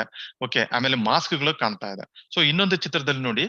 ಓಕೆ, ಸೊ ಸಿರಿಂಜ್ ಕವರ್ಸ್ ಗಳು ಕಾಣ್ಬೋದು, ಮೆಡಿಸಿನ್ ಕವರ್ ಗಳು ಕಾಣ್ತಾ ಇದೆ, ಆಮೇಲೆ ಬಾಳೆಹಣ್ಣು ಸಿಪ್ಪೆ ಕಾಣ್ತಾ ಇದೆ, ಮುಸುಂಬಿ ಹಣ್ಣಿಂದ ಸಿಪ್ಪೆ ಕಾಣ್ತಾ ಇದೆ, ಆಮೇಲೆ plastic covers, tubes, food waste ಇದೆಲ್ಲ ಕಾಣ್ತಾ ಇದೆ. ಸೊ ಇದು commonly scene pictures. Okay, so ಇನ್ನು ಕೆಲವೊಂದು ಹಾಸ್ಪಿಟಲ್ ಅಲ್ಲಿ ವಿಸಿಟ್ ಮಾಡಿದಾಗ ಸೊ ಜನರಲ್ ವೇಸ್ಟ್ ಅದರಲ್ಲೂ ಫುಡ್ ವೇಸ್ಟ್ ನಾವು ಹೆಲ್ತ್ ಕೇರ್ ವೇಸ್ಟ್ ಜೊತೆ ಮಿಕ್ಸ್ ಮಾಡಿ ಡಿಸ್ಕಾರ್ಡ್ ಮಾಡಿದಾಗ, ಹೊರಗಡೆ ಡಿಸ್ಕಾರ್ಡ್ ಮಾಡಿದಾಗ ಯಾವ ರೀತಿ ಇಂಪ್ಯಾಕ್ಟ್ ಆಗಿದೆ ಅಂತಂದೇಳಿ ಈ ಚಿತ್ರದಲ್ಲಿ ಕಾಣ್ಬೋದು. ಸೊ ಫುಡ್ ವೇಸ್ಟ್ ನಾವು ಡಿಸ್ಕಾರ್ಡ್ ಮಾಡಿದ ಕೂಡಲೇ ಸೊ ಅಲ್ಲಿ ಹಂದಿಗಳಾಗಿರ್ಬೋದು, ನಾಯಿಗಳಾಗಿರ್ಬೋದು, ಅಥವಾ ಕ್ಯಾಟ್ ಆಗಿರ್ಬೋದು, ರ್ಯಾಟ್ ಆಗಿರ್ಬೋದು, ಅಥವಾ ಕೌಸ್, ಓಕೆ ಇದೆಲ್ಲ ಬಂದು ಅಟ್ಯಾಕ್ ಮಾಡ್ತದೆ. ಸೊ ಇದರಿಂದ ಏನಾಗುತ್ತೆ ಅಂತಂದ್ರೆ ಕೆಲವೊಂದ್ ಸರ್ತಿ ಈ ಕೌಸ್ಗಳು, ಓಕೆ ಹಸುಗಳಾಗಿರ್ಬೋದು, ಕರುಗಳಾಗಿರ್ಬೋದು, ಈ ಫುಡ್ ವೇಸ್ಟ್ ಕನ್ಸ್ಯೂಮ್ ಮಾಡುವ ಜೊತೆ ಈ ಪ್ಲಾಸ್ಟಿಕ್ ವೇಸ್ಟ್ ಕೂಡ ಕನ್ಸ್ಯೂಮ್ ಮಾಡಿ ಅವು GI ಯಲ್ಲಿ ಅಬ್ಸ್ಟ್ರಕ್ಷನ್ ಆಗಿ ಸಾವಿಗೀಡಾದ ಸಂಖ್ಯೆಗಳು ಬಹಳಷ್ಟು ಇದೆ. ನಾವು ದಿನಂಪ್ರತಿ ನಾವು ಪತ್ರಿಕೆಗಳಲ್ಲಿ ನೋಡ್ತಾ ಇರ್ತೇವೆ. ಓಕೆ, ಇನ್ನು ಆಸ್ಪತ್ರೆಗಳಲ್ಲಿ ಬಿನ್ಸ್ ಬಗ್ಗೆ ಹೇಳ್ಬೇಕು ಅಂತಂದ್ರೆ, ಸೊ ಗೈಡ್ಲೈನ್ಸ್ ಪ್ರಕಾರ so yellow bin, red bin, blue bin, black and green bin ಉಪಯೋಗಿಸ್ಬೇಕು ಅಂತ ಇದೆ. ಈ ಪ್ರತಿ ಬಿನ್ಗಳು ಕೂಡ ಫುಟ್ ಆಪರೇಟೆಡ್ ಇರಬೇಕು. ಯಾಕಂತಂದ್ರೆ ಫುಟ್ ಆಪರೇಟೆಡ್ ಇತ್ತು ಅಂತಂದ್ರೆ ನಾವು ಯಾವುದೇ ಕಾರಣಕ್ಕೂ ನಮ್ಮ ಕೈಯನ್ನು ಡಸ್ಟ್ ಬಿನ್ಗೆ ಟಚ್ ಮಾಡುವ ಸಂದರ್ಭ ಬರುವುದಿಲ್ಲ. ಇದರಿಂದ ಕೈ ಟಚ್ ಮಾಡೋದ್ರಿಂದ ನಮ್ಮ ಕೈ ಮತ್ತೆ ನಮಗೆ ಇನ್ಫೆಕ್ಷನ್ ಅಥವಾ ಕಂಟಾಮಿನೇಟ್ ಆಗುವ ಚಾನ್ಸಸ್ ಇರ್ತದೆ. ಆಮೇಲೆ ಪ್ರತಿ ಬಾರಿಯೂ ಪ್ರತಿ ಬಿನ್ಗಳು ಕೂಡ ಅದಕ್ಕೆ ವೀಲ್ಸ್ ಇರಬೇಕು. ಯಾಕಂತಂದ್ರೆ ವೀಲ್ಸ್ ಇತ್ತು ಅಂತಂದ್ರೆ ನಾವು ಟ್ರಾನ್ಸ್ಪೋರ್ಟ್ ಮಾಡ್ಲಿಕ್ಕೆ ಈಸಿ ಆಗ್ತದೆ. ಸೊ ಈ ಚಿತ್ರದಲ್ಲಿ ನೋಡ್ಬೋದು, ಸೊ ಪ್ರತಿ ಬಿನ್ ಕೂಡ ಫುಟ್ ಆಪರೇಟೆಡ್ ಇದೆ, ಆಮೇಲೆ ವೀಲ್ಸ್ ಇದೆ. ಸೊ ಇನ್ನೊಂದು ಚಿತ್ರದಲ್ಲಿ ಸೊ ಯಾವ ರೀತಿ ಫುಟ್ ಇಂದ ಆಪರೇಟ್ ಮಾಡ್ತಾ ಇದ್ದಾರೆ ಅಂತ ಹೇಳಿ ಕಾಣ್ಬೋದು. ಓಕೆ, ಸೊ ಇನ್ನು ಕೆಲವೊಂದು ನ್ಯೂನತೆಗಳು ಏನು ಅಂತಂದ್ರೆ miss match in colour coded liners and containers. So ಇಲ್ಲಿ 2 ಚಿತ್ರ ಇದೆ, 2 ಎಕ್ಸಾಂಪಲ್ ಇದೆ. ಸೊ ಒಂದೇ ರೀತಿಯ ಕಲರ್ ಕೋಡೆಡ್ ಬಿನ್ಸ್ ಇಟ್ಟಿದ್ದಾರೆ, ಅದರಲ್ಲಿ ಒಂದೇ ರೀತಿಯ ಅಥವಾ ಯೆಲ್ಲೋ ಕಲರ್ದು ಲೈನರ್ ಹಾಕಿದ್ದಾರೆ. ಸೊ ಈ ರೀತಿ ವರ್ಕರ್ಸ್ ಗೆ ಕನ್ಫ್ಯೂಷನ್ ಆಗುತ್ತೆ. ಸೊ ಇನ್ನೊಂದು ಚಿತ್ರದಲ್ಲಿ ನೋಡಿ, ಒಂದೇ ಕಲರ್ದು ಕಂಟೈನರ್ಸ್ ಇಟ್ಟಿದ್ದಾರೆ, ಬಟ್ ಅದರಲ್ಲಿ ಡಿಫ್ರೆಂಟ್ ಕಲರ್ದು ಲೈನರ್ಸ್ ಹಾಕಿದ್ದಾರೆ. ಮೊದಲೇ ಇದು ಕಂಟೈನರ್ ಅಲ್ಲಿ ಸೊ ಬ್ಲೂ ಕಲರ್ದು ಹಾಕಿದ್ದಾರೆ, ನೆಕ್ಸ್ಟ್ ಕಂಟೈನರ್ ಅಲ್ಲಿ ರೆಡ್ ಕಲರ್ದು ಹಾಕಿದ್ದಾರೆ, ಸೊ ಇನ್ನು ಥರ್ಡ್ ಕಂಟೈನರ್ ಅಲ್ಲಿ ಯೆಲ್ಲೋ ಕಲರ್ದು ಲೈನರ್ ಹಾಕಿದ್ದಾರೆ. ಸೊ ಈ ರೀತಿ ಮಾಡಿದ್ರೆ ಏನಂತ ಸರಿಯಾಗಿ ಸೆಗ್ರಿಗೇಷನ್ ಮಾಡ್ಲಿಕ್ಕೆ ಕಷ್ಟ ಆಗ್ತದೆ. ಓಕೆ, ಇನ್ನು ಪೂರ್ ಸೆಗ್ರಿಗೇಷನ್. ಓಕೆ, ಈ ಎಕ್ಸಾಂಪಲ್ ನೋಡಿ, ಸೊ ಯೆಲ್ಲೋ ಬಿನ್ ಇಟ್ಟಿದ್ದಾರೆ, ಯೆಲ್ಲೋ ಲೈನರ್ ಇಟ್ಟಿದ್ದಾರೆ, ಬಟ್ ಅದರಲ್ಲಿ ಡಿಸ್ಕಾರ್ಡ್ ಮಾಡಿದಂತ ವೇಸ್ಟ್ಗಳು, so health care waste different ಆಗಿದೆ. ಸೊ ಯೆಲ್ಲೋ ಕಲರ್ ಅಲ್ಲಿ ಏನೇನು ಡಿಸ್ಕಾರ್ಡ್ ಮಾಡ್ಬೇಕು ಅಂತ ಈಗ ಆಲ್ರೆಡಿ ಡಾಕ್ಟರ್ ರಾಮಕೃಷ್ಣ ಗೌಡ ಅವರು ಎಕ್ಸ್ಪ್ಲೇನ್ ಮಾಡಿದ್ದಾರೆ. ಸೊ ಬಟ್ ಈ ಚಿತ್ರದಲ್ಲಿ ನೋಡಿ, ಸೊ ಯೆಲ್ಲೋ ಕಲರ್ ಅಲ್ಲಿ ಸೊ ಪ್ಲಾಸ್ಟಿಕ್ ಹಾಕಿದ್ದಾರೆ, ಸ್ವಾಬ್ಸ್ ಕಾಣ್ಬೋದು, ಆಮೇಲೆ ಮೆಡಿಸಿನ್ ಕವರ್ ಕಾಣ್ತಾ ಇದೆ, ಆಮೇಲೆ PPE ಕಿಟ್ ಕೂಡ ಕಾಣ್ತಾ ಇದೆ. ಸೊ ಈ ರೀತಿ ಆಗ್ಬಾರದು. ಓಕೆ, ಇನ್ನು ನಮ್ಮ ಆಸ್ಪತ್ರೆ ವಾರ್ಡ್ಗಳಲ್ಲಿ ಯೂಸ್ ಮಾಡುವಂತ ಡ್ರೆಸ್ಸಿಂಗ್ ಟ್ರಾಲಿಗಳು. ಓಕೆ, ಸೊ ಡ್ರೆಸ್ಸಿಂಗ್ ಟ್ರಾಲಿಗಳಲ್ಲಿ ಸಾಮಾನ್ಯವಾಗಿ ಸೊ ಮೆಡಿಸಿನ್ ಇಟ್ಟಿರ್ಬೇಕು ಅಥವಾ ಡ್ರೆಸ್ಸಿಂಗ್ ಮೆಟೀರಿಯಲ್ ಇರಬೇಕು, ಆಮೇಲೆ ಆಯಾ ಪೇಷಂಟ್ ಗೆ ಸಂಬಂಧಪಟ್ಟ ಫೈಲ್ಸ್ ಗಳನ್ನಷ್ಟೇ ಇಡಬೇಕು. ಬಟ್ ಈ ಚಿತ್ರದಲ್ಲಿ ನೋಡಿ, ಇದು ಒಂದು ಉದಾಹರಣೆ. ಸೊ ಈ ಉದಾಹರಣೆಯಲ್ಲಿ ವೇಸ್ಟ್ ಯೆಲ್ಲೋ ಕಲರ್ದು ವೇಸ್ಟ್ ಬಿನ್ ಬಿಟ್ಟಿದ್ದಾರೆ. ಓಕೆ, ಅದರಲ್ಲಿ ಯೆಲ್ಲೋ ಕಲರ್ದು ಲೈನ್ ಇಟ್ಟಿದ್ದಾರೆ. ಸೊ ಇನ್ನು ಕೆಳಗಡೆ ನೋಡಿ, ರೆಡ್ ಕಲರ್ದು ಬಿನ್ ಇಟ್ಟಿದ್ದಾರೆ, ಸೊ ಅದರಲ್ಲಿ ರೆಡ್ ಕಲರ್ದು ಲೈನರ್ ಕೂಡ ಇಟ್ಟಿದ್ದಾರೆ. ಸೊ ಈ ತರ ಆಯ್ತು ಅಂತಂದ್ರೆ ಸೊ ಇನ್ಫೆಕ್ಷನ್ ಟ್ರಾನ್ಸ್ಮಿಟ್ ಆಗುವ ಸಾಧ್ಯತೆ ಜಾಸ್ತಿ ಇರ್ತದೆ. ಓಕೆ, ಸೊ ಇನ್ನು ಟ್ರಾನ್ಸ್ಪೋರ್ಟೇಷನ್. ಸೊ ಒಂದು ಕಡೆ ಇದು ಸೆಗ್ರಿಗೇಟ್ ಮಾಡಿದ ನಂತರ ನೆಕ್ಸ್ಟ್ ಲೆವೆಲ್ ನಮಗೆ ಟ್ರಾನ್ಸ್ಪೋರ್ಟೇಷನ್ ಇದೆ. ಸೊ ಟ್ರಾನ್ಸ್ಪೋರ್ಟೇಷನ್ ಅಲ್ಲಿ 2 ಟೈಪ್ ಇದೆ, ಒಂದು inside the hospital, another is outside the hospital. So inside the hospital ಅಲ್ಲಿ ಸೊ ಯಾವಾಗ್ಲೂ ಈ ರೀತಿ ಕ್ಯಾರಿಯರ್ ಅಥವಾ ಟ್ರಾಲಿಗಳನ್ನೇ ಯೂಸ್ ಮಾಡ್ಬೇಕಾಗ್ತದೆ. So always it should be covered and ಅದನ್ನ ಹ್ಯಾಂಡಲ್ ಮಾಡ್ಲಿಕ್ಕೆ, ಪುಷ್ ಮಾಡ್ಲಿಕ್ಕೆ ಅಥವಾ ಪುಲ್ ಮಾಡ್ಲಿಕ್ಕೆ ಅದಕ್ಕೆ ಹ್ಯಾಂಡಲ್ಸ್ ಇರಬೇಕು. ಆಮೇಲೆ it should be washable. Okay, ಪ್ರತಿದಿನ ಅದನ್ನ ವಾಶ್ ಮಾಡುವಂತೆ ಇರಬೇಕು. ಆಮೇಲೆ ರೌಂಡೆಡ್ ಕಾರ್ನರ್ಸ್ ಇರಬೇಕು. ಸಪರೇಟ್ ಬಿನ್ ಫಾರ್ ಅಥವಾ separate carrier for general waste and biomedical waste. So ಬಹಳಷ್ಟು ಸರ್ತಿ ನಾವು ನೋಡಿದ್ವಿ, ಜನರಲ್ ವೇಸ್ಟ್ ಮತ್ತು ಬಯೋಮೆಡಿಕಲ್ ವೇಸ್ಟ್ ನ ಒಂದೇ ಟ್ರಾಲಿಯಲ್ಲಿ ಸಾಗಿಸ್ತಾರೆ. ಸೊ ಈ ತರ ಆಗ್ಬಾರ್ದು. ಆಮೇಲೆ ಕಲರ್ ಕೋಡೆಡ್ ಇರಬೇಕು, ಸ್ಪಿಲ್ಲೇಜ್ ಪ್ರೂಫ್ ಇರಬೇಕು, ಯಾವುದೇ ರೀತಿಯಿಂದ ಡ್ಯಾಮೇಜ್ ಆಗಿರಬಾರ್ದು, ಕಾರ್ನರ್ಸ್ ಎಲ್ಲ ಇದು ಬ್ರೇಕ್ ಆಗಿರಬಾರ್ದು. Okay, and separate cleaning facility ಇರಬೇಕು. ಆಮೇಲೆ ಈ ಟ್ರಾಲಿಗಳನ್ನು ಶಿಫ್ಟ್ ಮಾಡ್ಬೇಕಾದ್ರೆ ಅಥವಾ ಇದನ್ನ ಟ್ರಾನ್ಸ್ಪೋರ್ಟ್ ಮಾಡುವಂತ ಜಾಗ, ರೋಡ್ ಆಗಿರ್ಬೋದು, ಆಸ್ಪತ್ರೆ ಅಲ್ಲಿ ಆಗಿರ್ಬೋದು, ಅಥವಾ ಸಪರೇಟ್ ಆಗಿರುವಂತ ಪಾತ್ವೆ ಆಗಿರ್ಬೋದು. ಸೊ ಇದೆಲ್ಲ ಸ್ಮೂತ್ ಆಗಿರ್ಬೇಕು, ಯಾವುದೇ ರೀತಿಯಿಂದ ಡಿಚಸ್ ಇರಬಾರ್ದು, ಸೊ ಗುಂಡಿಗಳು ಇರಬಾರ್ದು, ಅಡೆತಡೆಗಳು ಇರಬಾರ್ದು. ಓಕೆ, ಆನಂತರ ಇದು ಮಲ್ಟಿ ಸ್ಟೋರಿ ಹಾಸ್ಪಿಟಲ್ ಇತ್ತು ಅಂತಂದ್ರೆ ಆ ಫ್ಲೋರ್ ಇಂದ ವೇಸ್ಟ್ ಅನ್ನ ಸಾಗಿಸ್ಬೇಕು ಅಥವಾ ಶಿಫ್ಟ್ ಮಾಡ್ಬೇಕು ಅಂತಂದ್ರೆ ಲಿಫ್ಟ್ ಅಲ್ಲೇ ಶಿಫ್ಟ್ ಮಾಡ್ಬೇಕು. ಲಿಫ್ಟ್ ಅಲ್ಲಿ ಶಿಫ್ಟ್ ಮಾಡಿದ ನಂತರ ಅದನ್ನ ಡಿಸ್ಇನ್ಫೆಕ್ಟ್ ಮಾಡ್ಬೇಕು. ಲಿಫ್ಟ್ ಇಲ್ಲ, ಓಕೆ, ಸ್ಮಾಲ್ ಟೈಪ್ ಹಾಸ್ಪಿಟಲ್ ಇದೆ ಅಂತ ಹೇಳಿದ್ರೆ ಅದನ್ನ ವೇಸ್ಟ್ ಅನ್ನ ರ್ಯಾಂಪ್ ಮೂಲಕನೇ ಸಾಗಿಸ್ಬೇಕು. ಸ್ಟೆಪ್ಸ್ ಪಕ್ಕದಲ್ಲಿ ಯಾವಾಗ್ಲೂ ರ್ಯಾಂಪ್ ಅನ್ನೇ ಕ್ರಿಯೇಟ್ ಮಾಡಿರ್ಬೇಕು. ಸೊ ಸ್ಟೆಪ್ಸ್ ಮೂಲಕ ನಾವು ಏನಾದ್ರು ವೇಸ್ಟ್ ಶಿಫ್ಟ್ ಮಾಡಿದ್ವಿ ಅಂತಂದ್ರೆ ಸೊ ಸ್ಟೆಪ್ಸ್ ಮೂಲಕ ಇಳಿಬೇಕಾದ್ರೆ ಅದು ಜಂಪ್ ಆಗಿ ವೇಸ್ಟ್ ಎಲ್ಲ ಸ್ಪಿಲ್ ಆಗುವ ಸಾಧ್ಯತೆ ಇರ್ತದೆ. ಆದ್ರಿಂದ ರ್ಯಾಂಪ್ ಮುಖಾಂತರನೇ ನಾವು ಶಿಫ್ಟ್ ಮಾಡ್ಬೇಕು. Okay, so transportation with in the hospital. ಈ ಎರಡು ಚಿತ್ರದಲ್ಲಿ ನೋಡಿ, ಒಂದು ಚಿತ್ರದಲ್ಲಿ ಒಂದೇ ಟ್ರಾಲಿಯಲ್ಲಿ ಯಾವ ರೀತಿ ವೇಸ್ಟ್ ಗಳನ್ನು ಶಿಫ್ಟ್ ಮಾಡ್ತಾ ಇದ್ದಾನೆ. ಸೊ ಒಂದೇ ಟ್ರಾಲಿ ಇದೆ, ಅದರಲ್ಲಿ ಜನರಲ್ ವೇಸ್ಟ್ ಇದೆ, ಲಿಕ್ವಿಡ್ ವೇಸ್ಟ್ ಇದೆ, ಆಮೇಲೆ ವೇಸ್ಟ್ ಹ್ಯಾಂಡ್ಲರ್ ಯಾವುದೇ ರೀತಿಯಿಂದ ಪರ್ಸನಲ್ ಪ್ರೊಟೆಕ್ಟಿವ್ ಎಕ್ವಿಪ್ಮೆಂಟ್ಸ್ ಯೂಸ್ ಮಾಡ್ತಿಲ್ಲ. No mask, no cap, no gloves, no gown. So ಅದೇ ಚಿತ್ರ ನೋಡಿ, ಲಿಕ್ವಿಡ್ ವೇಸ್ಟ್ ಯಾವ ರೀತಿ ಸ್ಪಿಲ್ ಆಗಿದೆ ಅಂತ. ಸೊ ಪಕ್ಕದ ಚಿತ್ರದಲ್ಲಿ ನೋಡಿ, ಅದರಲ್ಲಿ ಕ್ಲೋಸ್ಡ್ ಕಂಟೈನರ್ ಇದೆ. ಓಕೆ, ಸೊ ಡೋರ್ ಮೇಲ್ಗಡೆ ಡೋರ್ಸ್ ಇದೆ. ಆ ಡೋರ್ಸ್ ಅನ್ನ ಓಪನ್ ಮಾಡ್ಲಿಕ್ಕೆ ಮತ್ತೆ ಕ್ಲೋಸ್ ಮಾಡ್ಲಿಕ್ಕೆ ಅದಕ್ಕೆ ಹ್ಯಾಂಡಲ್ಸ್ ಇದೆ. ಆಮೇಲೆ ಅದೇ ಕಂಟೈನರ್ ಅಲ್ಲಿ ಬಯೋ ಹಜಾರ್ಡ್ ಅಂತಂದೇಳಿ ಸಿಂಬಲ್ ಮೆನ್ಷನ್ ಮಾಡಿದ್ದಾರೆ.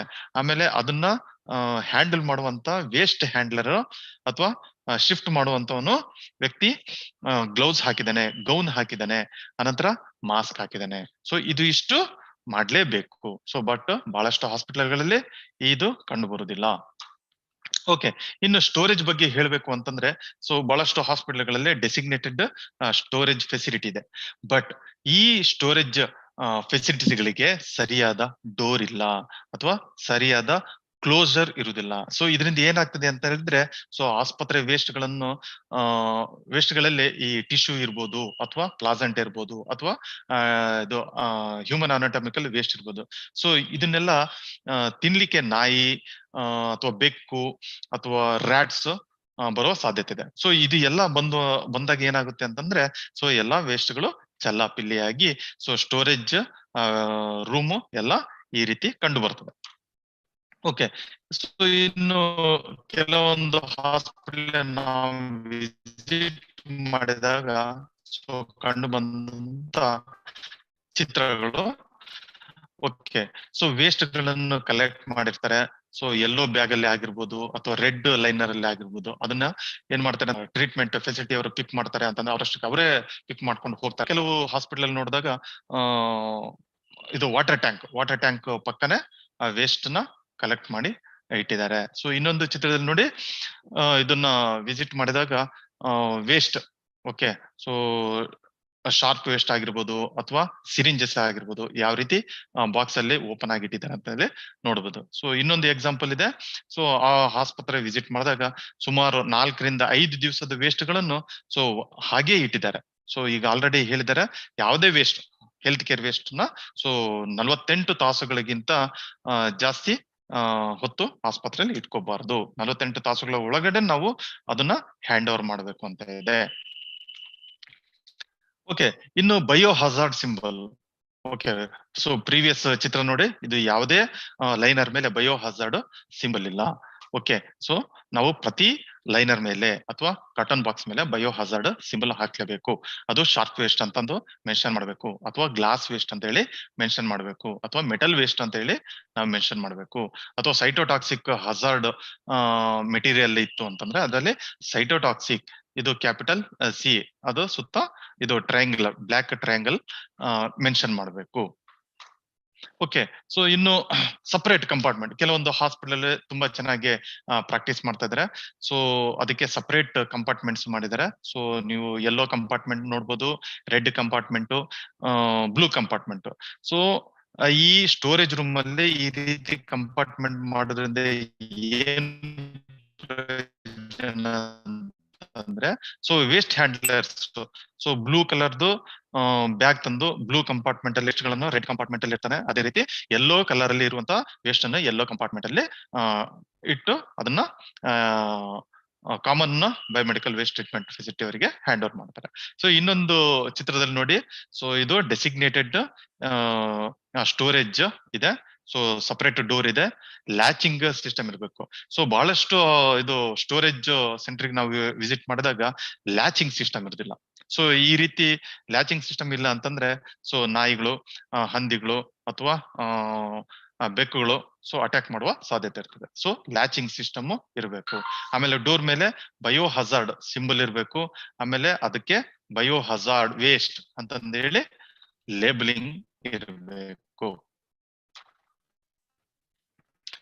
ಇನ್ನು ಬಾರ್ ಕೋಡಿಂಗ್ ಇದು 2019 ಇಂಪ್ಲಿಮೆಂಟ್ ಆಗ್ತಾ ಇದೆ. ಸೊ ಕೆಲವು ರಾಜ್ಯಗಳಲ್ಲಿ ಈಗ ಆಲ್ರೆಡಿ ಇಂಪ್ಲಿಮೆಂಟ್ ಆಗ್ತಾ ಇದೆ.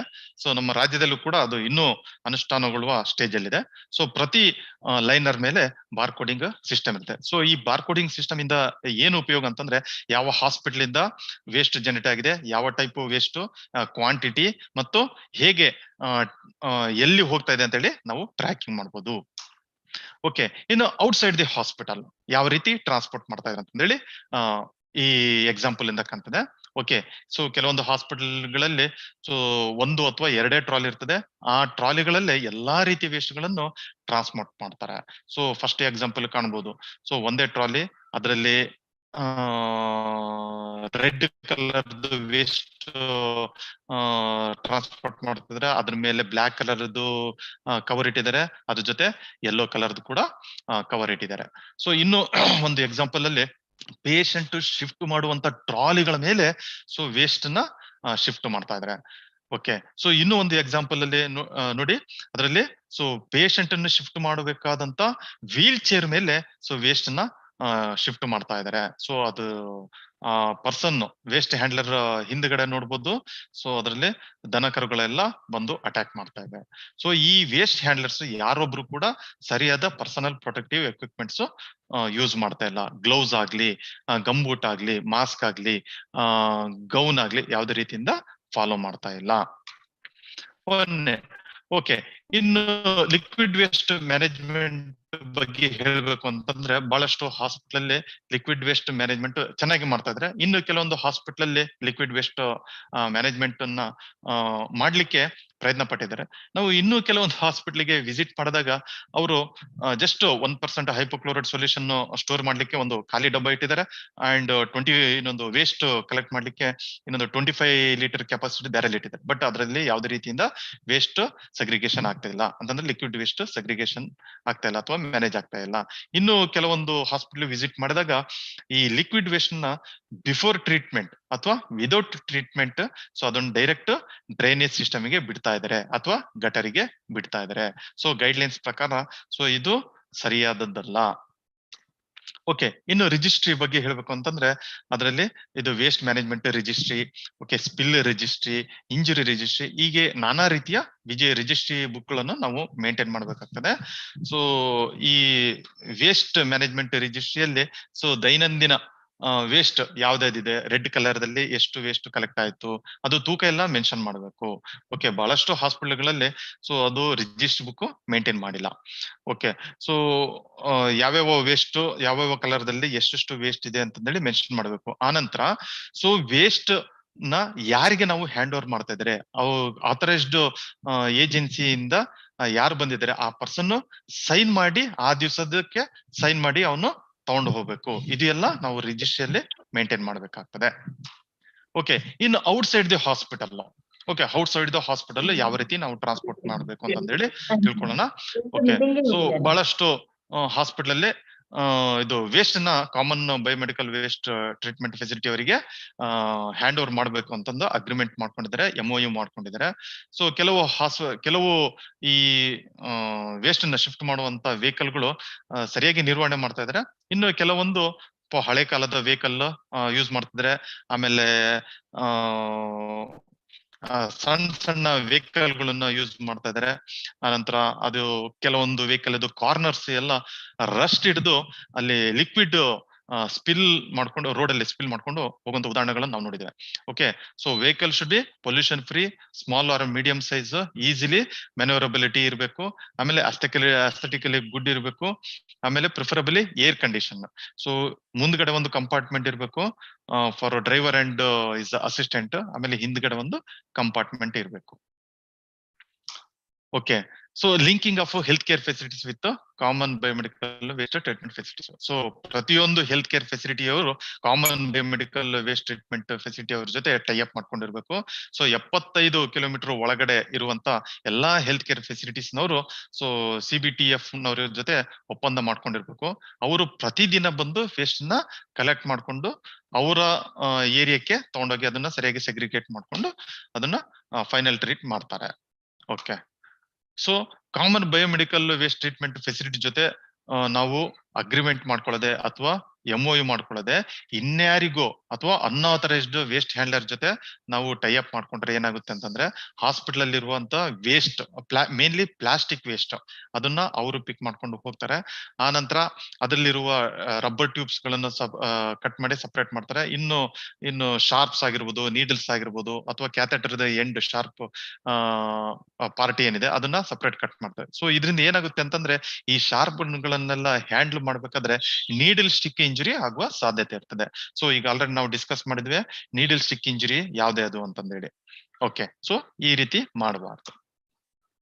ಇನ್ನು ಕೆಲವೊಂದು ಹಾಸ್ಪಿಟಲ್ಗಳಲ್ಲಿ ಕಂಡು ಬರುವಂತ ಸೀನ್ ಏನಂತಂದ್ರೆ at the end of the day, so plastic ಆಗಿರ್ಬೋದು, ಅಥವಾ ಟೀ ಕುಡ್ದ ಕಪ್ಸ್ ಆಗಿರ್ಬೋದು, ಪೇಪರ್ ವೇಸ್ಟ್ ಆಗಿರ್ಬೋದು, ಅಥವಾ ಇನ್ಯಾವುದೇ ಪ್ಲಾಸ್ಟಿಕ್ ಮೆಟೀರಿಯಲ್ಸ್, ಸೊ ಅದನ್ನೆಲ್ಲ ಒಂದು ಕಡೆ ಅಥವಾ ಕಾಂಪೌಂಡ್ ಕಾರ್ನರ್ ಅಲ್ಲಿ ಹಾಕಿ ಬೆಂಕಿ ಕೊಡ್ತಾರೆ. ಸೊ ಇದರಿಂದ ಏನಾಗುತ್ತೆ ಅಂತಂದ್ರೆ ಡೈಆಕ್ಸಿನ್ಸ್ ಅಂಡ್ ಫ್ಯೂರಾನ್ಸ್ ನಮ್ಮ ಎನ್ವಿರಾನ್ಮೆಂಟ್ ಗೆ ರಿಲೀಸ್ ಆಗ್ತದೆ.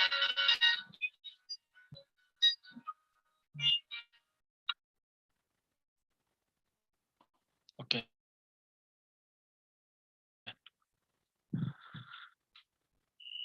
Okay Pooja, can you hear me?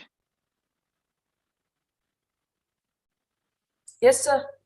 Okay, ಯಾಕಂದ್ರೆ ಒಂದು ಕಾಲ್ ಬಂತು. ಇಲ್ಲ ಸರ್, ಇಲ್ಲ, ಏನು ಡಿಸ್ಟರ್ಬ್ ಆಗಿಲ್ಲ. ಓಕೆ ಓಕೆ ಓಕೆ ಸರಿ. ಸೊ ಈ ರೀತಿ ಹಾಸ್ಪಿಟಲ್ ಹಿಂಭಾಗದಲ್ಲಿ ಎಲ್ಲ ಪ್ಲಾಸ್ಟಿಕ್ ಗಳನ್ನು ಮತ್ತೆ ಮಿಕ್ಸ್ ಜನರಲ್ ವೇಸ್ಟ್ ನ ಹಾಕಿ ಬೆಂಕಿ ಇಡ್ತಾರೆ. ಸೊ ಈ ತರ ಆಗ್ಬಾರ್ದು. ಓಕೆ, ಇನ್ನು ಪರ್ಸನ್ ಪ್ರೊಟೆಕ್ಟಿವ್ ಎಕ್ವಿಪ್ಮೆಂಟ್ಸ್ ಬಗ್ಗೆ ಹೇಳ್ಬೇಕು ಅಂತಂದ್ರೆ, ಸೊ ಕೆಲವೊಂದು ಹಾಸ್ಪಿಟಲ್ ಅಲ್ಲಿ ಪರ್ಸನಲ್ ಪ್ರೊಟೆಕ್ಟಿವ್ ಎಕ್ವಿಪ್ಮೆಂಟ್ಸ್ ಸಿಗ್ತಾ ಇದೆ ವೇಸ್ಟ್ ಹ್ಯಾಂಡ್ಲರ್ಸ್ ಗೆ. ಸೊ ಇನ್ನು ಹಾಸ್ಪಿಟಲ್ಗಳಲ್ಲಿ ಅದನ್ನ ಕೊಡಬೇಕಾಗಿದೆ. ಓಕೆ, ಸೊ ಈ ಚಿತ್ರದಲ್ಲಿ ನೋಡಿ, ಓಕೆ, ಆ ಪರ್ಸನ್ ಟ್ರಾಲಿನ ಶಿಫ್ಟ್ ಮಾಡ್ತಾ ಇದ್ದಾನೆ. ಬಟ್ ಅವನು ಯಾವುದೇ ರೀತಿ ಕ್ಯಾಪ್ ಆಗ್ಲಿ, ಗೌನ್ ಆಗ್ಲಿ, ಗ್ಲೌಸ್ ಆಗ್ಲಿ, ಅಥವಾ ಗಂಬೂಟ್ ಆಗ್ಲಿ, ಫುಲ್ ಇದು ಲಾಂಗ್ ಸ್ಲೀವ್ ಶರ್ಟ್ ಆಗ್ಲಿ, ಯಾವುದೇ ರೀತಿ PPE ಯೂಸ್ ಮಾಡ್ತಾ ಇಲ್ಲ. ಸೊ ಸ್ಟ್ಯಾಂಡರ್ಡ್ ಗೈಡ್ಲೈನ್ಸ್ ಪ್ರಕಾರ ಯಾವ್ಯಾವ PPE ಯೂಸ್ ಮಾಡ್ಬೇಕಂತ ಎಕ್ಸಾಂಪಲ್ ತೋರಿಸ್ತಿದೆ. ಲಾಂಗ್ ರಬ್ಬರ್ ಗ್ಲೌಸ್ ಹಾಕ್ಬೇಕು, ಆಮೇಲೆ ಹೆಡ್ ಪ್ರೊಟೆಕ್ಷನ್ ಗೆ ಕ್ಯಾಪ್ ಹಾಕ್ಬೇಕು, ಗಾಗಲ್ಸ್ ಹಾಕ್ಬೇಕು, ಲಾಂಗ್ ಸ್ಲೀವ್ ಶರ್ಟ್ ಹಾಕ್ಬೇಕು, ಮಾಸ್ಕ್ ಹಾಕ್ಬೇಕು. ಓಕೆ, ಆಮೇಲೆ ಲಾಂಗ್ ಪ್ಯಾಂಟ್ಸ್ ಓವರ್ ಬೂಟ್ಸ್ ಹಾಕ್ಬೇಕು, ಆಮೇಲೆ ರಬ್ಬರ್ ಬೂಟ್ಸ್ ಹಾಕ್ಬೇಕು, ಆಮೇಲೆ ಕೆಲವೊಮ್ಮೆ ರೆಸ್ಪಿರೇಟರ್ ಕೂಡ ಯೂಸ್ ಮಾಡ್ಬೇಕಾಗ್ತದೆ. ಆಮೇಲೆ SOPs, okay, standard operating procedures ನಾವು ಎಲ್ಲಾ ಕಡೆ ಫಾಲೋ ಮಾಡಬೇಕು. ಸೊ ಯಾವ್ಯಾವ ಸ್ಟೇಷನ್ ಅಲ್ಲಿ ಯಾವ ವೇಸ್ಟ್ ಜನರೇಟ್ ಆಗ್ತದೆ ಅದಕ್ಕೆ ತಕ್ಕ ಹಾಗೆ SOPs ಅನ್ನ ನಾವು ಡಿಸ್ಪ್ಲೇ ಮಾಡಬೇಕು.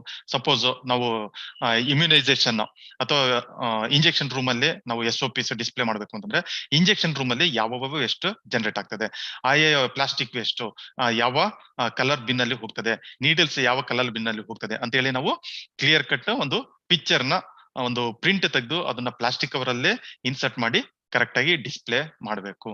ನೀವು ಈ ಎಕ್ಸಾಂಪಲ್ ನೋಡ್ಬೋದು. ಓಕೆ, ಇನ್ನು ಫೈನಲ್ ಪಾಯಿಂಟ್ ಆಫ್ ಡಿಸ್ಪೋಸಲ್ ಬಂದಾಗ, ಸೊ ಅಲ್ಲೂ ಕೂಡ ಕೆಲವೊಂದು ನ್ಯೂನತೆಗಳನ್ನು ನಾವು ಕಾಣಬಹುದು. ಓಕೆ, ಸೊ ಸ್ಟ್ಯಾಂಡರ್ಡ್ಸ್ ಸರಿಯಾಗಿ ಮೇಂಟೈನ್ ಮಾಡೋದಿಲ್ಲ. ಸೊ ವೇಸ್ಟ್ ಗಳನ್ನ ಹೇಗ್ ಬೇಕೋ ಹಾಗೆ ಡಿಸ್ಕಾರ್ಡ್ ಮಾಡಿರ್ತಾರೆ. ಎಲ್ಲಾ ರೀತಿ ವೇಸ್ಟ್ ಗಳನ್ನು ಒಂದೇ ಕಡೆ ಡಿಸ್ಕಾರ್ಡ್ ಮಾಡಿರ್ತಾರೆ. ಓಕೆ, ಇನ್ನು ಮಾಡೋದಿಲ್ಲ. ಓಕೆ, ಸೊ ಇನ್ನು ಕೆಲವೊಮ್ಮೆ ಏನಾಗುತ್ತೆ ಅಂತಂದ್ರೆ ಇನ್ಸಿನರೇಷನ್ ಚೇಂಬರ್ ಅದನ್ನ ಸರಿಯಾಗಿ ಸೆಗ್ರಿಗೇಷನ್ ಮಾಡಿದಾರೋ ಇಲ್ಲ ಅಂತ ಹೇಳಿ ನಾವು ನೋಡುದಿಲ್ಲ. ಓಕೆ, ಸೊ ಇನ್ಸಿನರೇಷನ್ ಕಂಪಾರ್ಟ್ಮೆಂಟ್ ಅಲ್ಲಿ ಸೆಗ್ರಿಗೇಷನ್ ಮಾಡದೆ ಯಾವ ರೀತಿ ಹಾಕಿದ್ದಾರೆ ಅಂತ ಹೇಳಿ ನೀವು ಆ ಪಿಕ್ಚರ್ ಅಲ್ಲಿ ನೋಡ್ಬೋದು. It is a red brick. So ಅದನ್ನೇ ಕೂಡ ಹಾಕಿದ್ದಾರೆ. ಓಕೆ, ಸೊ ಇನ್ನು ಕೆಲವೊಮ್ಮೆ ಸೊ ಇನ್ಸಿನರೇಷನ್ ಅಲ್ಲಿ ಸೊ ಸರಿಯಾದ ಟೆಂಪರೇಚರ್ ಮೇಂಟೈನ್ ಮಾಡೋದಿಲ್ಲ. ಸೊ ಎಷ್ಟು ಟೆಂಪರೇಚರ್ ಮೇಂಟೈನ್ ಮಾಡ್ಬೇಕು ಅಂತ ಆಲ್ರೆಡಿ ಹೇಳಿದ್ದಾರೆ. So it is a sub optimal temperature. ನೋಡಿ 662 ಇದರಲ್ಲಿ ಸೊ ಇನ್ಸಿನರೇಟರ್ ಬರ್ನ್ ಮಾಡ್ತಾರೆ. ಸೊ ಇದು ಸರಿಯಾದದಲ್ಲ. ಓಕೆ, ಇನ್ನು common biomedical waste treatment facility ಬಗ್ಗೆ ಹೇಳ್ಬೇಕು ಅಂತಂದ್ರೆ, ಕೆಲವೊಂದು CBTF ಸರಿಯಾಗಿ ಇಂಪ್ಲಿಮೆಂಟ್ ಮಾಡಿದ್ದಾರೆ ಗೈಡ್ಲೈನ್ಸ್ ಪ್ರಕಾರ. ಆಮೇಲೆ ಅದಕ್ಕೆ ಸುಸಜ್ಜಿತವಾದ ಜಾಗ, ಅದು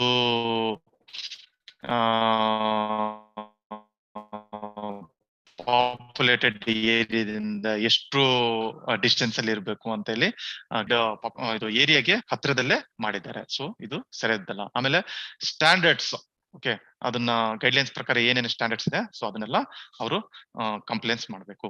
ಓಕೆ, ಆಮೇಲೆ ಟೆಕ್ನಾಲಜಿ ಅಪ್ಗ್ರೇಡೇಷನ್, ಸೊ ಇನ್ಸಿನರೇಷನ್ ಆಗಿರ್ಬೋದು ಅಥವಾ ಫುಡ್ ಆಪರೇಟೆಡ್ ಬಿನ್ಸ್ ಆಗಿರ್ಬೋದು. ಸೊ ಎಲ್ಲಾ ಹಂತದಲ್ಲಿ ಸೊ ಈಗ ರಿಸರ್ಚಸ್ ಆಗಿದೆ. ಸೊ ಅದ್ರ ತಕ್ಕನಾಗಿ ನಾವು ಅಪ್ಗ್ರೇಡೇಷನ್ ಮಾಡ್ತಾ ಇರ್ಬೇಕು. ಓಕೆ, ಇನ್ನು ರೆಗ್ಯುಲೇಟರಿ ಬೋರ್ಡ್, ಸೊ ಇವರು ಮಾನಿಟರಿಂಗ್ ಮಾಡ್ತಾ ಇರ್ಬೇಕು. Whether it is a small health care facility or large health care facility, so monitor ಮಾಡ್ತಾ ಇರ್ಬೇಕು. ಸೊ ಈಗ ಕೋವಿಡ್ ಬಂದಾಗಿನಿಂದ ಹೌಸ್ ಹೋಲ್ಡ್ ವೇಸ್ಟ್ ಜನರೇಟ್ ಆಗ್ತಾ ಇದೆ. ಯಾಕಂದ್ರೆ ಐಸೋಲೇಷನ್, ಹೋಮ್ ಐಸೋಲೇಷನ್ ಬಂದಾಗಿನಿಂದ ವೇಸ್ಟ್, ಬಯೋಮೆಡಿಕಲ್ ವೇಸ್ಟ್ ಜನರೇಟ್ ಆಗ್ತಾ ಇದೆ. ಸೊ ಅಲ್ಲಿ ಕೂಡ ನಾವು ರೆಗ್ಯುಲೇಟ್ ಮಾಡ್ತಾ ಇರ್ಬೇಕು. ಓಕೆ, ಸೊ ಇದಕ್ಕೆಲ್ಲ ಪರಿಹಾರ ಏನು? ಸೊ ಇದಕ್ಕೆಲ್ಲ ಪರಿಹಾರ ಏನು ಅಂತಂದ್ರೆ, ಸೊ ಜಿಲ್ಲಾ ಹಂತದಲ್ಲಿ ಮಾನಿಟರಿಂಗ್ ಟೀಮ್ ನ ಮಾಡ್ಬೇಕು ಅಥವಾ ಜಿಲ್ಲಾ ಹಂತದಲ್ಲಿ ಡಿಸೆಂಟ್ರಲೈಸ್ ಮಾಡಬೇಕು. ಸೊ ಜಿಲ್ಲಾ ಹಂತದಿಂದನೇ ನಾವು ಟ್ರೈನಿಂಗ್ ಮತ್ತೆ ರೀಟ್ರೈನಿಂಗ್ ಮಾಡ್ತಾ ಇರಬೇಕು.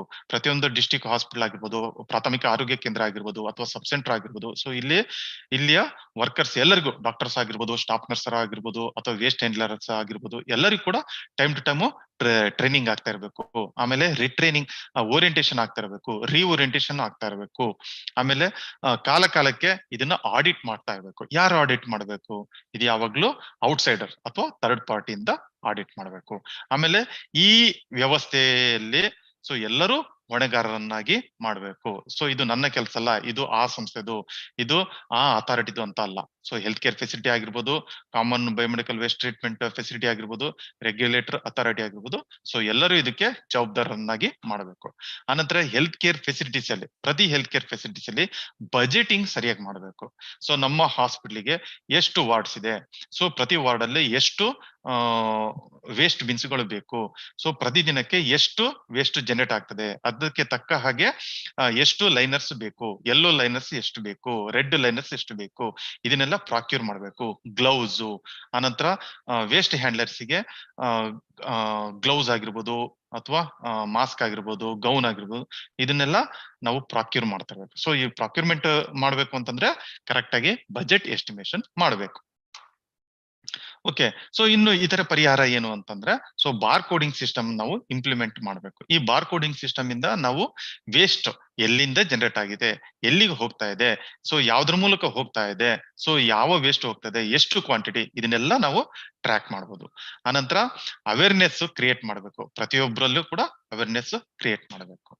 ಸೊ ಆನ್ಲೈನ್ ಮಾನಿಟರಿಂಗ್ ಸಿಸ್ಟಮ್ ಅನ್ನ ನಾವು ಇನ್ನೂ ಸ್ಟ್ರೆಂಥನ್ ಮಾಡಬೇಕಾಗಿದೆ. ಆಮೇಲೆ ಪ್ರತಿಯೊಬ್ಬರಿಗೂ ಕೂಡ ಟ್ರೈನಿಂಗ್, ಕಾಲ ಕಾಲಕ್ಕೆ ಟ್ರೈನಿಂಗ್ ಕೊಡ್ತಾ ಇರಬೇಕು, ಅವೇರ್ನೆಸ್ ಕ್ರಿಯೇಟ್ ಮಾಡ್ತಾ ಇರಬೇಕು. ಆನಂತರ ಅಥಾರಿಟಿ ತುಂಬಾ ಸ್ಟ್ರಿಕ್ಟ್ ಆಗಿ ಇರ್ಬೇಕು. ಸೊ ಕಾಲ ಕಾಲಕ್ಕೆ ಅದನ್ನ ಅಥಾರಿಟೀಸ್ ಬಂದು ಇನ್ಸ್ಪೆಕ್ಷನ್ ಮಾಡ್ತಾ ಇರ್ಬೇಕು. ಸೊ ಇನ್ಸ್ಪೆಕ್ಷನ್ ಮಾಡಿದಾಗ ಏನಾದ್ರು ನ್ಯೂನತೆ ಬಂದಾಗ ಅವರಿಗೆ ಏನು ಅದು ಪ್ರಾವಿಷನ್ ಇದೆ, ಪನಿಷ್ಮೆಂಟ್ ಇತ್ತು ಅಂದ್ರೆ ಪನಿಷ್ಮೆಂಟ್ ಕೊಡಬೇಕು. ಮಾನಿಟರಿ ಪನಿಷ್ಮೆಂಟ್ ಆಗಿರ್ಬೋದು ಅಥವಾ ಏನೋ ಕ್ಯಾನ್ಸಲೇಷನ್, ಲೈಸೆನ್ಸ್ ಕ್ಯಾನ್ಸಲೇಷನ್, ಈ ರೀತಿ ನಾವು ಸ್ಟ್ರಿಕ್ಟ್ ಆಗಿದ್ರೆ ಮಾತ್ರ ಅವರು ಸರಿಯಾಗಿ ಫಾಲೋ ಮಾಡ್ತಾ ಇದ್ದಾರೆ. ಓಕೆ, ಸೊ ಆದ್ಮೇಲೆ ಉತ್ತರ ಕನ್ನಡದ ಎಲ್ಲಾ ಹೆಲ್ತ್ ಕೇರ್ ಫೆಸಿಲಿಟಿ ಅಲ್ಲಿ ವರ್ಕ್ ಮಾಡುವಂತ ಹೆಲ್ತ್ ಕೇರ್ ವರ್ಕರ್ಸ್ಗೆ ನಂದೊಂದು ಮನವಿ ಏನಂತಂದ್ರೆ, ನಾವು ಈಗ ಆಲ್ರೆಡಿ ಬಯೋಮೆಡಿಕಲ್ ವೇಸ್ಟ್ ಮ್ಯಾನೇಜ್ಮೆಂಟ್ ಅಂದ್ರೆ ಏನು, ಸೊ ಅದ್ರ ಬಗ್ಗೆ ಡಾಕ್ಟರ್ ಗೌಡ್ ಅವರು ಸವಿಸ್ತಾರವಾಗಿ ಹೇಳಿದ್ದಾರೆ. ಆನಂತರ ಕೋವಿಡ್ ಕಾಲದಲ್ಲಿ ಏನೇನು ಬದಲಾವಣೆ ಆಯ್ತು, ಯಾವ್ಯಾವ ವೇಸ್ಟ್ ಹೇಗೆ ಸೆಗ್ರಿಗೇಟ್ ಮಾಡ್ಬೇಕು ಅಂತ ಡಾಕ್ಟರ್ ಶಿವರಾಜ್ ಎಂ ಹೇಳಿದ್ದಾರೆ. ಆಮೇಲೆ ಬಯೋಮೆಡಿಕಲ್ ವೇಸ್ಟ್ ಮ್ಯಾನೇಜ್ಮೆಂಟ್ ನಾವು ಏನ್ ಮಾಡ್ಬೇಕಿತ್ತು, ಆಮೇಲೆ ನಾವು ಏನು ಮಾಡ್ತಾ ಇದ್ದೇವೆ, ಸೊ ಆ ಗ್ಯಾಪ್ ಗಳನ್ನ ಏನು, ನಾವು ಪ್ರತಿ ಹಂತದಲ್ಲೂ ಕೂಡ ಆ ಗ್ಯಾಪ್ ಏನಿದೆ ಅಂತಂದ್ರೆ ನಾವು ಅನಾಲಿಸಿಸ್ ಮಾಡ್ಬೇಕು. ಸೊ ಈ ರೀತಿ ಅನಾಲಿಸಿಸ್ ಮಾಡಿದ್ರಿಂದ ಮಾತ್ರ ನಾವು ಯಾವ ರೀತಿ ಅದನ್ನ ಕರೆಕ್ಷನ್ ಮಾಡ್ಕೋಬೇಕು ಅಂತಂದೇಳಿ ನಮಗೆ ಒಂದು ಗೊತ್ತಾಗ್ತದೆ. ಸೊ ಆ ಕರೆಕ್ಷನ್ಗಳು ಏನೇನಿದೆ ಅಥವಾ ಏನೇನು ನ್ಯೂನತೆಗಳನ್ನ ಅದನ್ನೆಲ್ಲ ಒಂದು ಲಿಸ್ಟ್ ಮಾಡ್ಕೊಂಡು ನಮ್ಮ ಅಡ್ಮಿನಿಸ್ಟ್ರೇಟರ್ ಜೊತೆ ಕೂತ್ಕೊಂಡು ಡಿಸ್ಕಸ್ ಮಾಡಿ ಬಜೆಟ್ ಎಸ್ಟಿಮೇಷನ್ ಮಾಡಿ ಅದನ್ನ ಸರಿಪಡಿಸ್ಲಿಕ್ಕೆ ನಾವೆಲ್ಲ ಪ್ರಯತ್ನ ಪಡಬೇಕು. ಸೊ ಏನಾದ್ರೂ ಡೌಟ್ ಇತ್ತು ಅಂತಂದ್ರೆ ನೀವು ಈಗ ಕೇಳ್ಬೋದು. ಸೊ ನಾನು ಕಾರವಾರ ಮೆಡಿಕಲ್ ಕಾಲೇಜಲ್ಲಿ ವರ್ಕ್ ಮಾಡ್ತಿರೋದ್ರಿಂದ ಉತ್ತರ ಕನ್ನಡ ಜಿಲ್ಲೆಯವರಿಗೆ ಯಾರಿಗಾದ್ರೂ ಏನಾದ್ರೂ ಸಮಸ್ಯೆ ಇತ್ತು ಅಂತಂದ್ರೆ, ಏನೋ ಡೌಟ್ ಇತ್ತು ಅಂದ್ರೆ ನೀವು ಎನಿ ಟೈಮ್ ನಮಗೆ ಕಾಂಟ್ಯಾಕ್ಟ್ ಮಾಡಬಹುದು. Okay. Thank you, sir. Participants can ask questions now. Thank The you, session sir. is-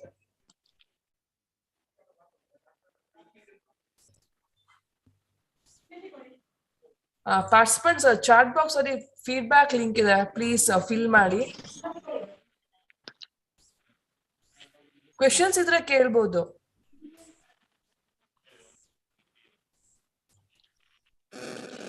Galaxy A50 ಏನೋ ಲಾಗಿನ್ ಆಗಿದ್ದೀರಾ, ಅನ್ಮ್ಯೂಟ್ ಮಾಡ್ಕೊಂಡಿದ್ದೀರಾ. ಕ್ವೆಶನ್ ಇದೆಯಾ sir? Ma'am Taramati T Nayak ma'am, question ಇದೆಯಾ ಮ್ಯಾಮ್? ಇಲ್ಲ ಮೇಡಮ್, ಮತ್ತೇನಾದ್ರು ಇದ್ರೆ ಫೋನ್ ಮಾಡಿ ಕೇಳ್ತೀವಿ madam. Okay okay okay okay ನಾನು ಕಾರವಾರ ಮೆಡಿಕಲ್ ಕಾಲೇಜಲ್ಲೇ ಇರ್ತೇನೆ. ಸೊ ಯಾರಿಗಾದ್ರೂ ಏನಾದ್ರು ಡೌಟ್ ಇತ್ತು ಅಂತಂದ್ರೆ ಎನಿ ಟೈಮ್ ನೀವು ಕಾಲ್ ಮಾಡ್ಬೋದು. Okay sir, okay sir. ಅಥವಾ ಪರ್ಸನಲ್ ಬಂದು ಡಿಸ್ಕಸ್ ಮಾಡಬಹುದು ಇತ್ತು ಅಂತಂದ್ರೆ ಪರ್ಸನಲ್ ಬಂದು ಬೇಕಾದ್ರೆ ನಾವು ತಿಳ್ಕೊಳ್ಬಹುದು. ಓಕೆ ಸರ್, ನಾವು ಏನಾದ್ರು ಇದ್ರೆ ನಾನು ಫೋನ್ ಮಾಡಿ ಕೇಳ್ಕೊತೀವಿ sir. Okay okay okay. Chat box ಅಲ್ಲಿ ಫೀಡ್ಬ್ಯಾಕ್ ಲಿಂಕ್ ಇದೆ, ಪ್ಲೀಸ್ ಫಿಲ್ ಮಾಡಿ.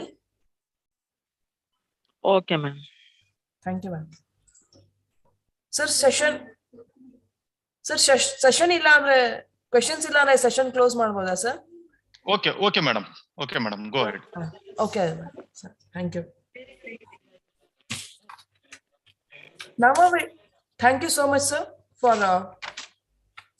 this detailed deliberation on common mistakes. Thank you so much, sir.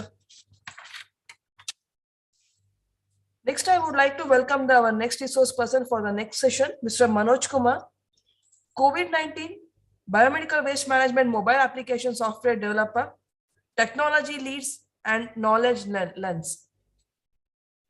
Over to you, sir. So good afternoon. So this meeting is all about make use of start using the COVID biomedical application. So let me know once you are able to see my screen. Sure.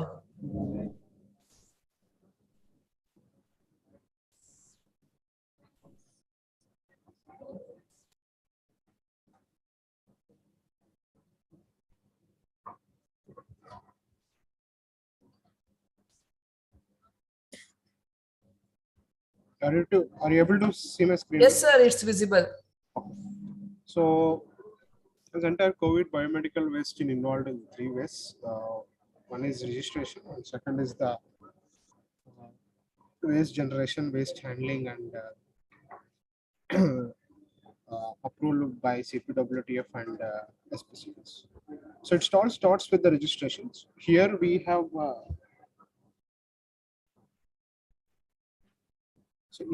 have initiated only registration for the hospitals who have been a part of the system for in terms of onboarding the COVID waste. So hence all the hospital who are responsible for handling the waste to corresponding CPWTF, we requested them to register through it. So it's a simple registration. You download the application. There is a button called as register. You just click on register. You will get a username, password on the registered email ID. Using that, you will be entering into the actual screen where you can see the actual implementation. And there is something called as once you enter into the screens, you will see the handling the waste. You click on it, enter the corresponding and submit.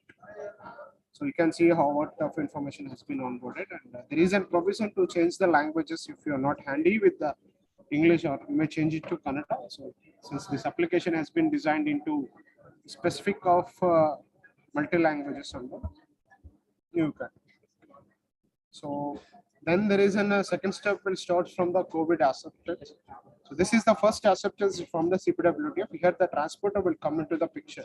Since he's been engaged in door by door collecting the waste, he'll cross-verify the waste entered by the hospital. And all these are directly mapped in the sense like vehicles are mapped to CPWTF, hospitals are mapped to CPWTF. Hence, if any vehicles logins, they'll be get a drop-down list which specifies the total number of hospitals which are been registered against your corresponding CPWTF. So waste will be entered by hospital, he'll verify and he'll move. So as of now, none of the boards are there strictly following like this. Then Then there is an CPWD of who will come and accept the waste. Just I'll click on the enter the waste and I'll be tracking, so he can see the tracks which are all there. He'll select the waste and he'll accept. Then there is an web application which is being developed for verification. You all know that waste is being generated at the ground level from the hospital. It has been accepted at two levels, from the transporter and as well as from the CPW. And what next? The next process is all about acceptance. So this acceptance is coming and verification.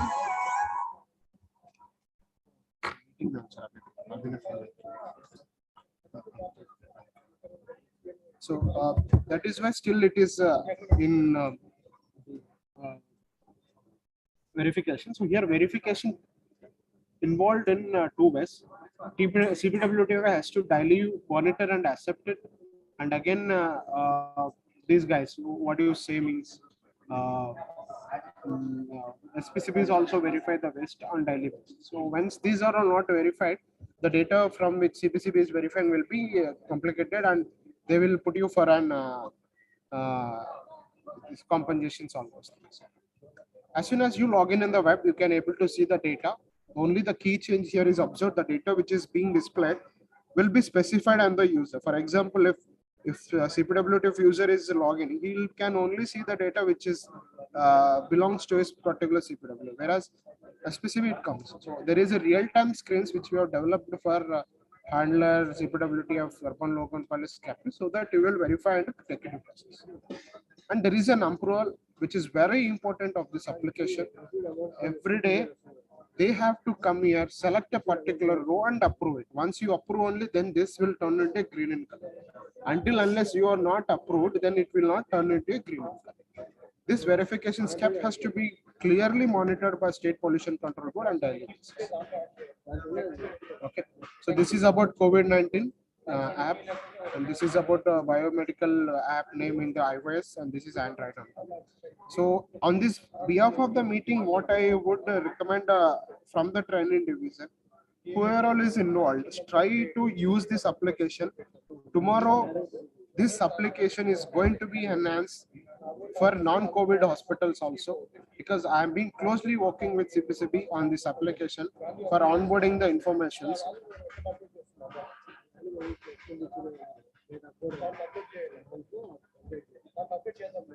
Hello. Sir, bolo sir.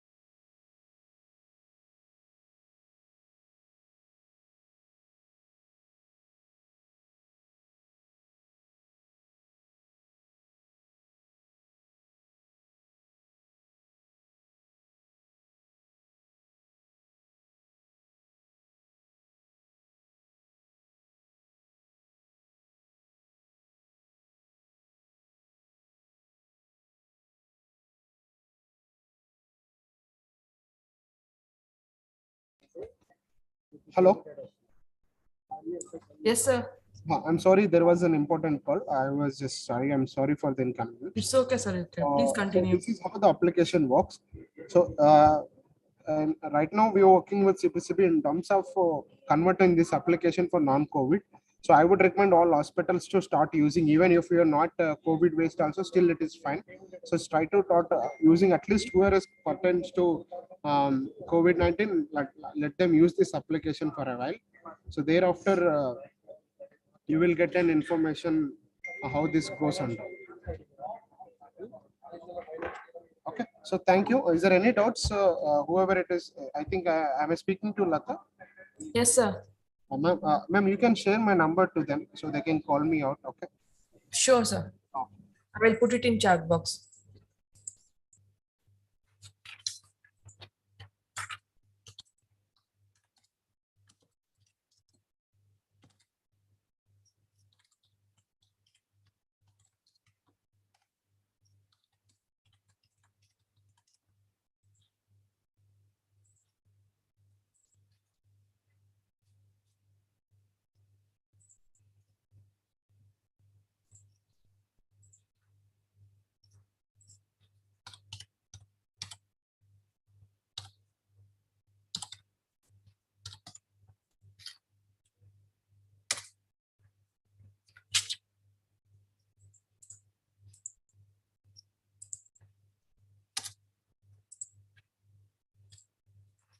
Participants chat box ಅಲ್ಲಿ ನಾನು ಮನೋಜ್ ಅವ್ರದ್ದು number share ಮಾಡಿದೀನಿ.